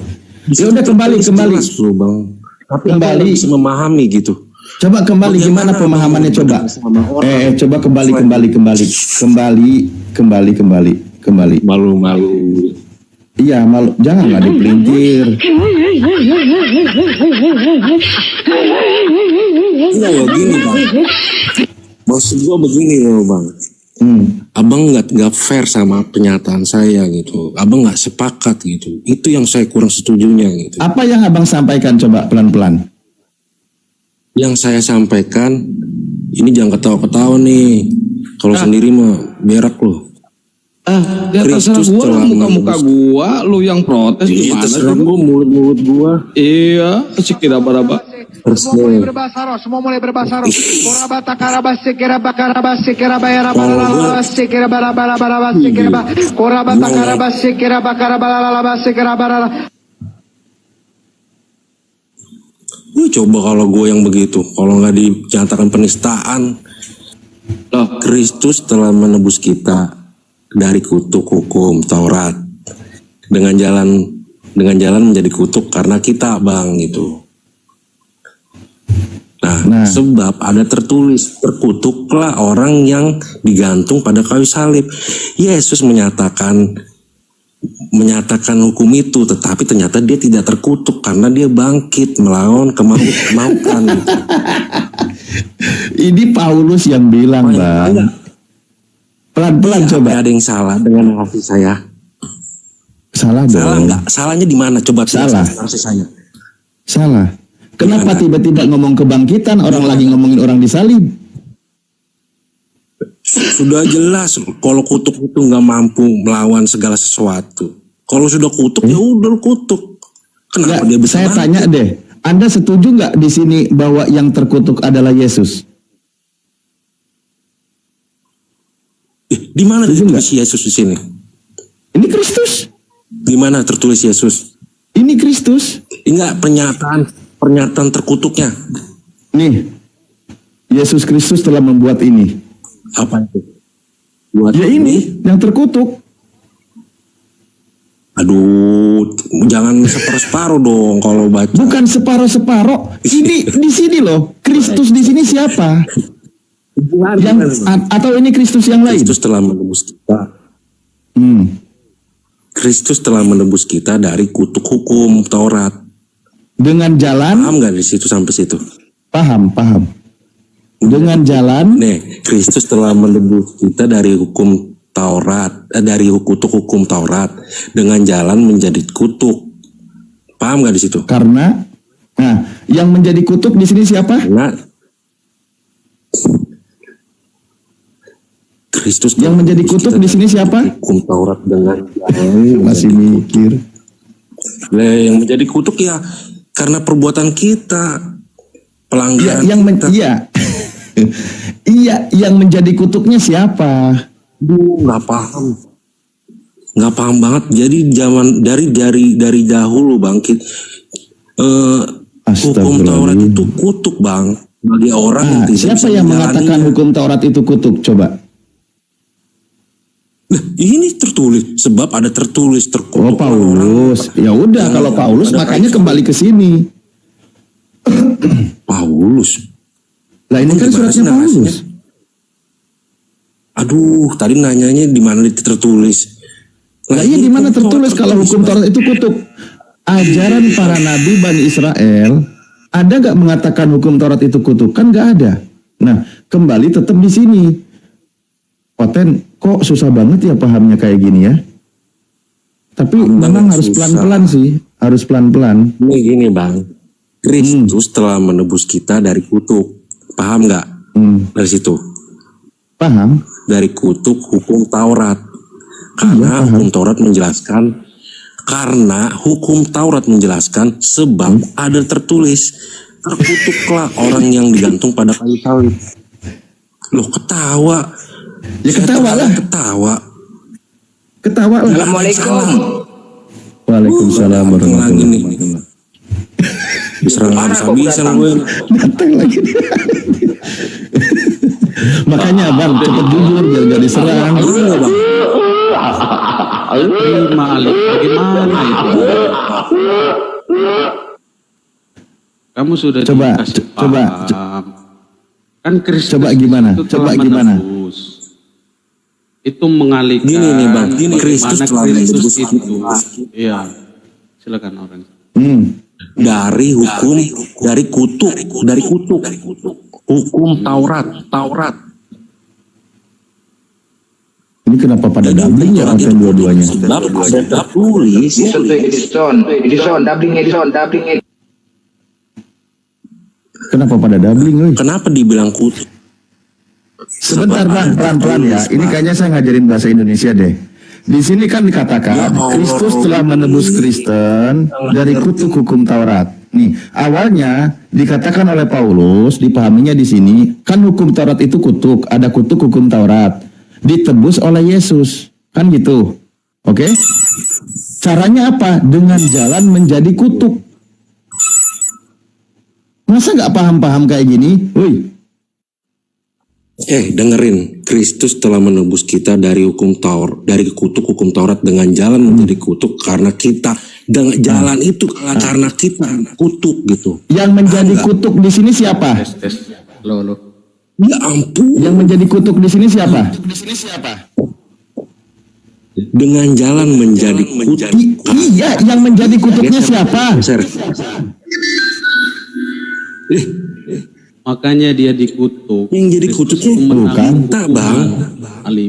Hukum yang menjadi kutuknya siapa? Yaitu kalau kitanya ini penyebabnya, yang menjadi kutuknya siapa? Udah lu nggak ngerti-ngerti, parah, gue turun dah. Nyerah. Nah, turun. Anda udah oleng. Nangis dulu sebelum turun, nangis dulu. Kenapa orang Kristen susah kali? Sebenarnya bukan susah memahami ya, tapi nggak mau jujur. Bagaimana berlawanan antara akal sehat dengan doktrin iman? Maka akalnya itu memutar balik. Ngapain bahas Bible? Penjelasan. Ngapain? Biar sadar Kristen. Iya, kitabmu kan udah sempurna, kamu bilang. Nah, kitabmu yang tidak sempurna ini biar paham. Kan gitu. Kalau Bang, ngapain emang tanya yang dikutuk siapa? Yang penting kan dia dikutuk kan untuk menghilangkan kutukan. Udah intinya itu aja udah. Masa Bang? Ya, bukan yang penting. Kenapa tadi yang orang tadi itu nggak setuju kalau di sini adalah Yesus? Kita bukan main yang penting loh. Kita sedang membahas data. Keimanan Kristen itu kayak gitu Bang. Jadi mau Bang iya, ini imannya Kristen, betul. Imannya Kristen mengajarkan Yesus terkutuk. Siapa yang dikutuk? Lah kenapa nggak mau jujur? Yesus disalibkan bukan berarti dikutuk. Benar sih Bang ini. Iya, Paulus mengajarkan Yesus yang terkutuk. Diumpamakan, perumpamannya kalau dikutuk, kalau disalib dikutuk. Tapi bukan Lah iya, ajaran Kristen mengajarkan kalau Yesus itu terkutuk, kan gitu. Abang itu memaksakan Yesus itu jadi terkutuk kan. Lah ini berdasarkan Paulus. Pertama, bener nggak? Menjebak. Bukan menjebak, imannya Kristen ini. Yesus itu harus terkutuk kan. Lah ajaran Kristen. Kan ini ajaran Kristen. Terkutuk, menghilang ajarannya. Sehingga dia dikutuk gitu. Untuk menghilangkan kutukan. Lah iya, ajaran Kristen memposisikan Yesus sebagai orang yang terkutuk. Kenapa sih ini dari siang 20 OTN lebih tadi ya? Ajaran. Kok kayak gini semua ya modelnya ya?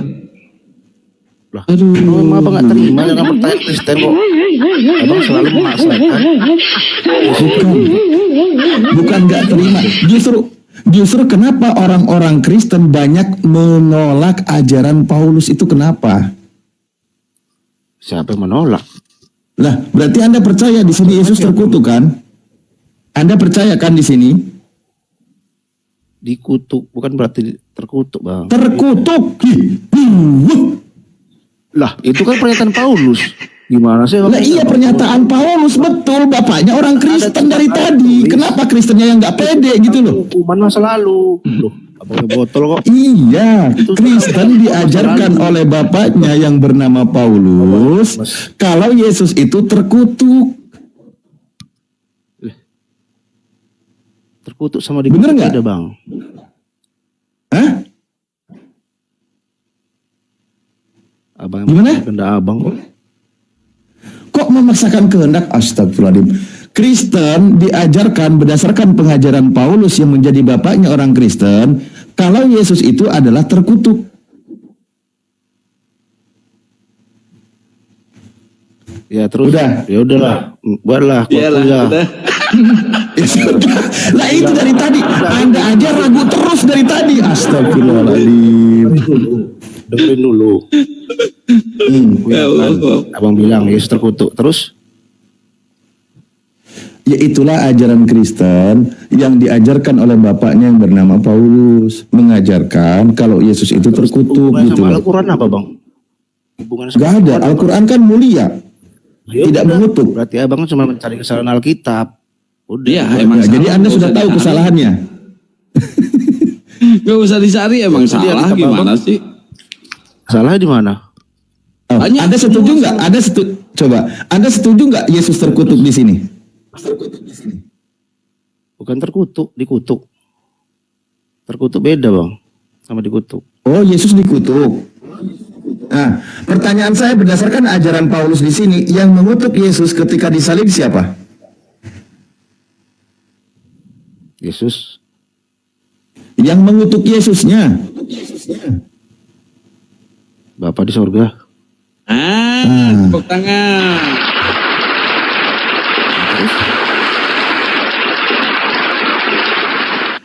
Inilah saya bilang tadi. Kristen itu memang mengimani ajaran Paulus yang menjadi bapaknya orang Kristen, mengajarkan bahwa Yesus itu terkutuk dan dikutuk oleh Bapa, tapi menjadi berkat oleh Kristen, dijadikan ajang penebusan dosa. Padahal ajaran Yesus, ajaran para nabi, ajaran Bapa di surga itu tidak mengajarkan Yesus terkutuk. Itu nggak ada. Ya udah. Inilah bahayanya. Aku juga kalau Yesus menebus dosa, ya udah. Berarti abang ngaku juga kan? Di mana saya mengaku? Tadi kamu bilang enggak. Lah, jadi enggak. Kok jadi saya? Ajaran Kristen. Kok jadi saya ngaku? Statement abang tadi ngomong kayak gitu gimana? Yesus menebus dosa manusia. Bang, kalau diskusi jangan keroyokan bang, jangan bawa gugupnya bang, jangan keroyokan. Ya udah, pertanyaan abang tadi itu gimana? Kalau saya sepakat ajaran para nabi Bani Israel, yang terkutuk itu adalah Yudasnya yang menerima suap, bukan Yesus. Nah, itu kan pandangan Al-Quran beda kan? Jadi ngapain kita bahas? Pandangan Bible, perjanjian lama, kan tadi sudah dibacakan. Berarti kan nggak ada bang, beda jauh. Loh, kisahnya beda. Anda nggak setuju? Saya tanya langit dan bumi. Jadi mau didebat gitu. Oh, berarti ajarannya kitabnya Torah Musa dengan ajarannya Kristen antara langit dan bumi. Ya enggak. Di sini dikatakan terkutuklah orang yang menerima suap untuk membunuh orang yang tidak bersalah. Al-Quran nggak ada hubungan sama Musa. Ya nggak ada. Makanya dengan Bible juga nggak ada hubungannya kan? Karena berlawanan. Jadi kenapa di Al-Quran ditulis tentang Musa? Loh, kok di Al-Quran ditulis tentang Musa? Bukan, kitab Anda sendiri aja yang kalian cetak itu satu sama lain berlawanan. Saya setujunya dengan ajaran ini. Penerima suap itu terkutuk, bukan korbannya. Iya toh? Itu kan kisah yang masa lalu bang. Dulu kan orang yang paling berdosa itu menerima suap. Loh, jadi Anda nggak setuju ajaran ini? Anda nggak setuju? Ya setuju. Ya penerima suap ya harus dikutuk lah. Nama kan berdosa. Kenapa masuk agama Kristen jadi Yesus yang terkutuk? Tuh, kok abang bandingkan sama ayat itu kan nggak nyambung. Kan ini kitab Anda bang. Lah, itu kisah apa itu? Menerima suap itu. Ya tentang orang terkutuk yang menerima suap. Aduh. Monggo lah Bang Glenn. Capek aku bolak-balik terus. Silakan. Lah, aku tanya, emang Yesus lo suap? Memang kita menghadapi noten ini ya, memang harus sabarlah. Sekarang begini, Andreas, ku bilang sama kau, Andreas terkutuk kau, terima nggak kau? Ya nggak terima lah. Nggak terima. Inilah kalian. Inilah kalau untuk ke kalian nggak terima, tapi kalau menghinakan Yesus senang kali kalian, semangat kali kalian. Memanglah kalian. Aku bilang kau terkutuk nggak terima kan? Itu Tuhanmu kayak gitu juga terkutuk Yesus. Menghinakan gimana? Loh, kan tadi kan ku katakan terkutuk. Ku bilang kau nggak terima. Itu Yesus dikatakan gitu, terkutuk Yesus. Itu kan? Loh, kan memang itu tertulis. Diulang lagi. Loh, kan memang tertulis. Nah, sekarang kau dikutuk nggak mau, Tuhanmu dikutuk kau mau. Memang kalian, memang apalah kurasa kalian ini ya. Aduh, parah kalian. Sama juga kayak Bunda Maria, nggak ada tertulis di dalam ketuhanan. Kita nggak perlu terlalu. Iya, tapi terkutuk. Kau saja pun nggak mau dikatakan terkutuk.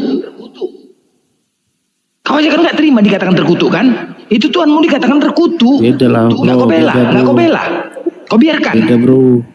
Kau biarkan Tuhanmu terkutuk. Ya Tuhan kan memang berkorban. Iya, kau gini loh. Tuannya. Gini loh. Enggak, kenapa kau menolak ketika aku bilang terkutuk? Emang kalian berkorban untuk Tuhan kalian? Enggak, sekarang aku bilang terkutuk kau Andreas. Kenapa kau marah? Ngapain aku marah kalau aku nggak berdosa? Tapi kau bilang tadi nggak terima aku katakan kayak gitu samamu. Ya ngapain aku marah kalau aku nggak berbuat dosa? Ya terima nggak aku bilang kayak gitu? Kau terkutuk Andreas. Ya kalau aku buat dosa ya aku terima lah. Kau terima?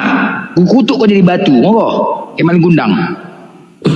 Dari mana pula kau jalan kau mengutuk? Yang namanya kata terkutuk itu untuk iblis.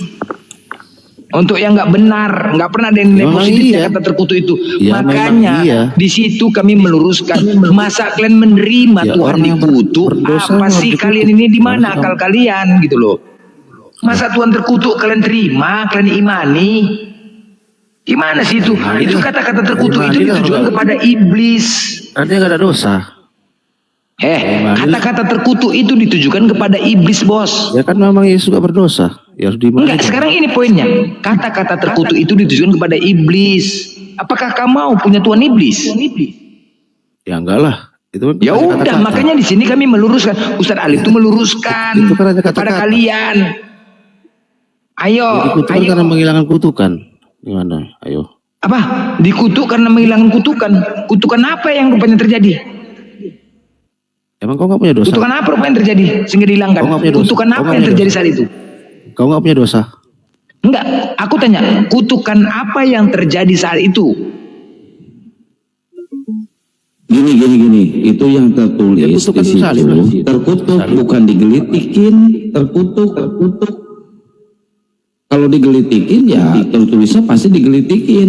Tapi kan itu tertulisnya dikutuk. Gimana sih? Kami mau menyelamatkan kalian, sebenarnya malasnya kami diskusi sama kalian kayak gini lah, naik tensi, naik asam urat, penyakit yang ada. Malas kok karena kau. Makanya hanya saja masalahnya Biblemu itu, di dalam Biblemu itu mencuri punya umat Islam dan mengganggu agama kami. Itu loh masalahnya. Kalau nggak ganggu kami nggak mau campurin, malasnya. Yang duluan datang. Malas. Gak usah kau cerita duluan datang. Sekarang kalau jadilah kalian Kristen sejati. Jangan pakai istilah-istilah umat Islam. Jangan kalian pakai Tuhan umat Islam. Udah. Mau kalian menuhankan hantu, mau kalian menuhankan pohon pisang, nggak urus sama kami. Kalau kalian tidak menggunakan mengganggu kami, itu aja selesai, bos. Kalau kalian nggak mengganggu kami, mau mati kalian nggak urus kami. Sebagaimana kami juga nggak pernah diskusi sama Hindu dan Buddha.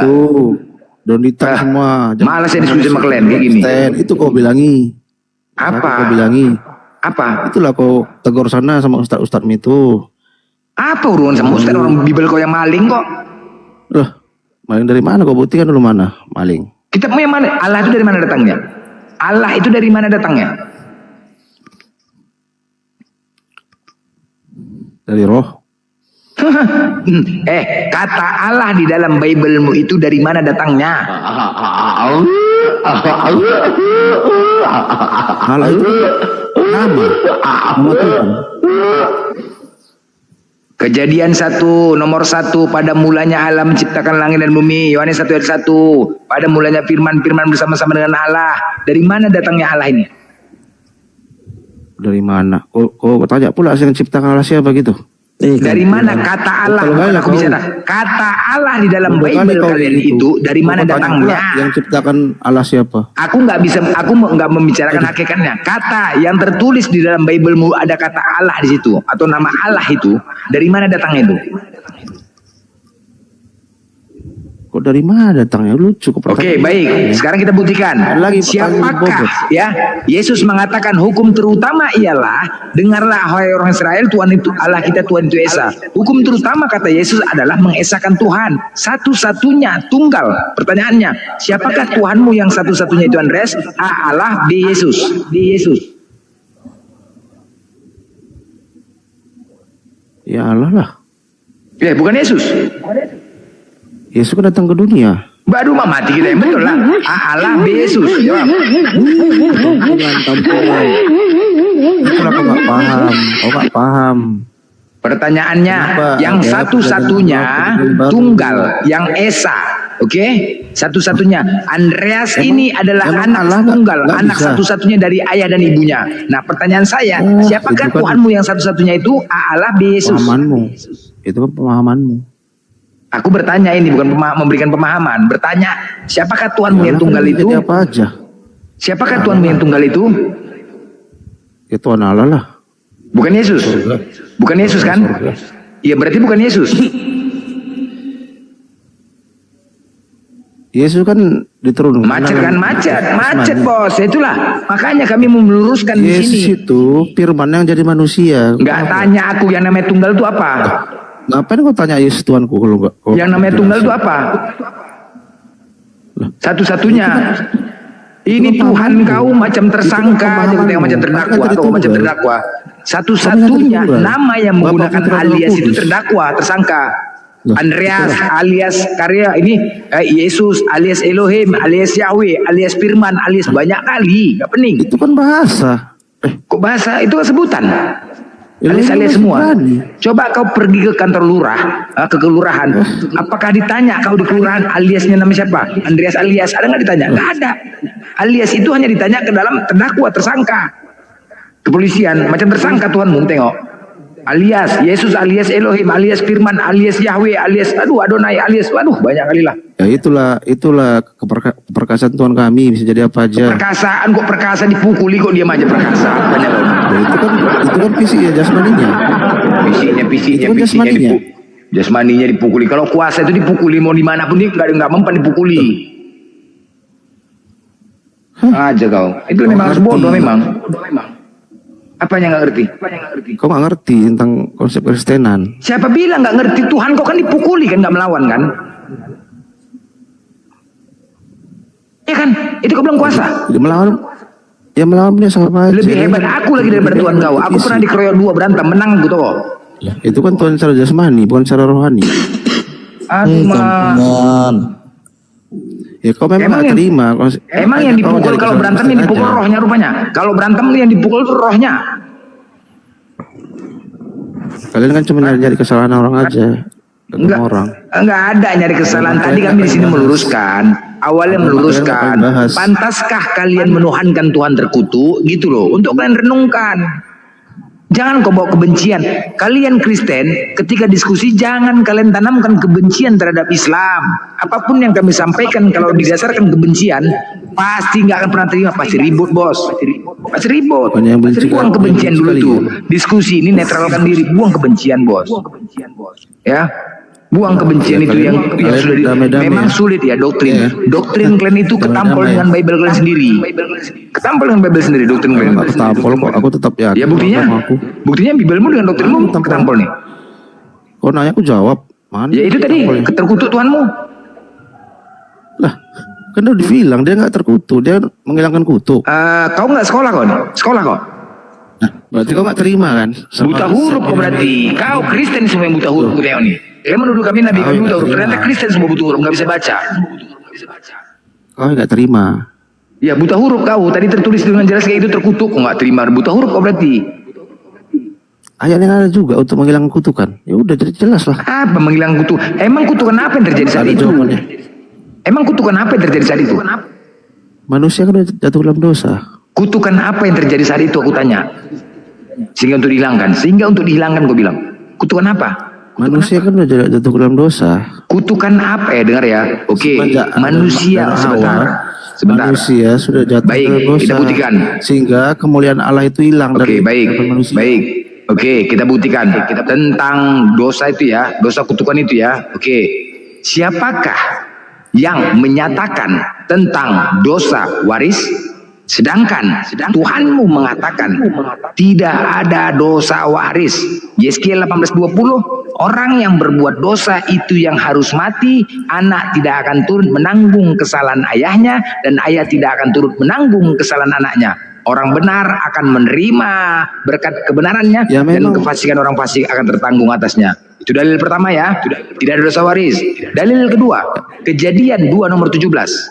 Tuhan berfirman, janganlah kau makan buah yang baik dan buruk itu. Pada hari kau memakannya pastilah engkau mati. Kejadian 3 nomor 3. Jangan kau makan buah itu, Adam dan Hawa, nanti kau mati. Tuhanmu mengatakan, dengar dulu, sabar dulu, sabar. Kalau nanya sendiri, jawab Tunggu dulu, sendiri. kita buktikan tadi Tanur Sawaris. Sabar ya. Jadi Tuhanmu mengatakan sebab makan buah itu konsekuensinya adalah mati. Oke? Jadi siapa yang mengatakan dosa menjalar? Roma 5 nomor 12. Sebab itu sama seperti dosa telah masuk ke dalam dunia oleh satu orang, dan oleh dosa itu juga maut. Demikianlah maut itu telah menjalar kepada semua orang, karena semua orang telah berbuat dosa. Paulus yang menyatakan, Paulus yang menyatakan akibat makan buah itu dosa menjalar kepada seluruh manusia. Ini pernyataan Paulus. Akibat makan buah itu dosa menjalar kepada seluruh manusia. Sedangkan tadi Tuhanmu mengatakan akibat makan buah itu Adam mati. Tidak ada Tuhanmu mengatakan akibat makan buah itu dosa menjalar kepada seluruh manusia. Pernyataan Pauluslah yang menciptakan itu sehingga terjadinya penyalipan. Sekarang buktikan, apakah ada Tuhanmu mengatakan juga seperti yang disampaikan Paulus tadi? Adakah kira-kira? Mati. Adakah? Mati kan Pertanyaannya, itu adakah sama loh. Tuhanmu mengatakan juga seperti itu? Kau nanya, aku jawab. Aku bertanya, kau sama kau. Aku bertanya, adakah Tuhanmu mengatakan atau Yesus mengatakan sama seperti Paulus akibat makan buah itu dosa menjalar kepada seluruh manusia? Adakah? Adakah? Jawab lu. Jawab. Itu udah kau jawab. Aku bertanya, adakah Tuhanmu atau Yesus mengatakan akibat makan buah itu dosa menjalar kepada seluruh manusia? Yesus bilang mati kan? Kamu tahu nggak apa mati itu? Arti mati itu? Tuhanmu yang mengatakan akibat makan buah itu konsekuensinya adalah mati, bukan dosa menjalar. Kehilangan nyawa. Bukan dosa menjalar. Kontradiksi nggak ini kira-kira? Kontradiksi nggak? Kehilangan nyawa. Dua ayat ini kontradiksi tidak? Roma 5 nomor 12 dengan Kejadian 2:17. Kejadian 2:17 Tuhanmu yang mengatakan, di Roma Paulus yang mengatakan. Berbeda nggak nih pernyataannya? Berbeda nggak kira-kira? Beda. Aku akui beda. Beda. Baik ya, beda. Nah, sekarang pertanyaannya, siapakah yang mau kau ikutin? Tuhanmu atau Paulus?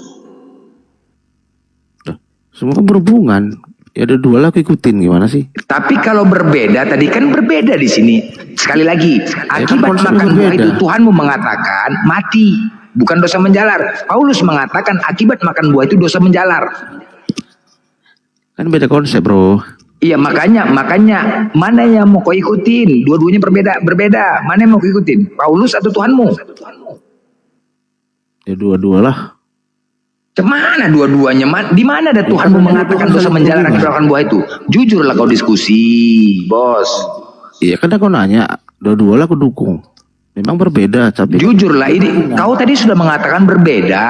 Sekarang kau ikuti dua-dua. Bagaimana dua perbedaan itu kau ikutin? Ya dua-dua lah aku ikutin, gimana ya? Tapi berbeda kau bilang. Cemana kau mengikuti perbedaan? Di mana perhubungannya? Di mana perhubungannya? Di mana perhubungannya? Mana hubungannya? Coba kau jelaskan. Di mana hubungannya? Ya berhubungan lah. Di mana berhubungannya? Di mana? Itu kan pernyataan Tuhan waktu Adam Hawa di Taman Eden.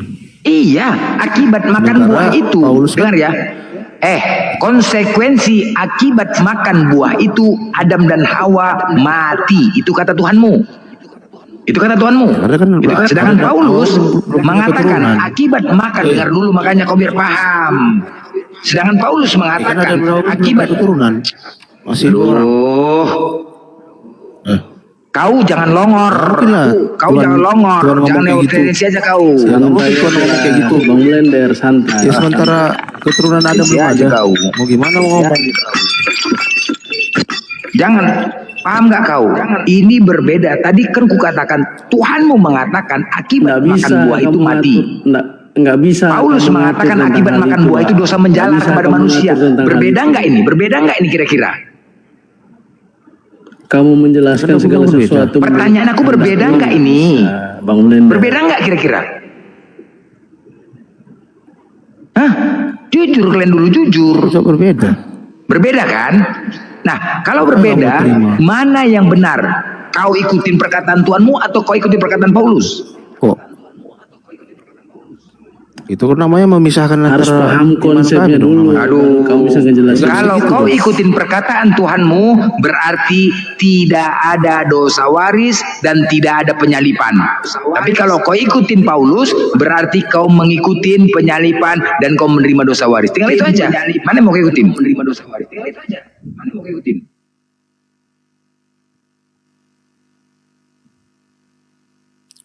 Kau boleh ngatur iman kami. Gak urus kami, yang penting udah kami sampaikan, mampus kau itu masuk neraka kau. Udah, yang penting udah kami sampaikan. Mau kau masuk neraka mau apa gak urus, yang penting udah kami sampaikan. Paham kau? Udah, gak urus kami, yang penting kami udah sampaikan. Janganlah kebodohan, makanya 1 Korintus 4:10 kami bodoh karena Kristus. Tolol. 2 Korintus 11:17 apa yang aku katakan bukan sebagai menurut firman Tuhan, melainkan sebagai seorang bodoh yang berkeyakinan. Makanya kalian naik di sini tidak berdasarkan firman Tuhan, melainkan kebodohan dan ketololan yang kalian bawa dengan bermodalkan keyakinan. Itu yang terjadi selama ini. Bodoh kalian tunjukkan, Bible kalian dikatakan kalian bodoh, tolol. Kalian tampilkan pula, semakin kalian buktikan. Kalian ini ya naik ke komal ini, semakin kalian buktikan kitab kalian itu di depan kami. Semakin jelas kebenaran kitab kalian itu dengan tingkah kalian, karena di dalam kitab kalian itu kalian bodoh. Nah ternyata kalian naik di sini bawa kebodohan, benar berarti bodoh tolol kalian. Kau nggak terima. Ya kau nggak terima. Bukan nggak terima. Kalau aku bicara sama orang bodoh, kayak mana? Kau bicara sama orang bodoh gimana? Kau cuman mau kali kau bilang bodoh. Kitab orang. Kita mau sendiri kau nggak peduli. Makanya jangan kau curi nama Tuhan orang. Berarti kau bodoh. Makanya jangan kau curi, jangan kau pakai nama Tuhan orang, pakai nama Tuhan sendiri masing-masing. Kau pikirin dulu keselamatan kau kayak mana? Gak perlu selamat-selamat. Kau pikirkan dulu, jangan maling kau, jangan kau pakai Tuhan umat Islam. Kami udah jalan. Kami udah jalan. Jangan kau ganggu-ganggu. Jangan beragamalah kau dengan sejati. Beragamalah kau. Kau lah yang beragama sebagaimana agama Kristen. Jangan pernah kau usi-usi agama orang lain. Paham kau? Jangan pernah kau usi-usi agama orang lain. Catat itu. Ustaz kau itu kau bilangi. Woi, diam kau. Jangan pernah kau usi-usi agama orang lain. Silakan kau beragama kau dengan agama kau sendiri. Jangan pernah kau ganggu orang lain. Pede kau. Di dalam dunia Indonesia ini membebaskan untuk memilih agama, tetapi jangan pernah mengusik agama lain, bos. Jangan pernah mengusik agama orang lain. Paham kau? Agamamu. Kau yang mengusik agama kami, longor. Loh, kau yang musik Ustaz. Lah lo babi kau. Kau yang musik. Kau bilang pendeta kau suruh kemari, jangan kau. Kenapa pendeta kau gak berani kemari? Kenapa pendeta kau gak berani kemari? Kalian yang bodoh-bodoh cuma tolol kali gini. Suruh pendeta kau kemari ngadepin kami. Jangan kalian yang lor-lor ini, bodoh kali kalian tokoh-tokoh pendeta kalian. Suruh kemari pendeta kau yang paham kitab, hadapi kami. Suruh bela imannya, bilang sama pendeta kau itu, hei pendeta, jangan ngasih uang perpuluhan aja kau bilang. Kau bela lu agama kita tuh, kau sampaikan firman Tuhan kepada mereka orang Islam. Nah, levelnya itu kau. Jangan kau kayak orang longor kau nggak tahu kitab kau, tahu kau.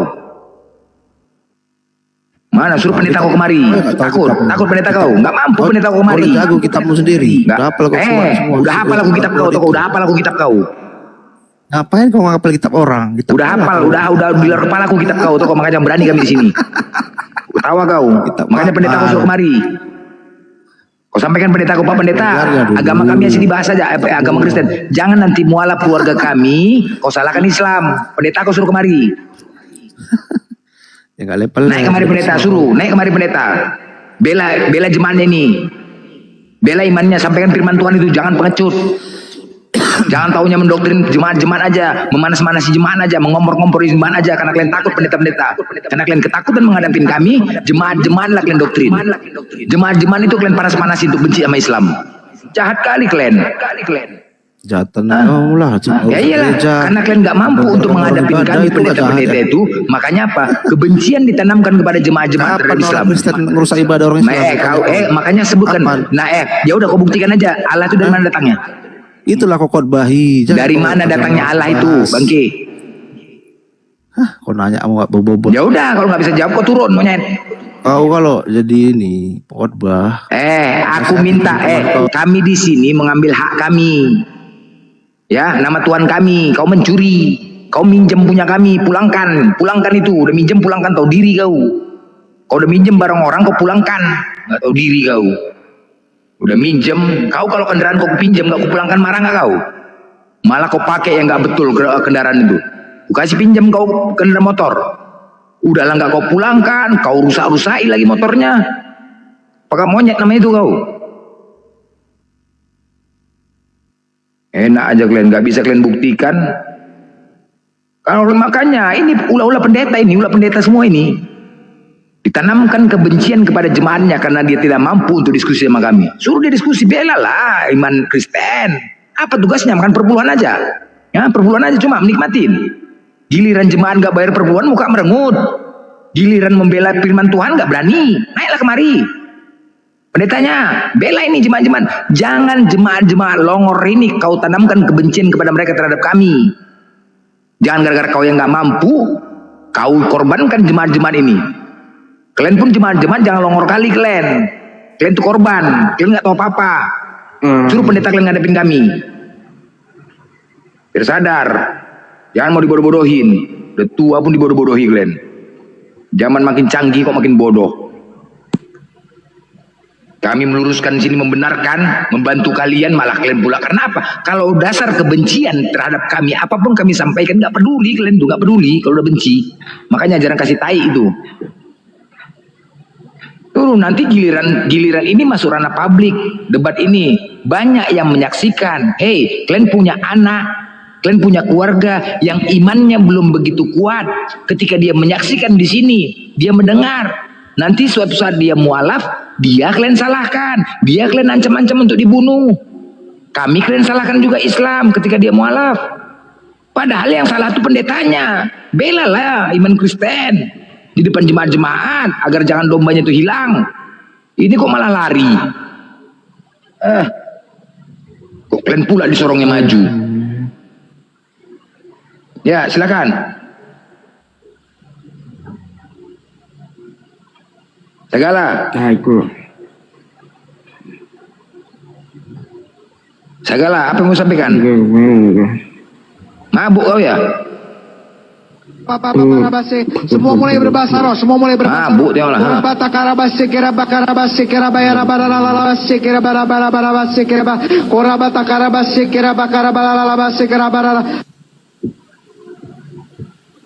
Mabuk. Mabuk kayak gini-gini lah kualitas oten. Kayak gini-gini kualitasnya. Makanya jelas-jelas itu ya di dalam Bible kalian itu alkohol, minuman khamar itu dilarang, haram. Karena apa? Tuhan Maha tahu kalau kalian minum itu efek daripada minum alkohol itu apa? Mabuk kayak gini, kayak beler, nggak sadar, merusak akal, maka dilarang. Datang kalian menjadikan keistimewaan minum alkohol itu, menjadikan keistimewaan. Orang mati pun minum. Apa nggak rusak kalau kalian semua? Kalian tolak semua kebenaran. Babi juga kalian makan, apa nggak bersarang iblis dalam diri kalian? Kasih tahu kalian bengal. Silakan.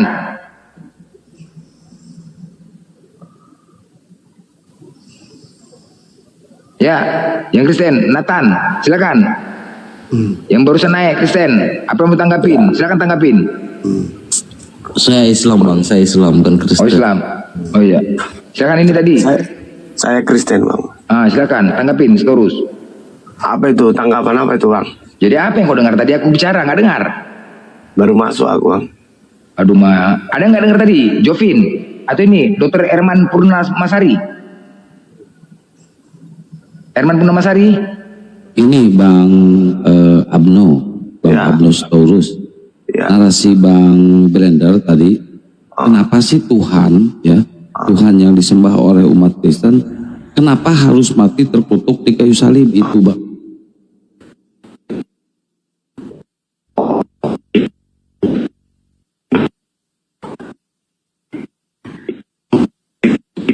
Woi,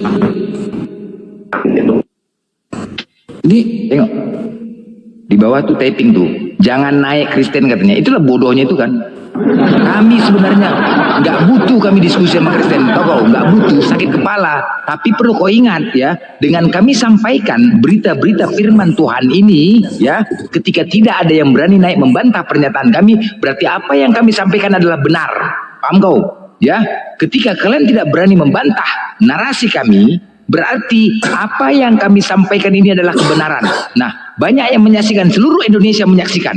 Ini masuk YouTube, seluruh Indonesia menyaksikan. Orang berpikir kalau punya akal, mereka menceritakan firman Tuhan, tapi di bawah banyak Kristen, kok nggak ada berani bantah ya? Kok nggak ada berani bantah? Berarti apa? Benar yang kami sampaikan. Jangan nanti mualaf kau marah, Sinaga. Jangan kalau nanti mualaf adik kau, keluarga kau, jangan kau marah ya. Bisa kau, Bang Sitaurus. Udah bisa dijawab. Ya, kenapa Tuhan yang disembah oleh orang Kristen itu mati terkutuk, Bang? Bukan mati terkutuk namanya, Bang. Di dalam, dengar lu, Bang. Di dalam mati terkutuk, Bang. Lain mati terkutuk. Dengar dulu. Jangan sebelah pihak dulu didengar. Pelan-pelan kita ngomong. Itu kan tertulis di Bible, Bang.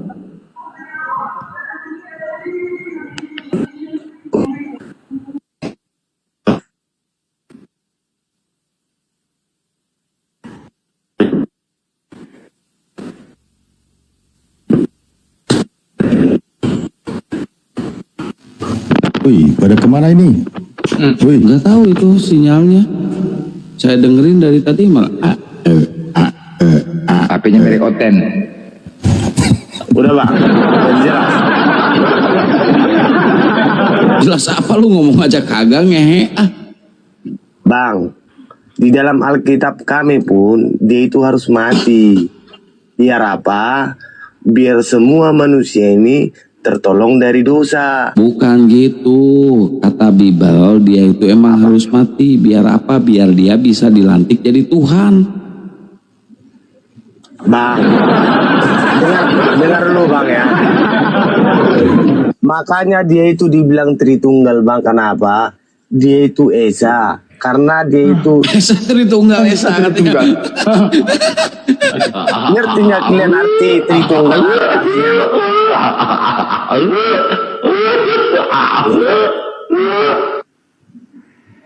Dengar dulu, jangan belum nyampe aku ngomong udah. Sekarang oke. Siapakah Tuhanmu yang Esa itu? Terus? Itu pertanyaan bagus tuh sama aku itu. Tuhanku itu Tuhan Yesus. Yesus ya, bukan Bapa ya. Iya. Dia itu sebetulnya dia itunya Allah. Bukan, berarti dua, Yesus sama Allah. Bapa Tuhan juga Bapa. Macet. Semua lah jaringan merek Oten, handphone merek Oten jadi kayak gini lah. Macet. Macet.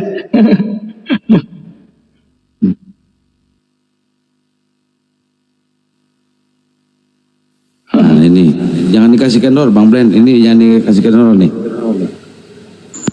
Sahabat Chris. Ya. Wih. Iya. Iya.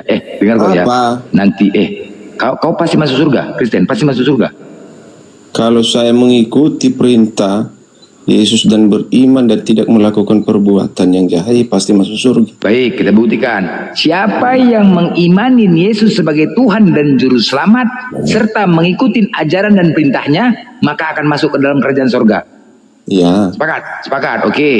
Nah, siapa yang mengimani Yesus sebagai Tuhan dan Juru Selamat, tetapi tidak mengikuti ajaran dan perintahnya, konsekuensinya kemana? Ya masuk neraka lah. Masuk neraka ya? Oke, baik. Kalau begitu, semua umat Kristen masuk neraka. Siapa yang ngajarkan kalian mati pakai jas sepatu terbalik yang kiri di kanan di kiri? Silakan. Tidak ada.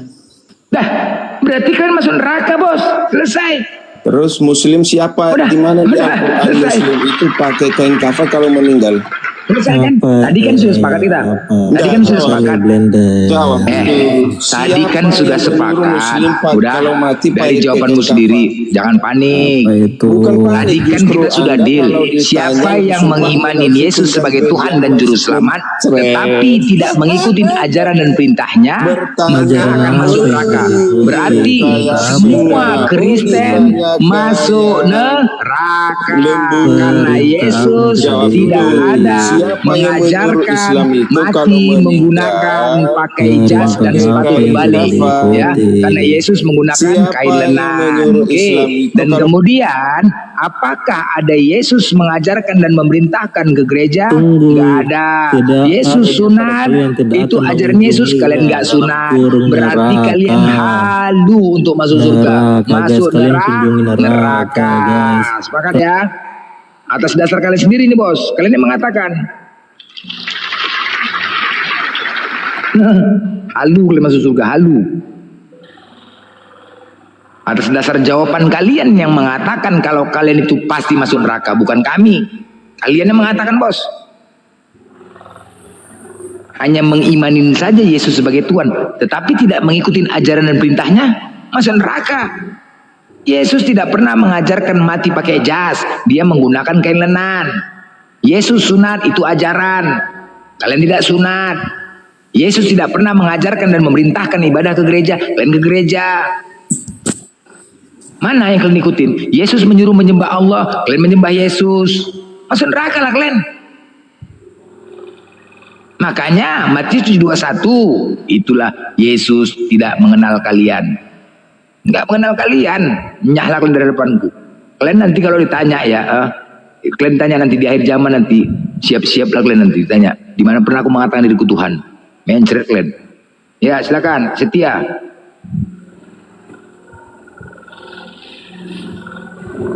Setia, Jordan, Jonathan. Ya, malam. Silakan.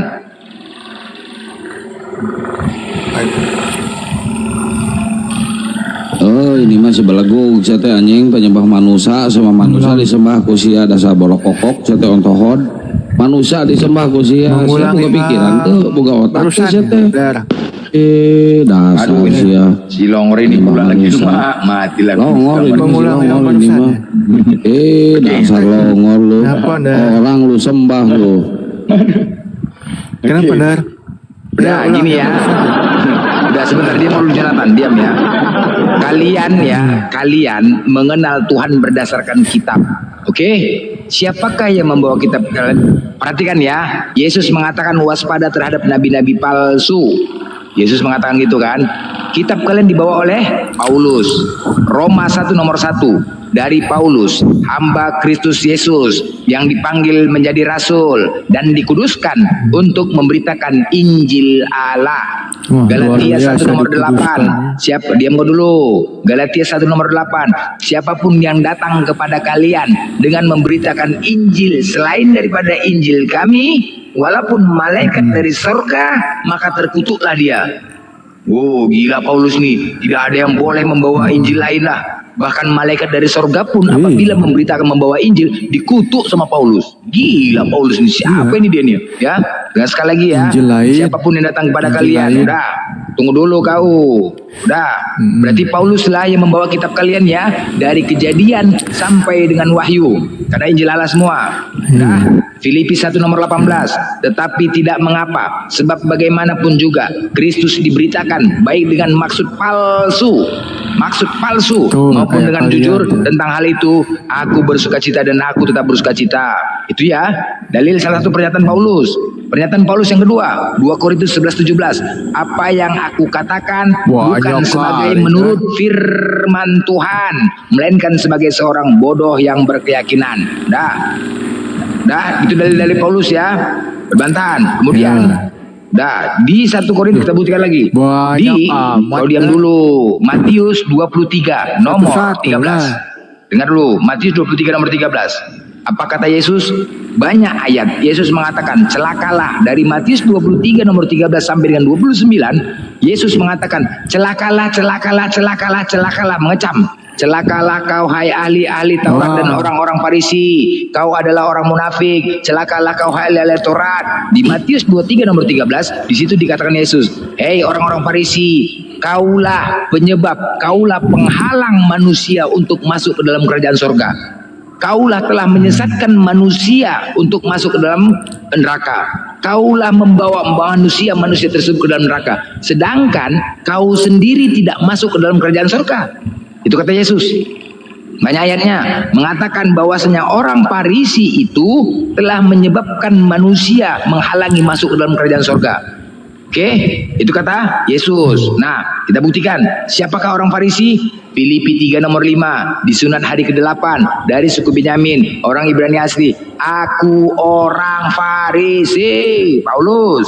Kisah Para Rasul 23 nomor 6. Dan karena ia tahu bahwa sebagian dari mereka itu termasuk golongan orang Saduki dan sebagian termasuk golongan orang Farisi, ia berseru dalam mahkamah agama itu, katanya, "Hai saudara-saudaraku," kata Paulus, "aku adalah orang Farisi, keturunan Farisi," katanya. Jelas ya, Paulus orang Farisi.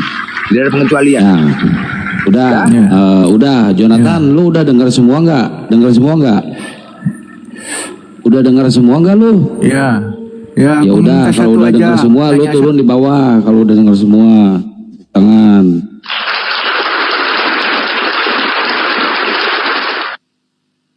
Untuk kalian renungkan semua. Bodoh-bodoh semua yang naik ya. Iya, belum. Beleguk berkokok sih. Jadi jelas ya teman-teman ya. Emang enak dengar khotbah Blender di atas, dia mau bertanya di bawah.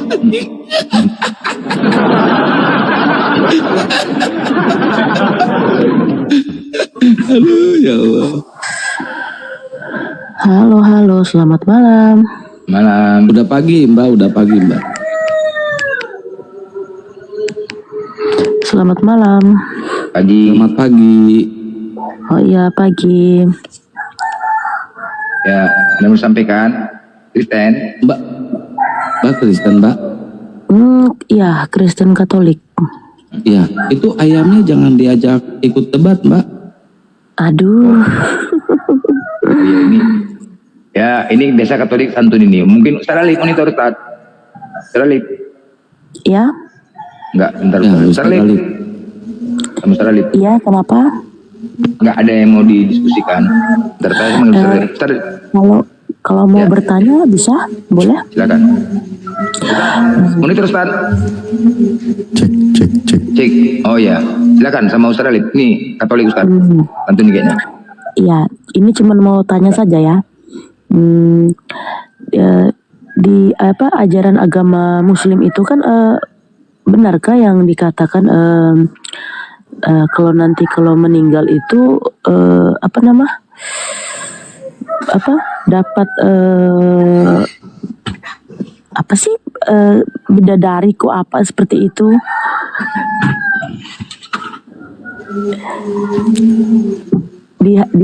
Dijanjikan bidadari 70 bidadari ya, seperti itu.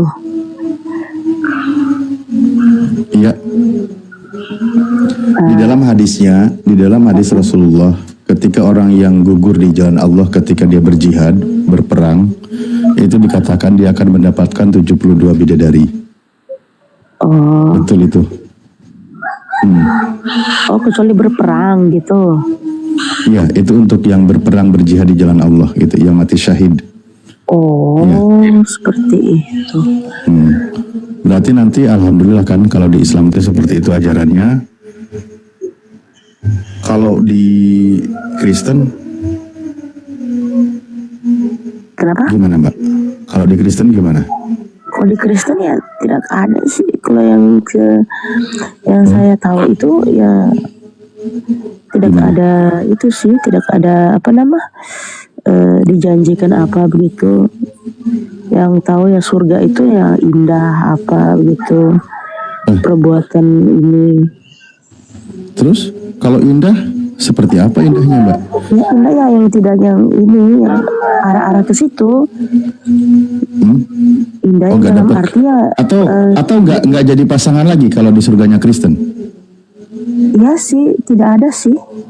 Oh, nggak ada. Berarti nanti jomblo di surga. Iya, hidup yang ini kayaknya seperti itu. Wah, kasihan kali nasibnya Mbak. Yang lebih kasihan lagi, mau 2 hari lagi mau merit, mati dia. Wah, jomblo seumur hidup di dunia dan di surga. Tidak, Kalau di Islam konsep rumah tangganya itu kan abadi sampai jannah, sampai surga. Nah, kalau di Kristen ternyata ketika dia mati sebelum menikah, jomblo sampai surga. Ah, repot, ngeri kali.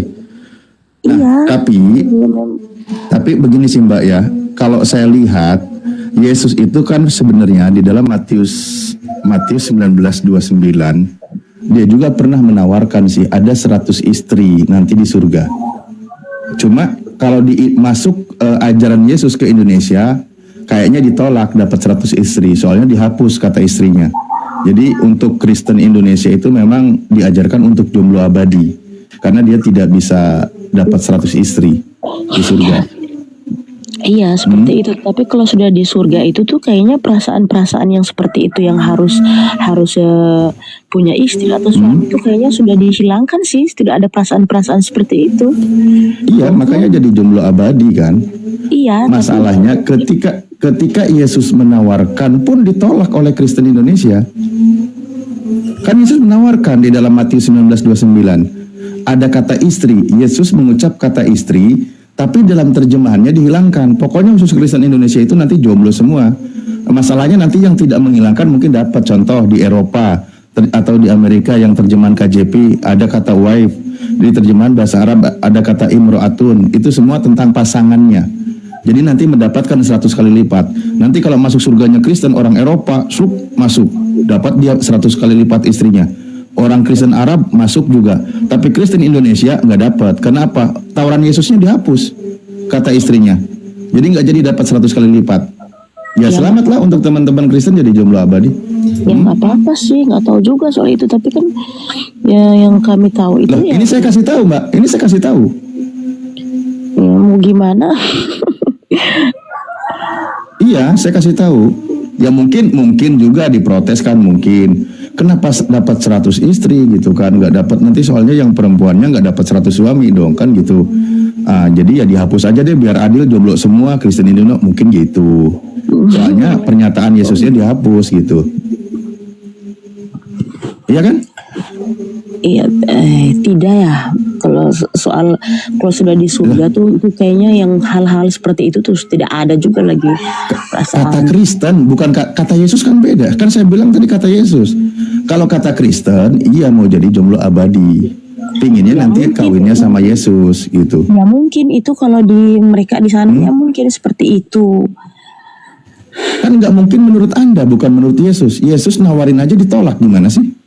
Iya, maksudnya itu kan yang saya pelajari dari saya kecil sampai sekarang kan saya tahu ya surga ya yang gimana ya, maksudnya seperti taman yang indah, yang kita yang pokoknya yang dari dunia itu tuh tidak ada lagi yang kayak percintaan yang dengan ini. Mungkin kalau yang mungkin dengan yang punya suami ya dia bertemu lagi dengan suaminya seperti itu. Lah, tapi kan tadi kau bilang nggak ada pertemuan lagi, nggak ada hubungan lagi keluarga. Bukan, ngerti maksudnya tuh bukan yang kayak sebenarnya dapat 7 bidadari terus tidak ada lagi yang seperti itu tuh loh. Iya nggak ada, karena dikasih 100 istri pun ditolak. Gimana sih? Kan Yesus itu menawarkan 100 istri, tapi karena masuk Indonesia ditolak itu, diajarkanlah kepada Kristen. Karena apa? Karena dihapus kata istrinya. Makanya Kristen diajarkan jomblo abadi. Yang kasihan itu yang udah di surganya nggak dapat pasangan, mau merit nggak jadi, ketemu ajalnya, jomblo dia di dunia, begitu masuk surga jomblo lagi, jomblo lah abadi kan gitu. Mas, Pak Ustadz nggak masuk akal, soalnya kan gini, kita sudah berbuat baik di dunia, terus kita ke surga itu Tuhan sudah tidak lagi yang harus kasihan dia di dunia dia harus gini, ya tidak ada lagi seperti itu sih. Iya, kalau ajaran Kristen iya, yang saya sampaikan itu ajaran Yesus tadi. Yesus menawarkan 100 istri, tapi untuk Kristen Indonesia ditolak, di terjemahannya dihilangkan. Aslinya Yesus menawarkan gitu loh. Kan kalian sendiri yang memilih untuk jadi jomblo abadi. Gimana sih? Yang saya sampaikan itu ucapan Yesusnya ketika dia menawarkan. Tapi Anda menjelaskan versi Kristennya yang terjemahannya di Indonesia gitu loh. Tapi memang ada pilihan lain nanti juga kawin sama Yesus. Kalau itu tidak dihapuskan gitu. Nggak ada kawin-kawinan di sana. Oh ada dong. Masa nggak pernah diajarin? Iya, tidak ada sama sekali kawin-kawinan di sana. Pokoknya tidak pernah diajarin kalau sampai di surga tuh kawin mengawin tuh tidak ada sama sekali. Oh, Iya. jadi ini yang cetak salah ini. Ya nggak tahu itu masalahnya. Ah ini nih coba nih ya, saya baca ya. Marilah kita bersukacita dan bersorak-sorai, hore, kan gitu. Dan memuliakan Dia karena hari perkawinan anak domba telah tiba dan pengantinnya telah siap sedia. Ah ini Lah, emang itu dikatakan di surga gitu? Ini di surga dong. Dari mana itu dibilang di surga itu? Lah ini perkawinan Yesus. Emang Yesus mau kawin di mana? Mana ada di itu bilang perkawinan di surga? Oh jadi Yesus nanti di bumi mau kawin? Sabar, itu loh. Itu dari cuma sepotong-sepotong kayak gitu tidak bisa. Bukan. Ini kisah di surga. Ini kitab Wahyu di surga. Ya, ini kisah di surga loh, perkawinan anak domba. Jadi Yesus itu mau kawinnya nanti di surga apa di bumi? Mana? Tidak, itu belum pasti kejelasannya itu. Tidak ada itu perkawinan di surga itu. Tidak ada. Ya udah berarti kamu milih di bumi ya. Saya nggak mau memperumit. Berarti nanti Yesus kawin di bumi ya. Yesus juga nggak ada kawin-kawin di bumi. Lah ini ayatnya apa ini? Anak domba. Anak domba itu siapa? Anak domba itu kita umat manusia ini, bukan anak domba. Yesus itu disebut sebagai anak domba. Anak domba itu ya umat manusia ini. Perkawinan anak domba ini A nya huruf besar, D-nya huruf besar. Emang kalian huruf besar? Itu bukan Yesusnya, bukan. Anak domba. Yang anak domba di sini siapa, Miun? Manusia, bukan anak domba itu Yesus, bukan. Anak domba di sini Yesus. Astagfirullahaladzim. Kenapa tiba-tiba kau lupa dengan kitabmu? Saya buka ya. Kita buka nih. Perjamuan kawin anak domba. Siapa nih? Siapa di sini? Kalau banyak para anak domba. Perkawinan anak domba. Lalu aku mendengar seperti suara. Halo Bro Alif, bisa dengar suara saya? Iya, halo. Halo, iya. Selamat subuh. Bentar ya Pak ya. Bentar ya Pak ya. Bentar ya Pak ya. Saya bicara dulu dengan Pak Yestin. Pak Yestin. Iya. Nanti kalau ini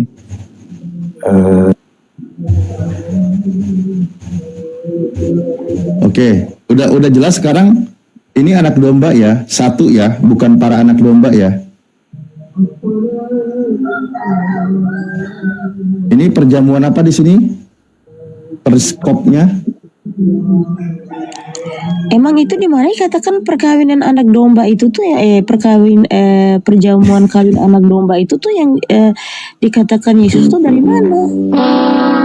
Oh, Anda nggak tahu kalau anak domba di sini Yesus? Kita buka ya. Anak domba di dalam kitab Wahyu itu Yesus. Contoh Wahyu 5 nomor 6. Kita buka nih. Wahyu 5 nomor 6 di sini dikatakan apa? Nih. Seekor anak domba yang disembelih. Anak domba di sini Yesus. Saya itu kebangetan deh. Pendetamu nggak pernah ngajarin ya kalau anak domba itu adalah Yesus? Enggak, saya bukan pendeta. Pendeta tuh. Ya, Anda bukan, pendetamu nggak ngajarin. Beda. Atau nggak pernah dikhotbahkan di gereja?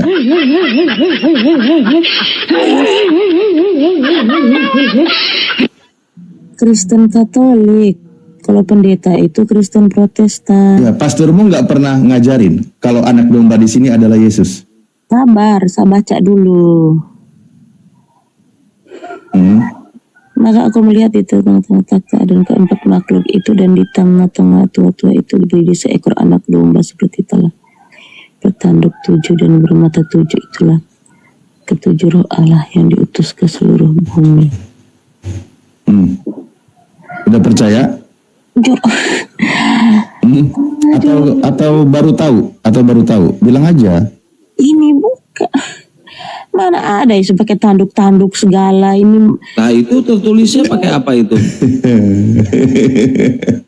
Ya gitulah Mbak ya, makanya jangan berasumsi dulu terhadap keyakinannya kalau belum pernah belajari. Ini tujuan sih bukan ke Tuhan Yesus loh ini sebenarnya. Waduh. Terus anak domba di sini siapa? Atau mau lihat tafsirannya nggak, anak domba itu siapa? Penjelasannya.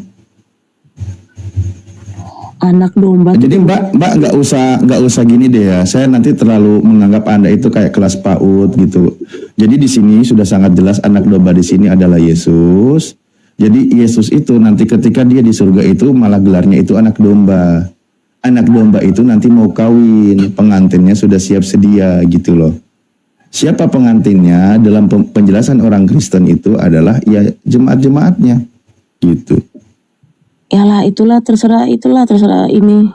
Terserah Bible Bu. Iya terserah kalian yang ngatur gitu ini. Kok kalian? Itu kan tertulis di Bible Bu. Gimana sih kepercayaan tidak ada di situ loh, tidak tertulis Nah di itu situ. kan tertulis di mana itu? Anak Ya, domba itu itu bisa umat manusia siapa aja anak domba. Bukan selamanya anak domba itu Tuhan Yesus, bukan. Apa nih? Anak domba itu umat manusia, umat. Bukan Ya berarti bukan ditujukan kepada. ya udah kalau Anda tolak di sini Yesus, berarti kalian semua nanti jadi anak domba mau kawin. Jadi nanti Kristen itu di surganya jadi anak domba dan kawin kan gitu. Anak domba Jadi, itu perumpamaan, bukan anak domba beneran domba enggak. Ya gak apa-apa, perumpamaan juga. Jadi kalian perumpamaannya nanti Kristen itu jadi anak domba di surga mau kawin gitu. Jadi cara kawinnya orang Kristen nanti di surga itu seperti anak domba. Bang Blender, Di surga akan kawin. Itu tidak ada gitu. Itu cuma Nah ini loh ayatnya. Ini penjelasannya di sini. Ini perkawinan anak domba ini siapa? Tapi tidak dijelaskan di situ kan di surga itu.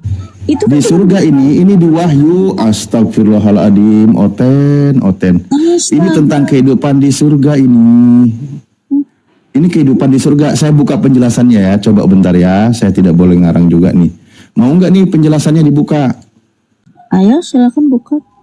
Coba kita yang singkat-singkat aja. Di sini dikatakan nih. Nih. Kronologis pasal Wahyu 19 1-21 menempatkan pengantin itu yaitu jemaat gereja ya sebagai berada di surga sebelum kedatangan Kristus ke bumi. Nah, jadi yang jadi pengantinnya itu jemaat gereja ya. Yang jadi pengantinnya di sini jemaat gereja, anak dombanya di sini Yesus gitu. Di sini dikatakan sebentar ya. Anak domba di sini huruf besar semua merujuk kepada Yesus, pengantinnya jemaat gereja.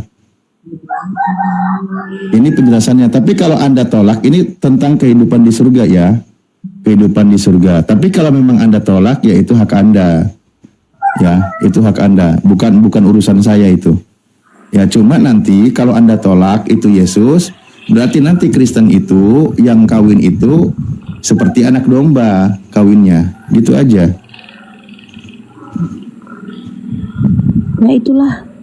Tidak tahu. Ya itulah. Assalamualaikum warahmatullahi wabarakatuh.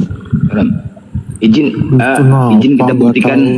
kita buktikan dia ini Anda perempuan kan, wanita kan? Ya. Yeslin. Iya wanita. Ya. Kristen gimana kok serba nggak tahu? Belajarlah di sana di room Kristen. Nggak tahu kok masuk room antikris. Kok malah dinasehatin gimana sih? Ya kalau mau belajar tuh di room Kristen. Ya lu aja nggak ngerti gimana sih lu? Kok orang mau belajar di ini lu? Blender aku nanya boleh nggak satu nah? Boleh. Polisi. Silakan kalau mau bertanya di bawah dulu, silakan. Blender kemana? Kenal kali dia. Tuh, malah belajarnya sama Muslim dikasih taunya. Di sini dikatakan nyanyian perkawinan antara Kristus dan jemaat. Sahdu ada nyanyinya gitu kan. Kalau di kita mungkin ibaratkan ada pesta pernikahan ada organ tunggalnya gitulah. Selamat ya Mbak ya. Makanya kan orang-orang Kristen kalau mati itu kan pada pakai jas, pada pakai gaun, ya siap-siap mau jadi pengantin. Gitu. Enggak lah. Kalau sudah di surga nggak ada ngurus kawin mengawin. Apain kawin mengawin di surga? Ya udah berarti ini ajaran ini salah. Ajaran yang salah. Ayat itu salah. Itu udah yang di dunia yang gitu-gitu tuh di dunia, di surga udah nggak ada. Ya nggak apa-apa Mbak, Mbak sangkal aja, Mbak sanggah aja, salahin aja Bibelnya nggak apa-apa. Iya, orang di situ juga nggak jelas, nggak disebut itu di surga. Iya nggak apa-apa Mbak, sanggah aja Ayatnya juga sepotong-sepotong gitu gimana isi penjelasannya? Nah ini penjelasannya tadi nggak cukup. Penjelasannya nggak cukup. Nih penjelasannya nih di Wahyu 19 nomor 7. Ini Matthew Henry. Nyanyian perkawinan antara Kristus dan jemaat. Nggak cukup kayak gini. Perkawinan di mana? Perkawinan di surga? Di surga dong. Masa di bumi?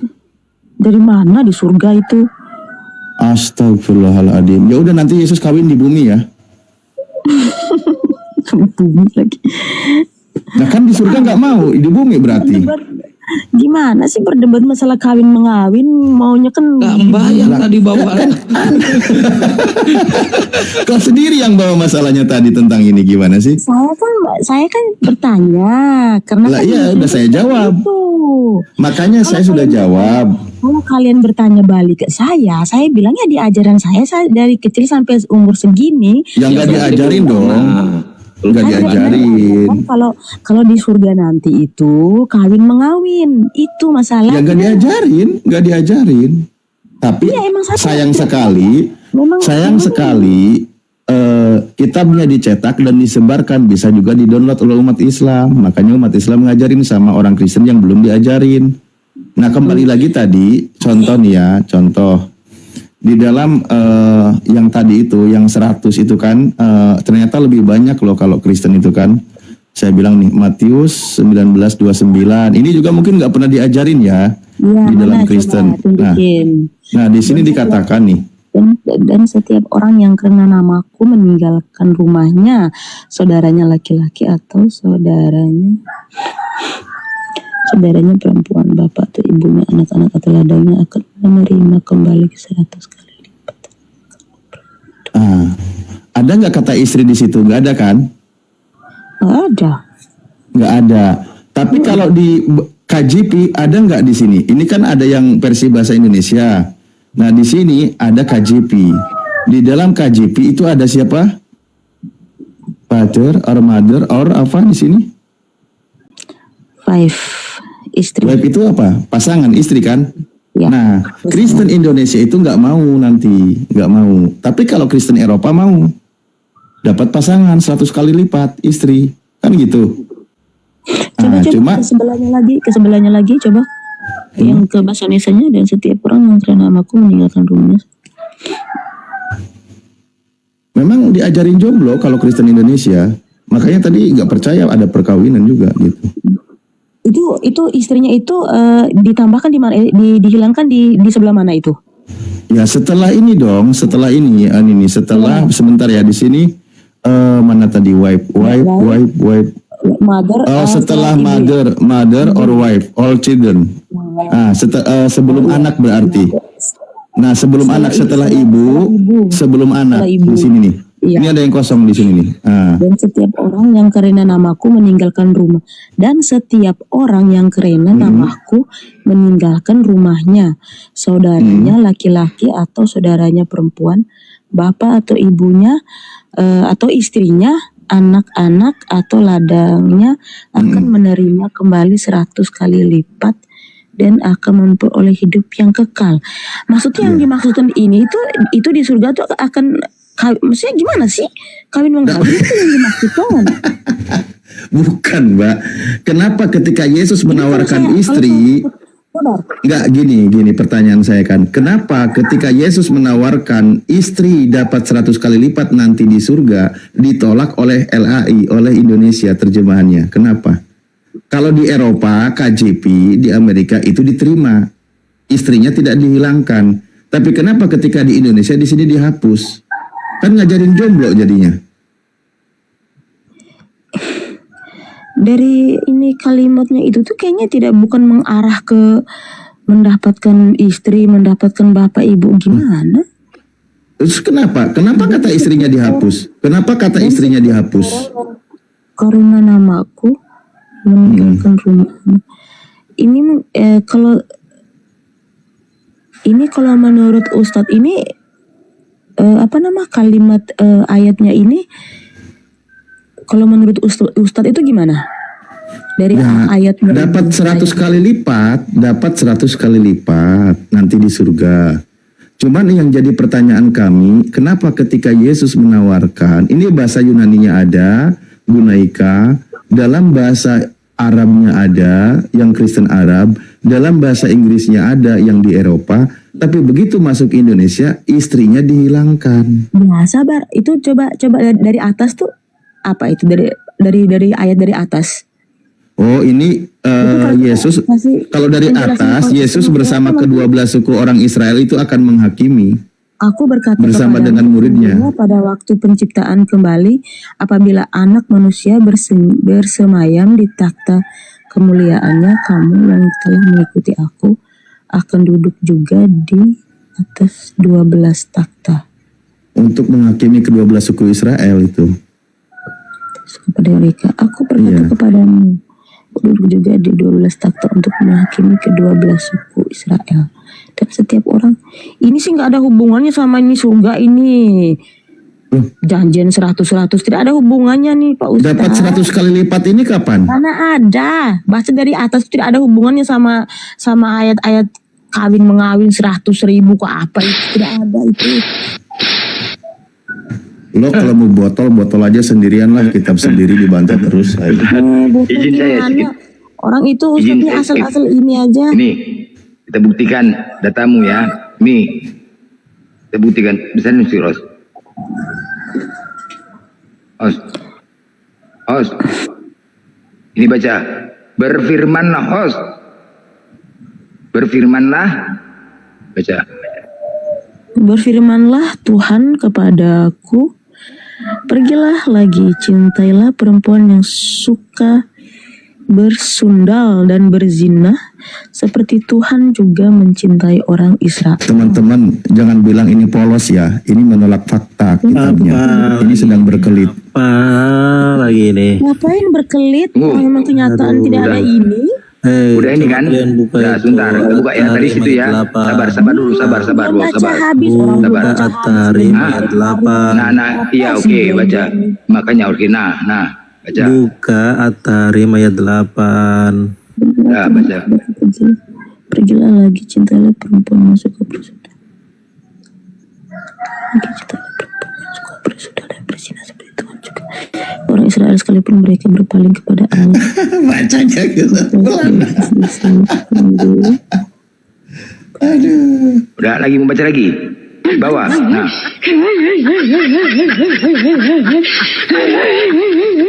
Pelan-pelan bacanya. Maksudnya ini ya. Sabar, di atas. Tunggu dulu ini tadi. Di atas perintah dulu, ya, perintah. Berfirman Perintah, Tuhan kan? kepada.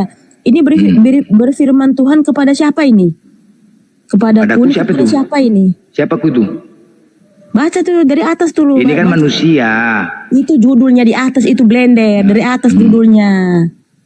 Enggak, ini perintah. Enggak usah dulu, ini apa nih? Berfirmanlah Tuhan kepadaku, pergilah lagi cintai perempuan bersundal. Itu kepada siapa? Kepada siapa? Siapa punya ini? Siapa punya di sini? Iya, kepada siapa yang dimaksud? Jawablah. Saya tanya dulu kau yang kasih tunjuk. Ya udah, jawab. Menurutmu siapa? Lah, mungkin ini Bu, mungkin itu tujuannya untuk orang Islam kali ya Bu ya. Oke, buka ya. Enggak dengar ya ini, baca nih, Bagas.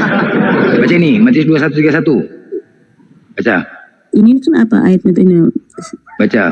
Siapa di antara kedua orang itu yang melakukan kehendak ayahnya? Jawab mereka. Yang terakhir kata Yesus kepada mereka, sesungguhnya pemungut cukai dan perempuan-perempuan sundal akan mendahului kamu masuk ke dalam. Astaga, Blender.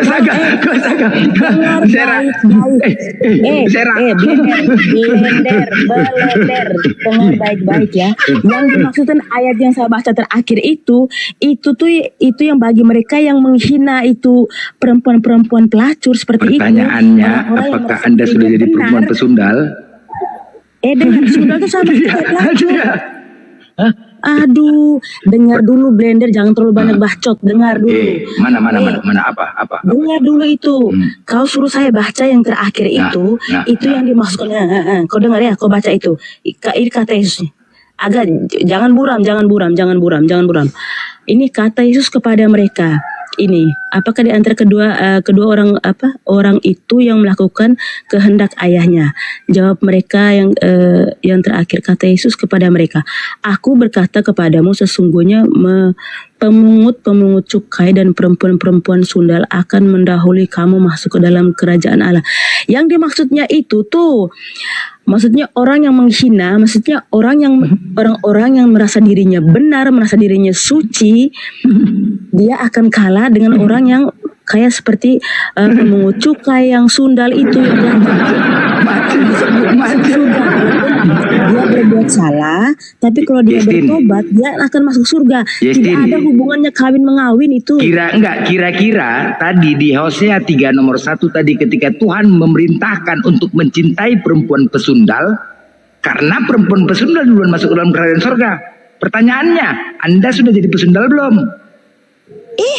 Kok Anda ya itu dia pertanyaannya. Anda udah pesundal enggak? Kan itu kan. Kau itu suka sekali kalau mau omong orang itu yang kasar-kasar, tidak baik. Kasar. Loh, itu kan tadi kan. Kau bertanya saya seolah-olah kau apa saya sundal segala macam. Karena perempuan pesundal yang masuk ke dalam kerajaan surga. Makanya Tuhan tadi itu tadi Tuhan loh. Di Hosea 3 nomor 1 Tuhan yang berfirman. Di Matius 3 nomor 21 nomor 31 Yesus yang berkata. Ayo. Dua-duanya pernyataan kuat loh.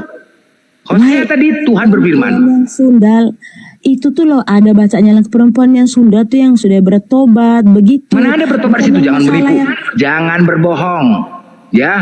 Jangan kau menambahi dan mengurangi firman Tuhan. Jangan pendusta namanya. Kalau kau cuma kasih bacaan sepotong-sepotong yang seperti itu. Mana sepotong-sepotong? Mana tulisan bertobat? Mana tulisan bertobat?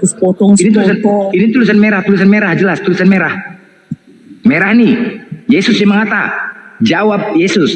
Kata Yesus. Jawab mereka yang terakhir. Kata Yesus kepada mereka.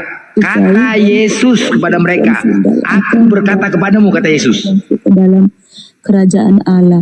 Iya kan perempuan pelacur masuk dalam. Emang salahnya dia? Iya berarti perempuan pesundal duluan masuk ke dalam kerajaan Allah kan? Yang mendahului. Kalau memang, ya kan? Kalau memang, Blender. Kalau memang perempuan sundal yang duluan masuk ke surga, emang masalahnya di mana? Iya makanya tadi di Hosea 3 nomor 1 tadi Tuhan memerintahkan untuk mencintai perempuan pesundal. Nah pertanyaannya, apakah Anda sudah jadi perempuan pesundal? Kau nih bodoh sekali. Loh, jadi gimana kan itu? Biar Anda masuk ke dalam surga duluan. Kan itu. Kau dengar. Itu masalahnya tuh harus yang perempuan yang sundal. Dia berjanji perempuan yang sundal yang masuk duluan. Bukan berarti harus jadi sundal dulu. Bagaimana sih masuk akal? Tadi perintah loh. Tuhan berfirman untuk cintai perempuan pesundal. Ini kan nyambung kemari. Bukan perintah itu, astaga. Tuhan berfirman, pergilah. Ngarang. Pergilah, cintai. Wah, itulah Anda yang pergilah, cintai. Dengar ya. Ini kau baca baik-baik, mengerti bahasa Indonesia. Ini enggak perintah nih. Ini enggak perintah. Berfirmanlah Tuhan kepadaku, pergilah.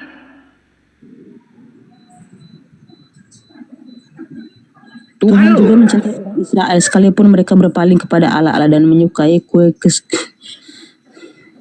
Tuhan loh berkata ini, berfirman Tuhan. Yang tadi di situ berkata Yesus. Dua-duanya pernyataan kuat loh. Lah terus kalau seandainya itu disuruh Terus kalau ini kamu punya otak tidak? Terus di situ kalau disuruh mencintai perempuan sundal, terus kita harus memaksakan diri mencintai perempuan sundal gitu? Yang nyuruhnya nggak punya otak. Yang nyuruhnya maksudnya nggak punya otak. Ini gimana sih Mbak? Parah ini. Parah, aneh. Kalian itu tuh pantesan, kalian itu ikutnya lurus-lurus. Masa di situ suruh beliau mencintai perempuan sundal, terus kita harus mencintai perempuan laki-laki harus mencintai perempuan sundal? Kan gak gila. Itu Tuhanmu yang berkata loh. Loh Tuhanmu yang berkata, bukan kami. Pakai logika masuk akal nggak? Kalau memang andaikan orang itu dia mencintai perempuan sundal, ya sudah kalau memang dia mencintai. Tapi kalau orang lain yang tidak mencintai perempuan sundal, ngapain harus dia mencintai perempuan sundal? Anda kepingin masuk surga nggak? Mengharap nggak masuk surga? Siapa pengen masuk Anda surga? mau nggak masuk surga? Jadi perempuan sundal, jangan gila kau blender. Perempuan sundal yang mendahului duluan masuk ke dalam kerajaan Allah. Perempuan sundal yang mendahului duluan. Perempuan sundal yang duluan masuk ke dalam kerajaan Allah. Blender, kalau memang seperti yang kau bilang perempuan sundal yang duluan masuk surga, ya sudah silakan, dipersilakan. Dia duluan. Berarti Anda nggak masuk surga. Kalau nggak jadi sundal, ayo. Makanya harus perempuan lain jadi sundal. Ya berarti, jangan berarti Anda nggak masuk surga. Nggak masuk surga. Kau kalau orang suruh kau lompat ke jurang gitu. Iya, ini kitabku yang mengatakan, bukan aku ya. Lucu. Bibel mengatakan. Walaupun kita pun ada seperti itu, tapi kita harus pakai logika. Kita dikasih Tuhan akal yang sehat. Tahu? Dikasih Tuhan akal yang sehat. Jadi yang tertulis di Bible tadi menurut Mbak gimana itu Mbak? Ya mau gimana? Kita harus bisa pakai akal yang sehat. Masa itu disuruh menjerumuskan kita ke arah yang tidak baik, kita ikutin aja. Ya nggak sehat itu anjurannya nggak sehat ya gitu ya maksudnya. Berarti isinya itu salah ya. Kan nggak sehat itu. Masa kok kalau di kitab ya udah nanti Mbak ke LAI minta direvisi itu salah gitu ya. Ya nggak tahu, pokoknya itu urusan dia. Yang penting saya pribadi tidak ikut kejebak di itu. Sesuatu yang salah masa kita ikuti? Setuju, saya setuju, benar itu salah. Nggak usah dan nggak perlu diikutin.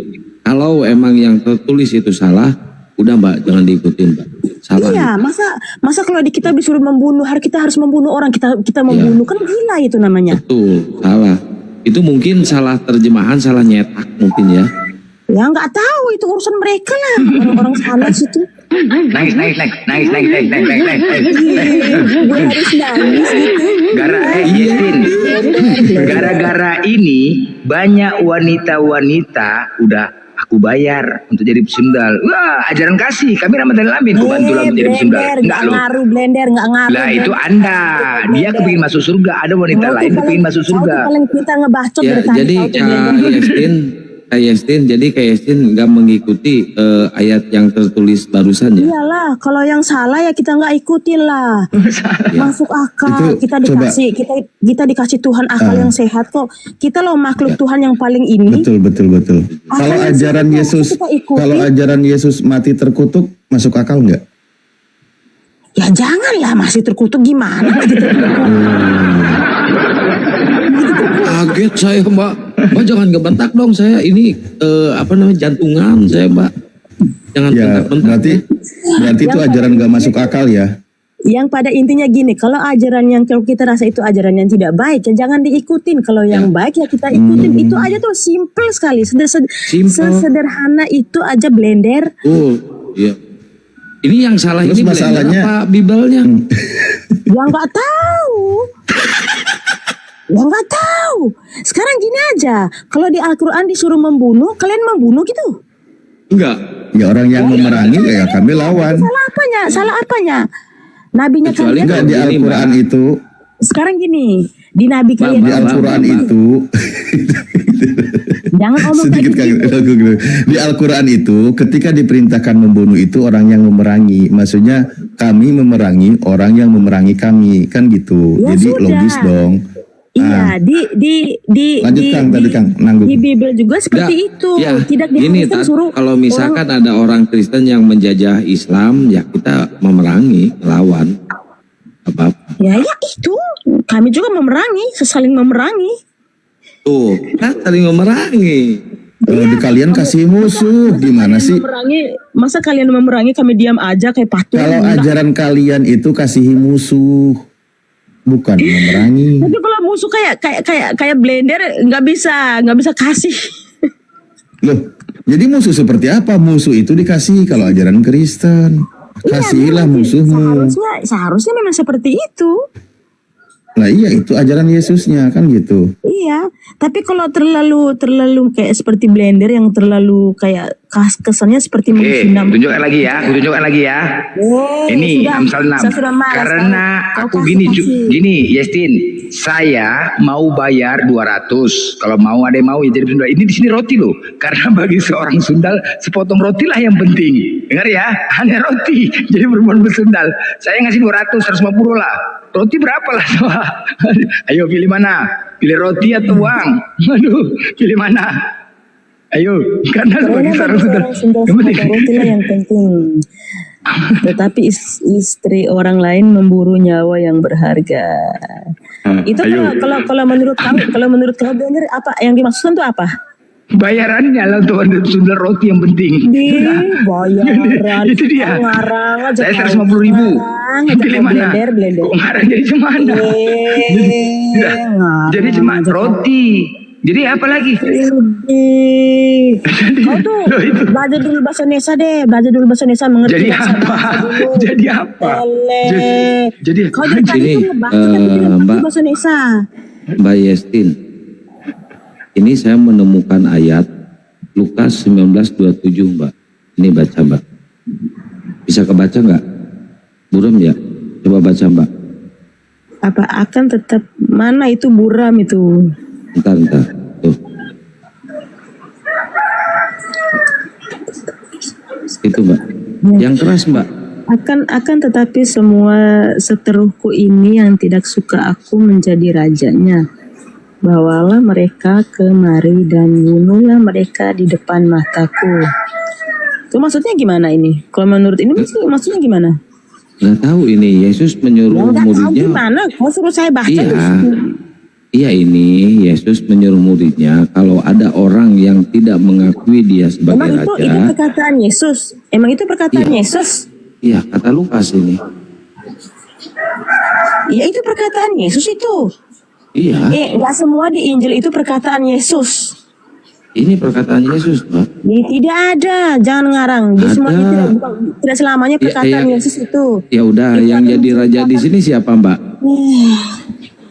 Kecuali di situ ada tertulis terang di situ perkataan Yesus raja bukan, Mbak. Kamu langsung menduga-duga itu perkataan Yesus. Bagaimana? Ya itu tinta merah itu tinta merah perkataan Yesus.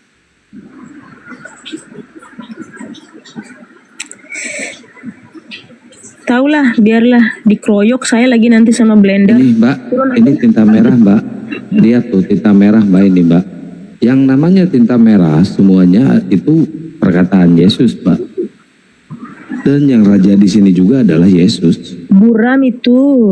Iya, ini isinya Lukas 19:27. Mbak buka aja di Bible Lukas 19:27 Mbak. Yang tulisan merahnya Mbak. Yestin. Oh Yestin. Ini lagi Yestin. Yeskiel 23:21. Baca dulu. Engkau? Agak jauh, jangan terlalu dekat. Bagaimana kok kasih bahasa saya ini? Udah, nak. Engkau menginginkan kemesuman. Kenapa sih kalau kasih baca tuh yang arahnya kawin mesum? Aduh, tadi kan bicara kawin kan? Ini bacalah dulu. Bacalah. Kitabnya. Bacalah. Baca. Dibacalah terus ya. Iya, dibaca. Sabar, iya orang baca ini. Engkau menginginkan kemesuman masa mudamu. Waktu orang Mesir memegang dadamu dan menjama-jama susu kegadisanmu.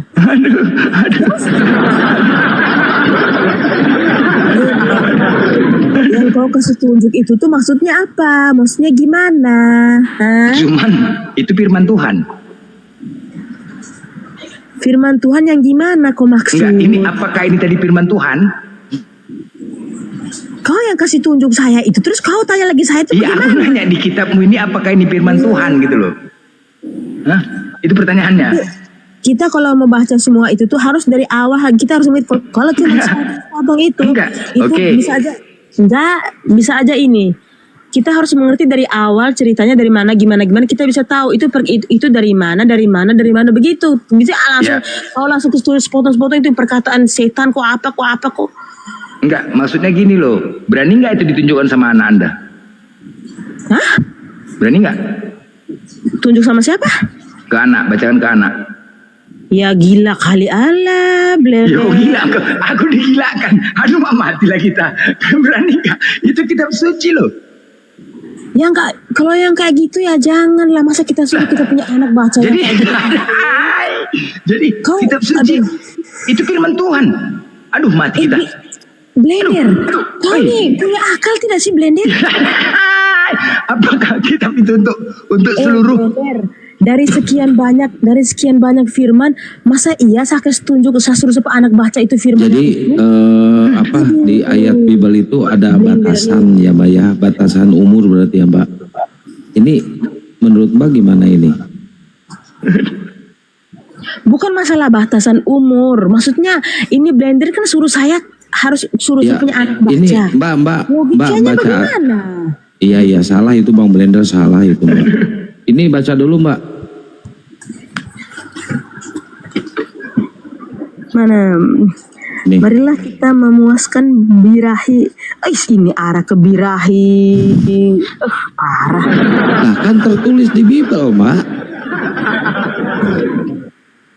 Aduh. Ini buku apa ini sebenarnya yang ditunjukinnya? Aduh.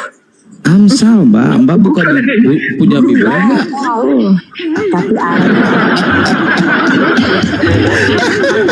Tapi Coba saya minta Bang Blender.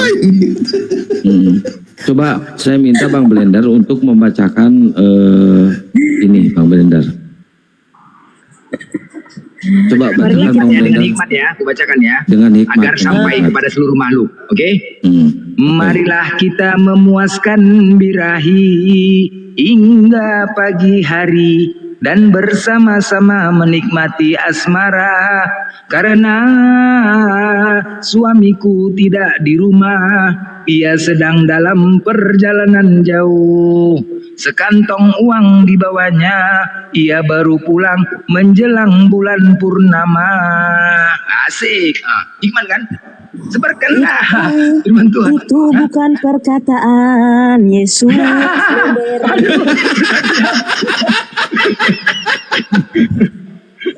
Itu perkataan siapa? Kadang-kadang Mbak ini lucu ya. Perempuan itu mungkin perempuan yang ada di situ yang dimaksudkan kitab itu. Enggak termasuk Mbak berarti Mbak. Ya enggak lah. Aduh, Bapak ini parah. Termasuk Mbak. Ya, itu firman Tuhan loh.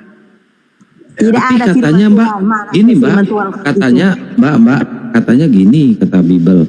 Kalau pengen masuk surga pertama kali ya, yang lain belakangan tuh harus jadi pesundal dulu, bener nggak itu? Tidak ada. Mbak, ini ilmu penting, sangat penting untuk kami dan untuk seluruh manusia. Kejadian 38 nomor 9. Tetapi Onan tahu, baca bahwa bukan ia yang punya keturunannya nanti. Sebab itu, setiap kali ia menghampiri istri kakaknya itu, ia membiarkan maninya terbuang supaya jangan memberi keturunan kepada kakaknya. Kak, ini kan penting nih ya. Mungkin kalian bisa menjawab. Setiap kali ia menghampiri istri kakaknya itu, ia membiarkan maninya terbuang. Apakah kata menghampiri sudah pasti meniduri? Membiarkan. Maksudnya tidak, Blender. Maksudnya kau tanya ini itu, maksudnya kau tanya ini firman atau bukan gitu? Ya ini kejadian 38 nomor 9, kejadian 38 nomor 9. Ini kan firman Tuhan kan? Iya, maksudnya kau mau tanya saya bilang itu tuh firman atau gimana itu atau Ya bukan? firman, aku cuma nanya di sini loh. Yang ku pertanyakan ini banyak, ini ilmu. Ketika menghampiri istri kakaknya, ia membiarkan maninya terbuang. Kenapa bisa metik gini? Gimana cara buangnya coba lah? Ini pertanyaannya. Ini loh pertanyaannya. Itu mah bukan metik lagi, itu mah lolos. Gimana? Kadang-kadang gini. Kadang-kadang begini loh. Nanya yang ketik. Hah? Enggak, menghampiri. Nanya yang ketik itu.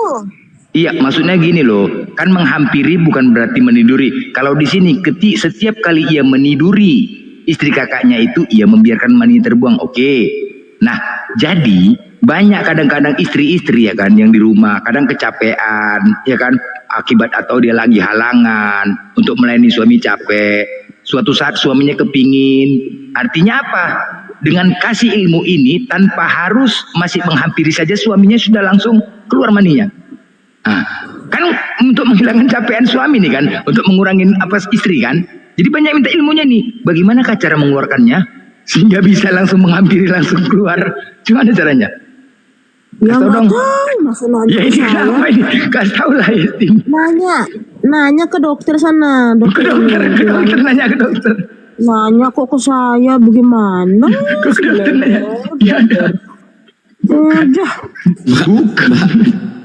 Mbak ini lagi lucu-lucunya loh Mbak. Justru Polos, kamu Mbak yang ini. lucu. Kamu masuk akal nggak sih nanya hal-hal kayak gitu ke saya?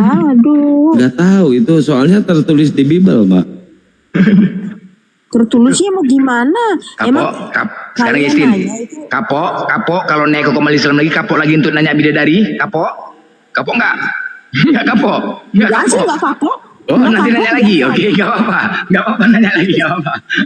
Yang penting jadi kapok, nanya lagi. Itu akibat apa? Akibat siapa yang mulai? Saya tidak mau tanya lagi tentang kawin mengawin. Mbak udah masak. Apa? Udah masak belum? Kok tanya udah masak? Iya, udah pagi masak dulu buat suaminya Mbak. Estin aku 10 lah. Estin ya, 10 ya. Estin ya. Estin 10 ya. Estin 10 ya. Jam berapa nih? Tidur sudah nih, tidur sudah. Iya, udah 10 ya. Ya. Perdebatan tidak baik, tidak Iya, baik. Estin 10 ya Estin ya.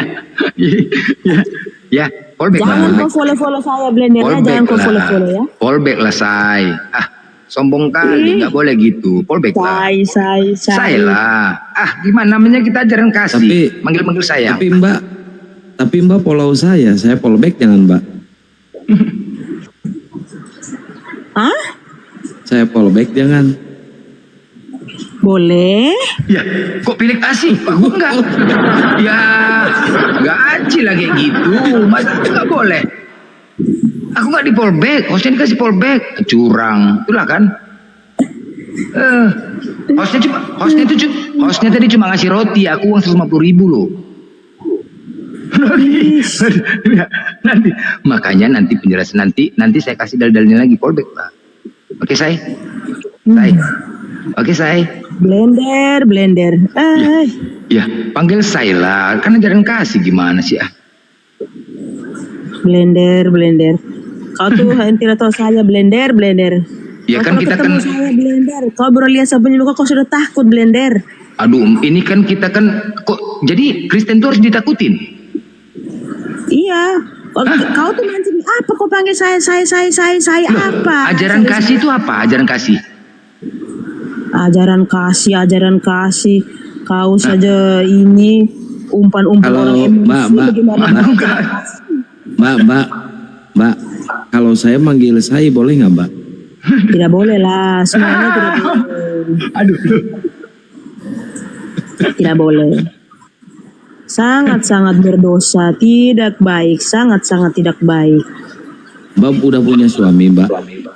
Sudah, saya sudah punya suami, sudah punya anak. Ya, kalau Mbak udah punya suami, Mbak. Tidak baik ya? Ya, kalau Mbak udah punya suami, udah pagi kan di sana ya Mbak ya, masak buat anak sama suami Mbak. Mbak Estin, kan gini, aku baru teringat aku suami. Kalau di Islam, tunggu dulu. Suami saya ini nih orangnya santuy.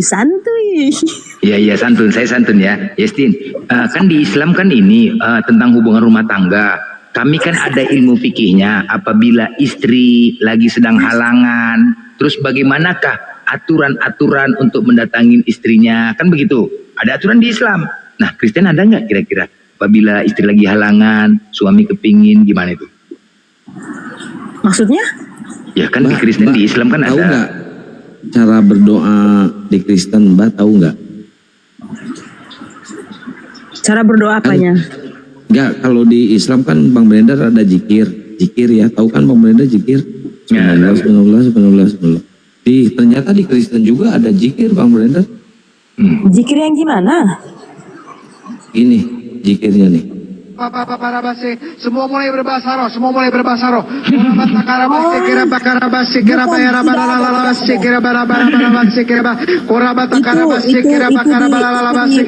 Protestan. Itu di Kristen Protestan. Ya itu ada. Kristen Protestan. Kalau saya Kristen Katolik. Itu meraba-raba siki itu gimana Mbak itu Mbak? Ya gimana? Tanya ke saya juga tidak mengerti. Saya Kristen Katolik, jadi tidak pernah diajarin seperti itu. Kalau yang itu, yang setahu saya, kalau itu Kristen Protestan, ya emang ada sih. Ya, itu yang diraba-raba itu apanya, Mbak? Ya nggak tahu. Nanya ke saya yang bukan ini. Jangan keras-keras, saya kaget, Mbak. Enggak, maaf. Maksud saya tidak tahu. Itu tuh Kristen Protestan. Kalau saya Kristen Katolik. Ya, kita dengerin lagi ya, Mbak. Semua mulai berbahasa roh. Korabata karabase kerabakarabase kerabayarabaralabase kerabarabarabarabase korabata karabase kerabakarabarabalabase kerabarala. Nah, ini yang saya pengen tahu, dia itu meraba-raba apa gitu ya? Bukan meraba-raba, sikiraba-laba, apa sih? Bukan tentang raba-raba itu. Sikiraba-raba-raba, meraba-raba siki raba-raba siki itu. Tidak ada raba-raba itu. Itu raba-raba. Mana ada itu? Itu bahasa roh yang tidak tahu sih, saya juga kurang mengerti. Iya. Parah ya. Cuman saya pernah dengar seperti itu, tapi saya kurang begitu tahu sih. Memang ada.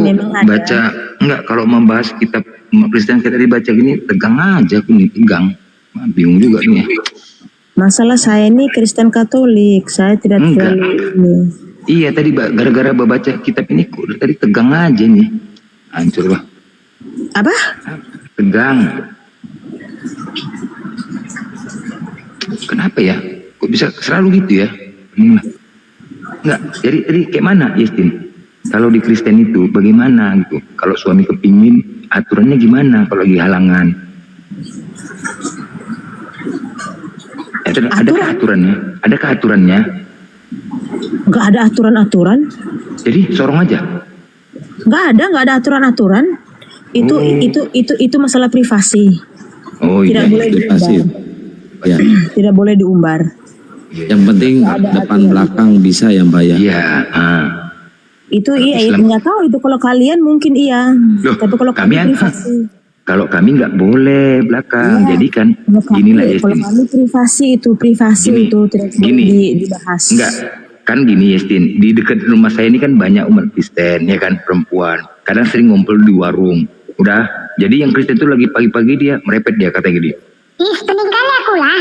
Dari tadi sama suamiku begaduh aja. Nanti dipukul kayak gini. Nanti kami di Kristen gak boleh cerai. Pening aku lah. Jangan marah-marah lah Kak. Kenapa Kak? Iya bener. Itu deh suami. Malah semalam berhalangan kayak gini. Minta. Pening aku deh. Loh, kenapa emangnya Kak? Kok bisa kayak gitu? Iya. Karena suami ini kan pulang mabuk, kepingin. Minta dia main kan. Nanti aku gak ngasih, dia marah. Nanti dia selingkuh kan. Ya namanya suami, layanin lah Kak. Aku bilang. Iya, itulah pentingnya kami di Kristen ini. Kalau nggak cocok nggak boleh cerai. Kalau tidak ada bahasa lain lagi, nggak ada bahas yang lain, mendingan tidak usah bahas yang itu lagi ya. Tunggu dulu, enggak, aku membicarakan ini tentang tetangga. Sabar dulu Estinda. Jadi itu jangan umpan-umpan yang aneh-aneh ya. Bukan, aku menceritakan dengan tetanggaku mereka Menceritakan gitu loh. apa? Kau menceritakan Ya, ini- hal-hal yang seperti itu. Kau kira baik kah? Loh, jadi Blender. gimana? Jadi semak salah menyebut kitab, salah menceritakan. Enggak, ini aku pengalaman mereka loh. Tenanglah dulu. Dah, tiba-tiba pas kakak itu ngomong, tiba-tiba ngomong, ya kenapa itu kak? Kuntur kakak besar kali, aku bilang. Maaf lah, saya sengaja kok kebesaran ketentu katanya. Ya, kok besar kali kuntur kakak? Aku bilang, kakak nih. Iya. Maaf ya, nggak sengaja. Loh, kakak perempuan kok kunturnya besar kali kakak ini lah. Ini parah nih. Memang itulah kayak kalau di Kristen nih. Kalau suami pulang mabuk kepingin, aku lagi halangan, ya kan? Tahu lah aku lagi halangan, suami mabuk, pulang kepingin dia. Nanti gak dilayani dia marah, selingkuh. Jadi gimana solusinya kak? Ini udah selesai nih. Udah masalah ini sudah selesai kan? Tidak ada lagi kan? Udah Yestin? Udah?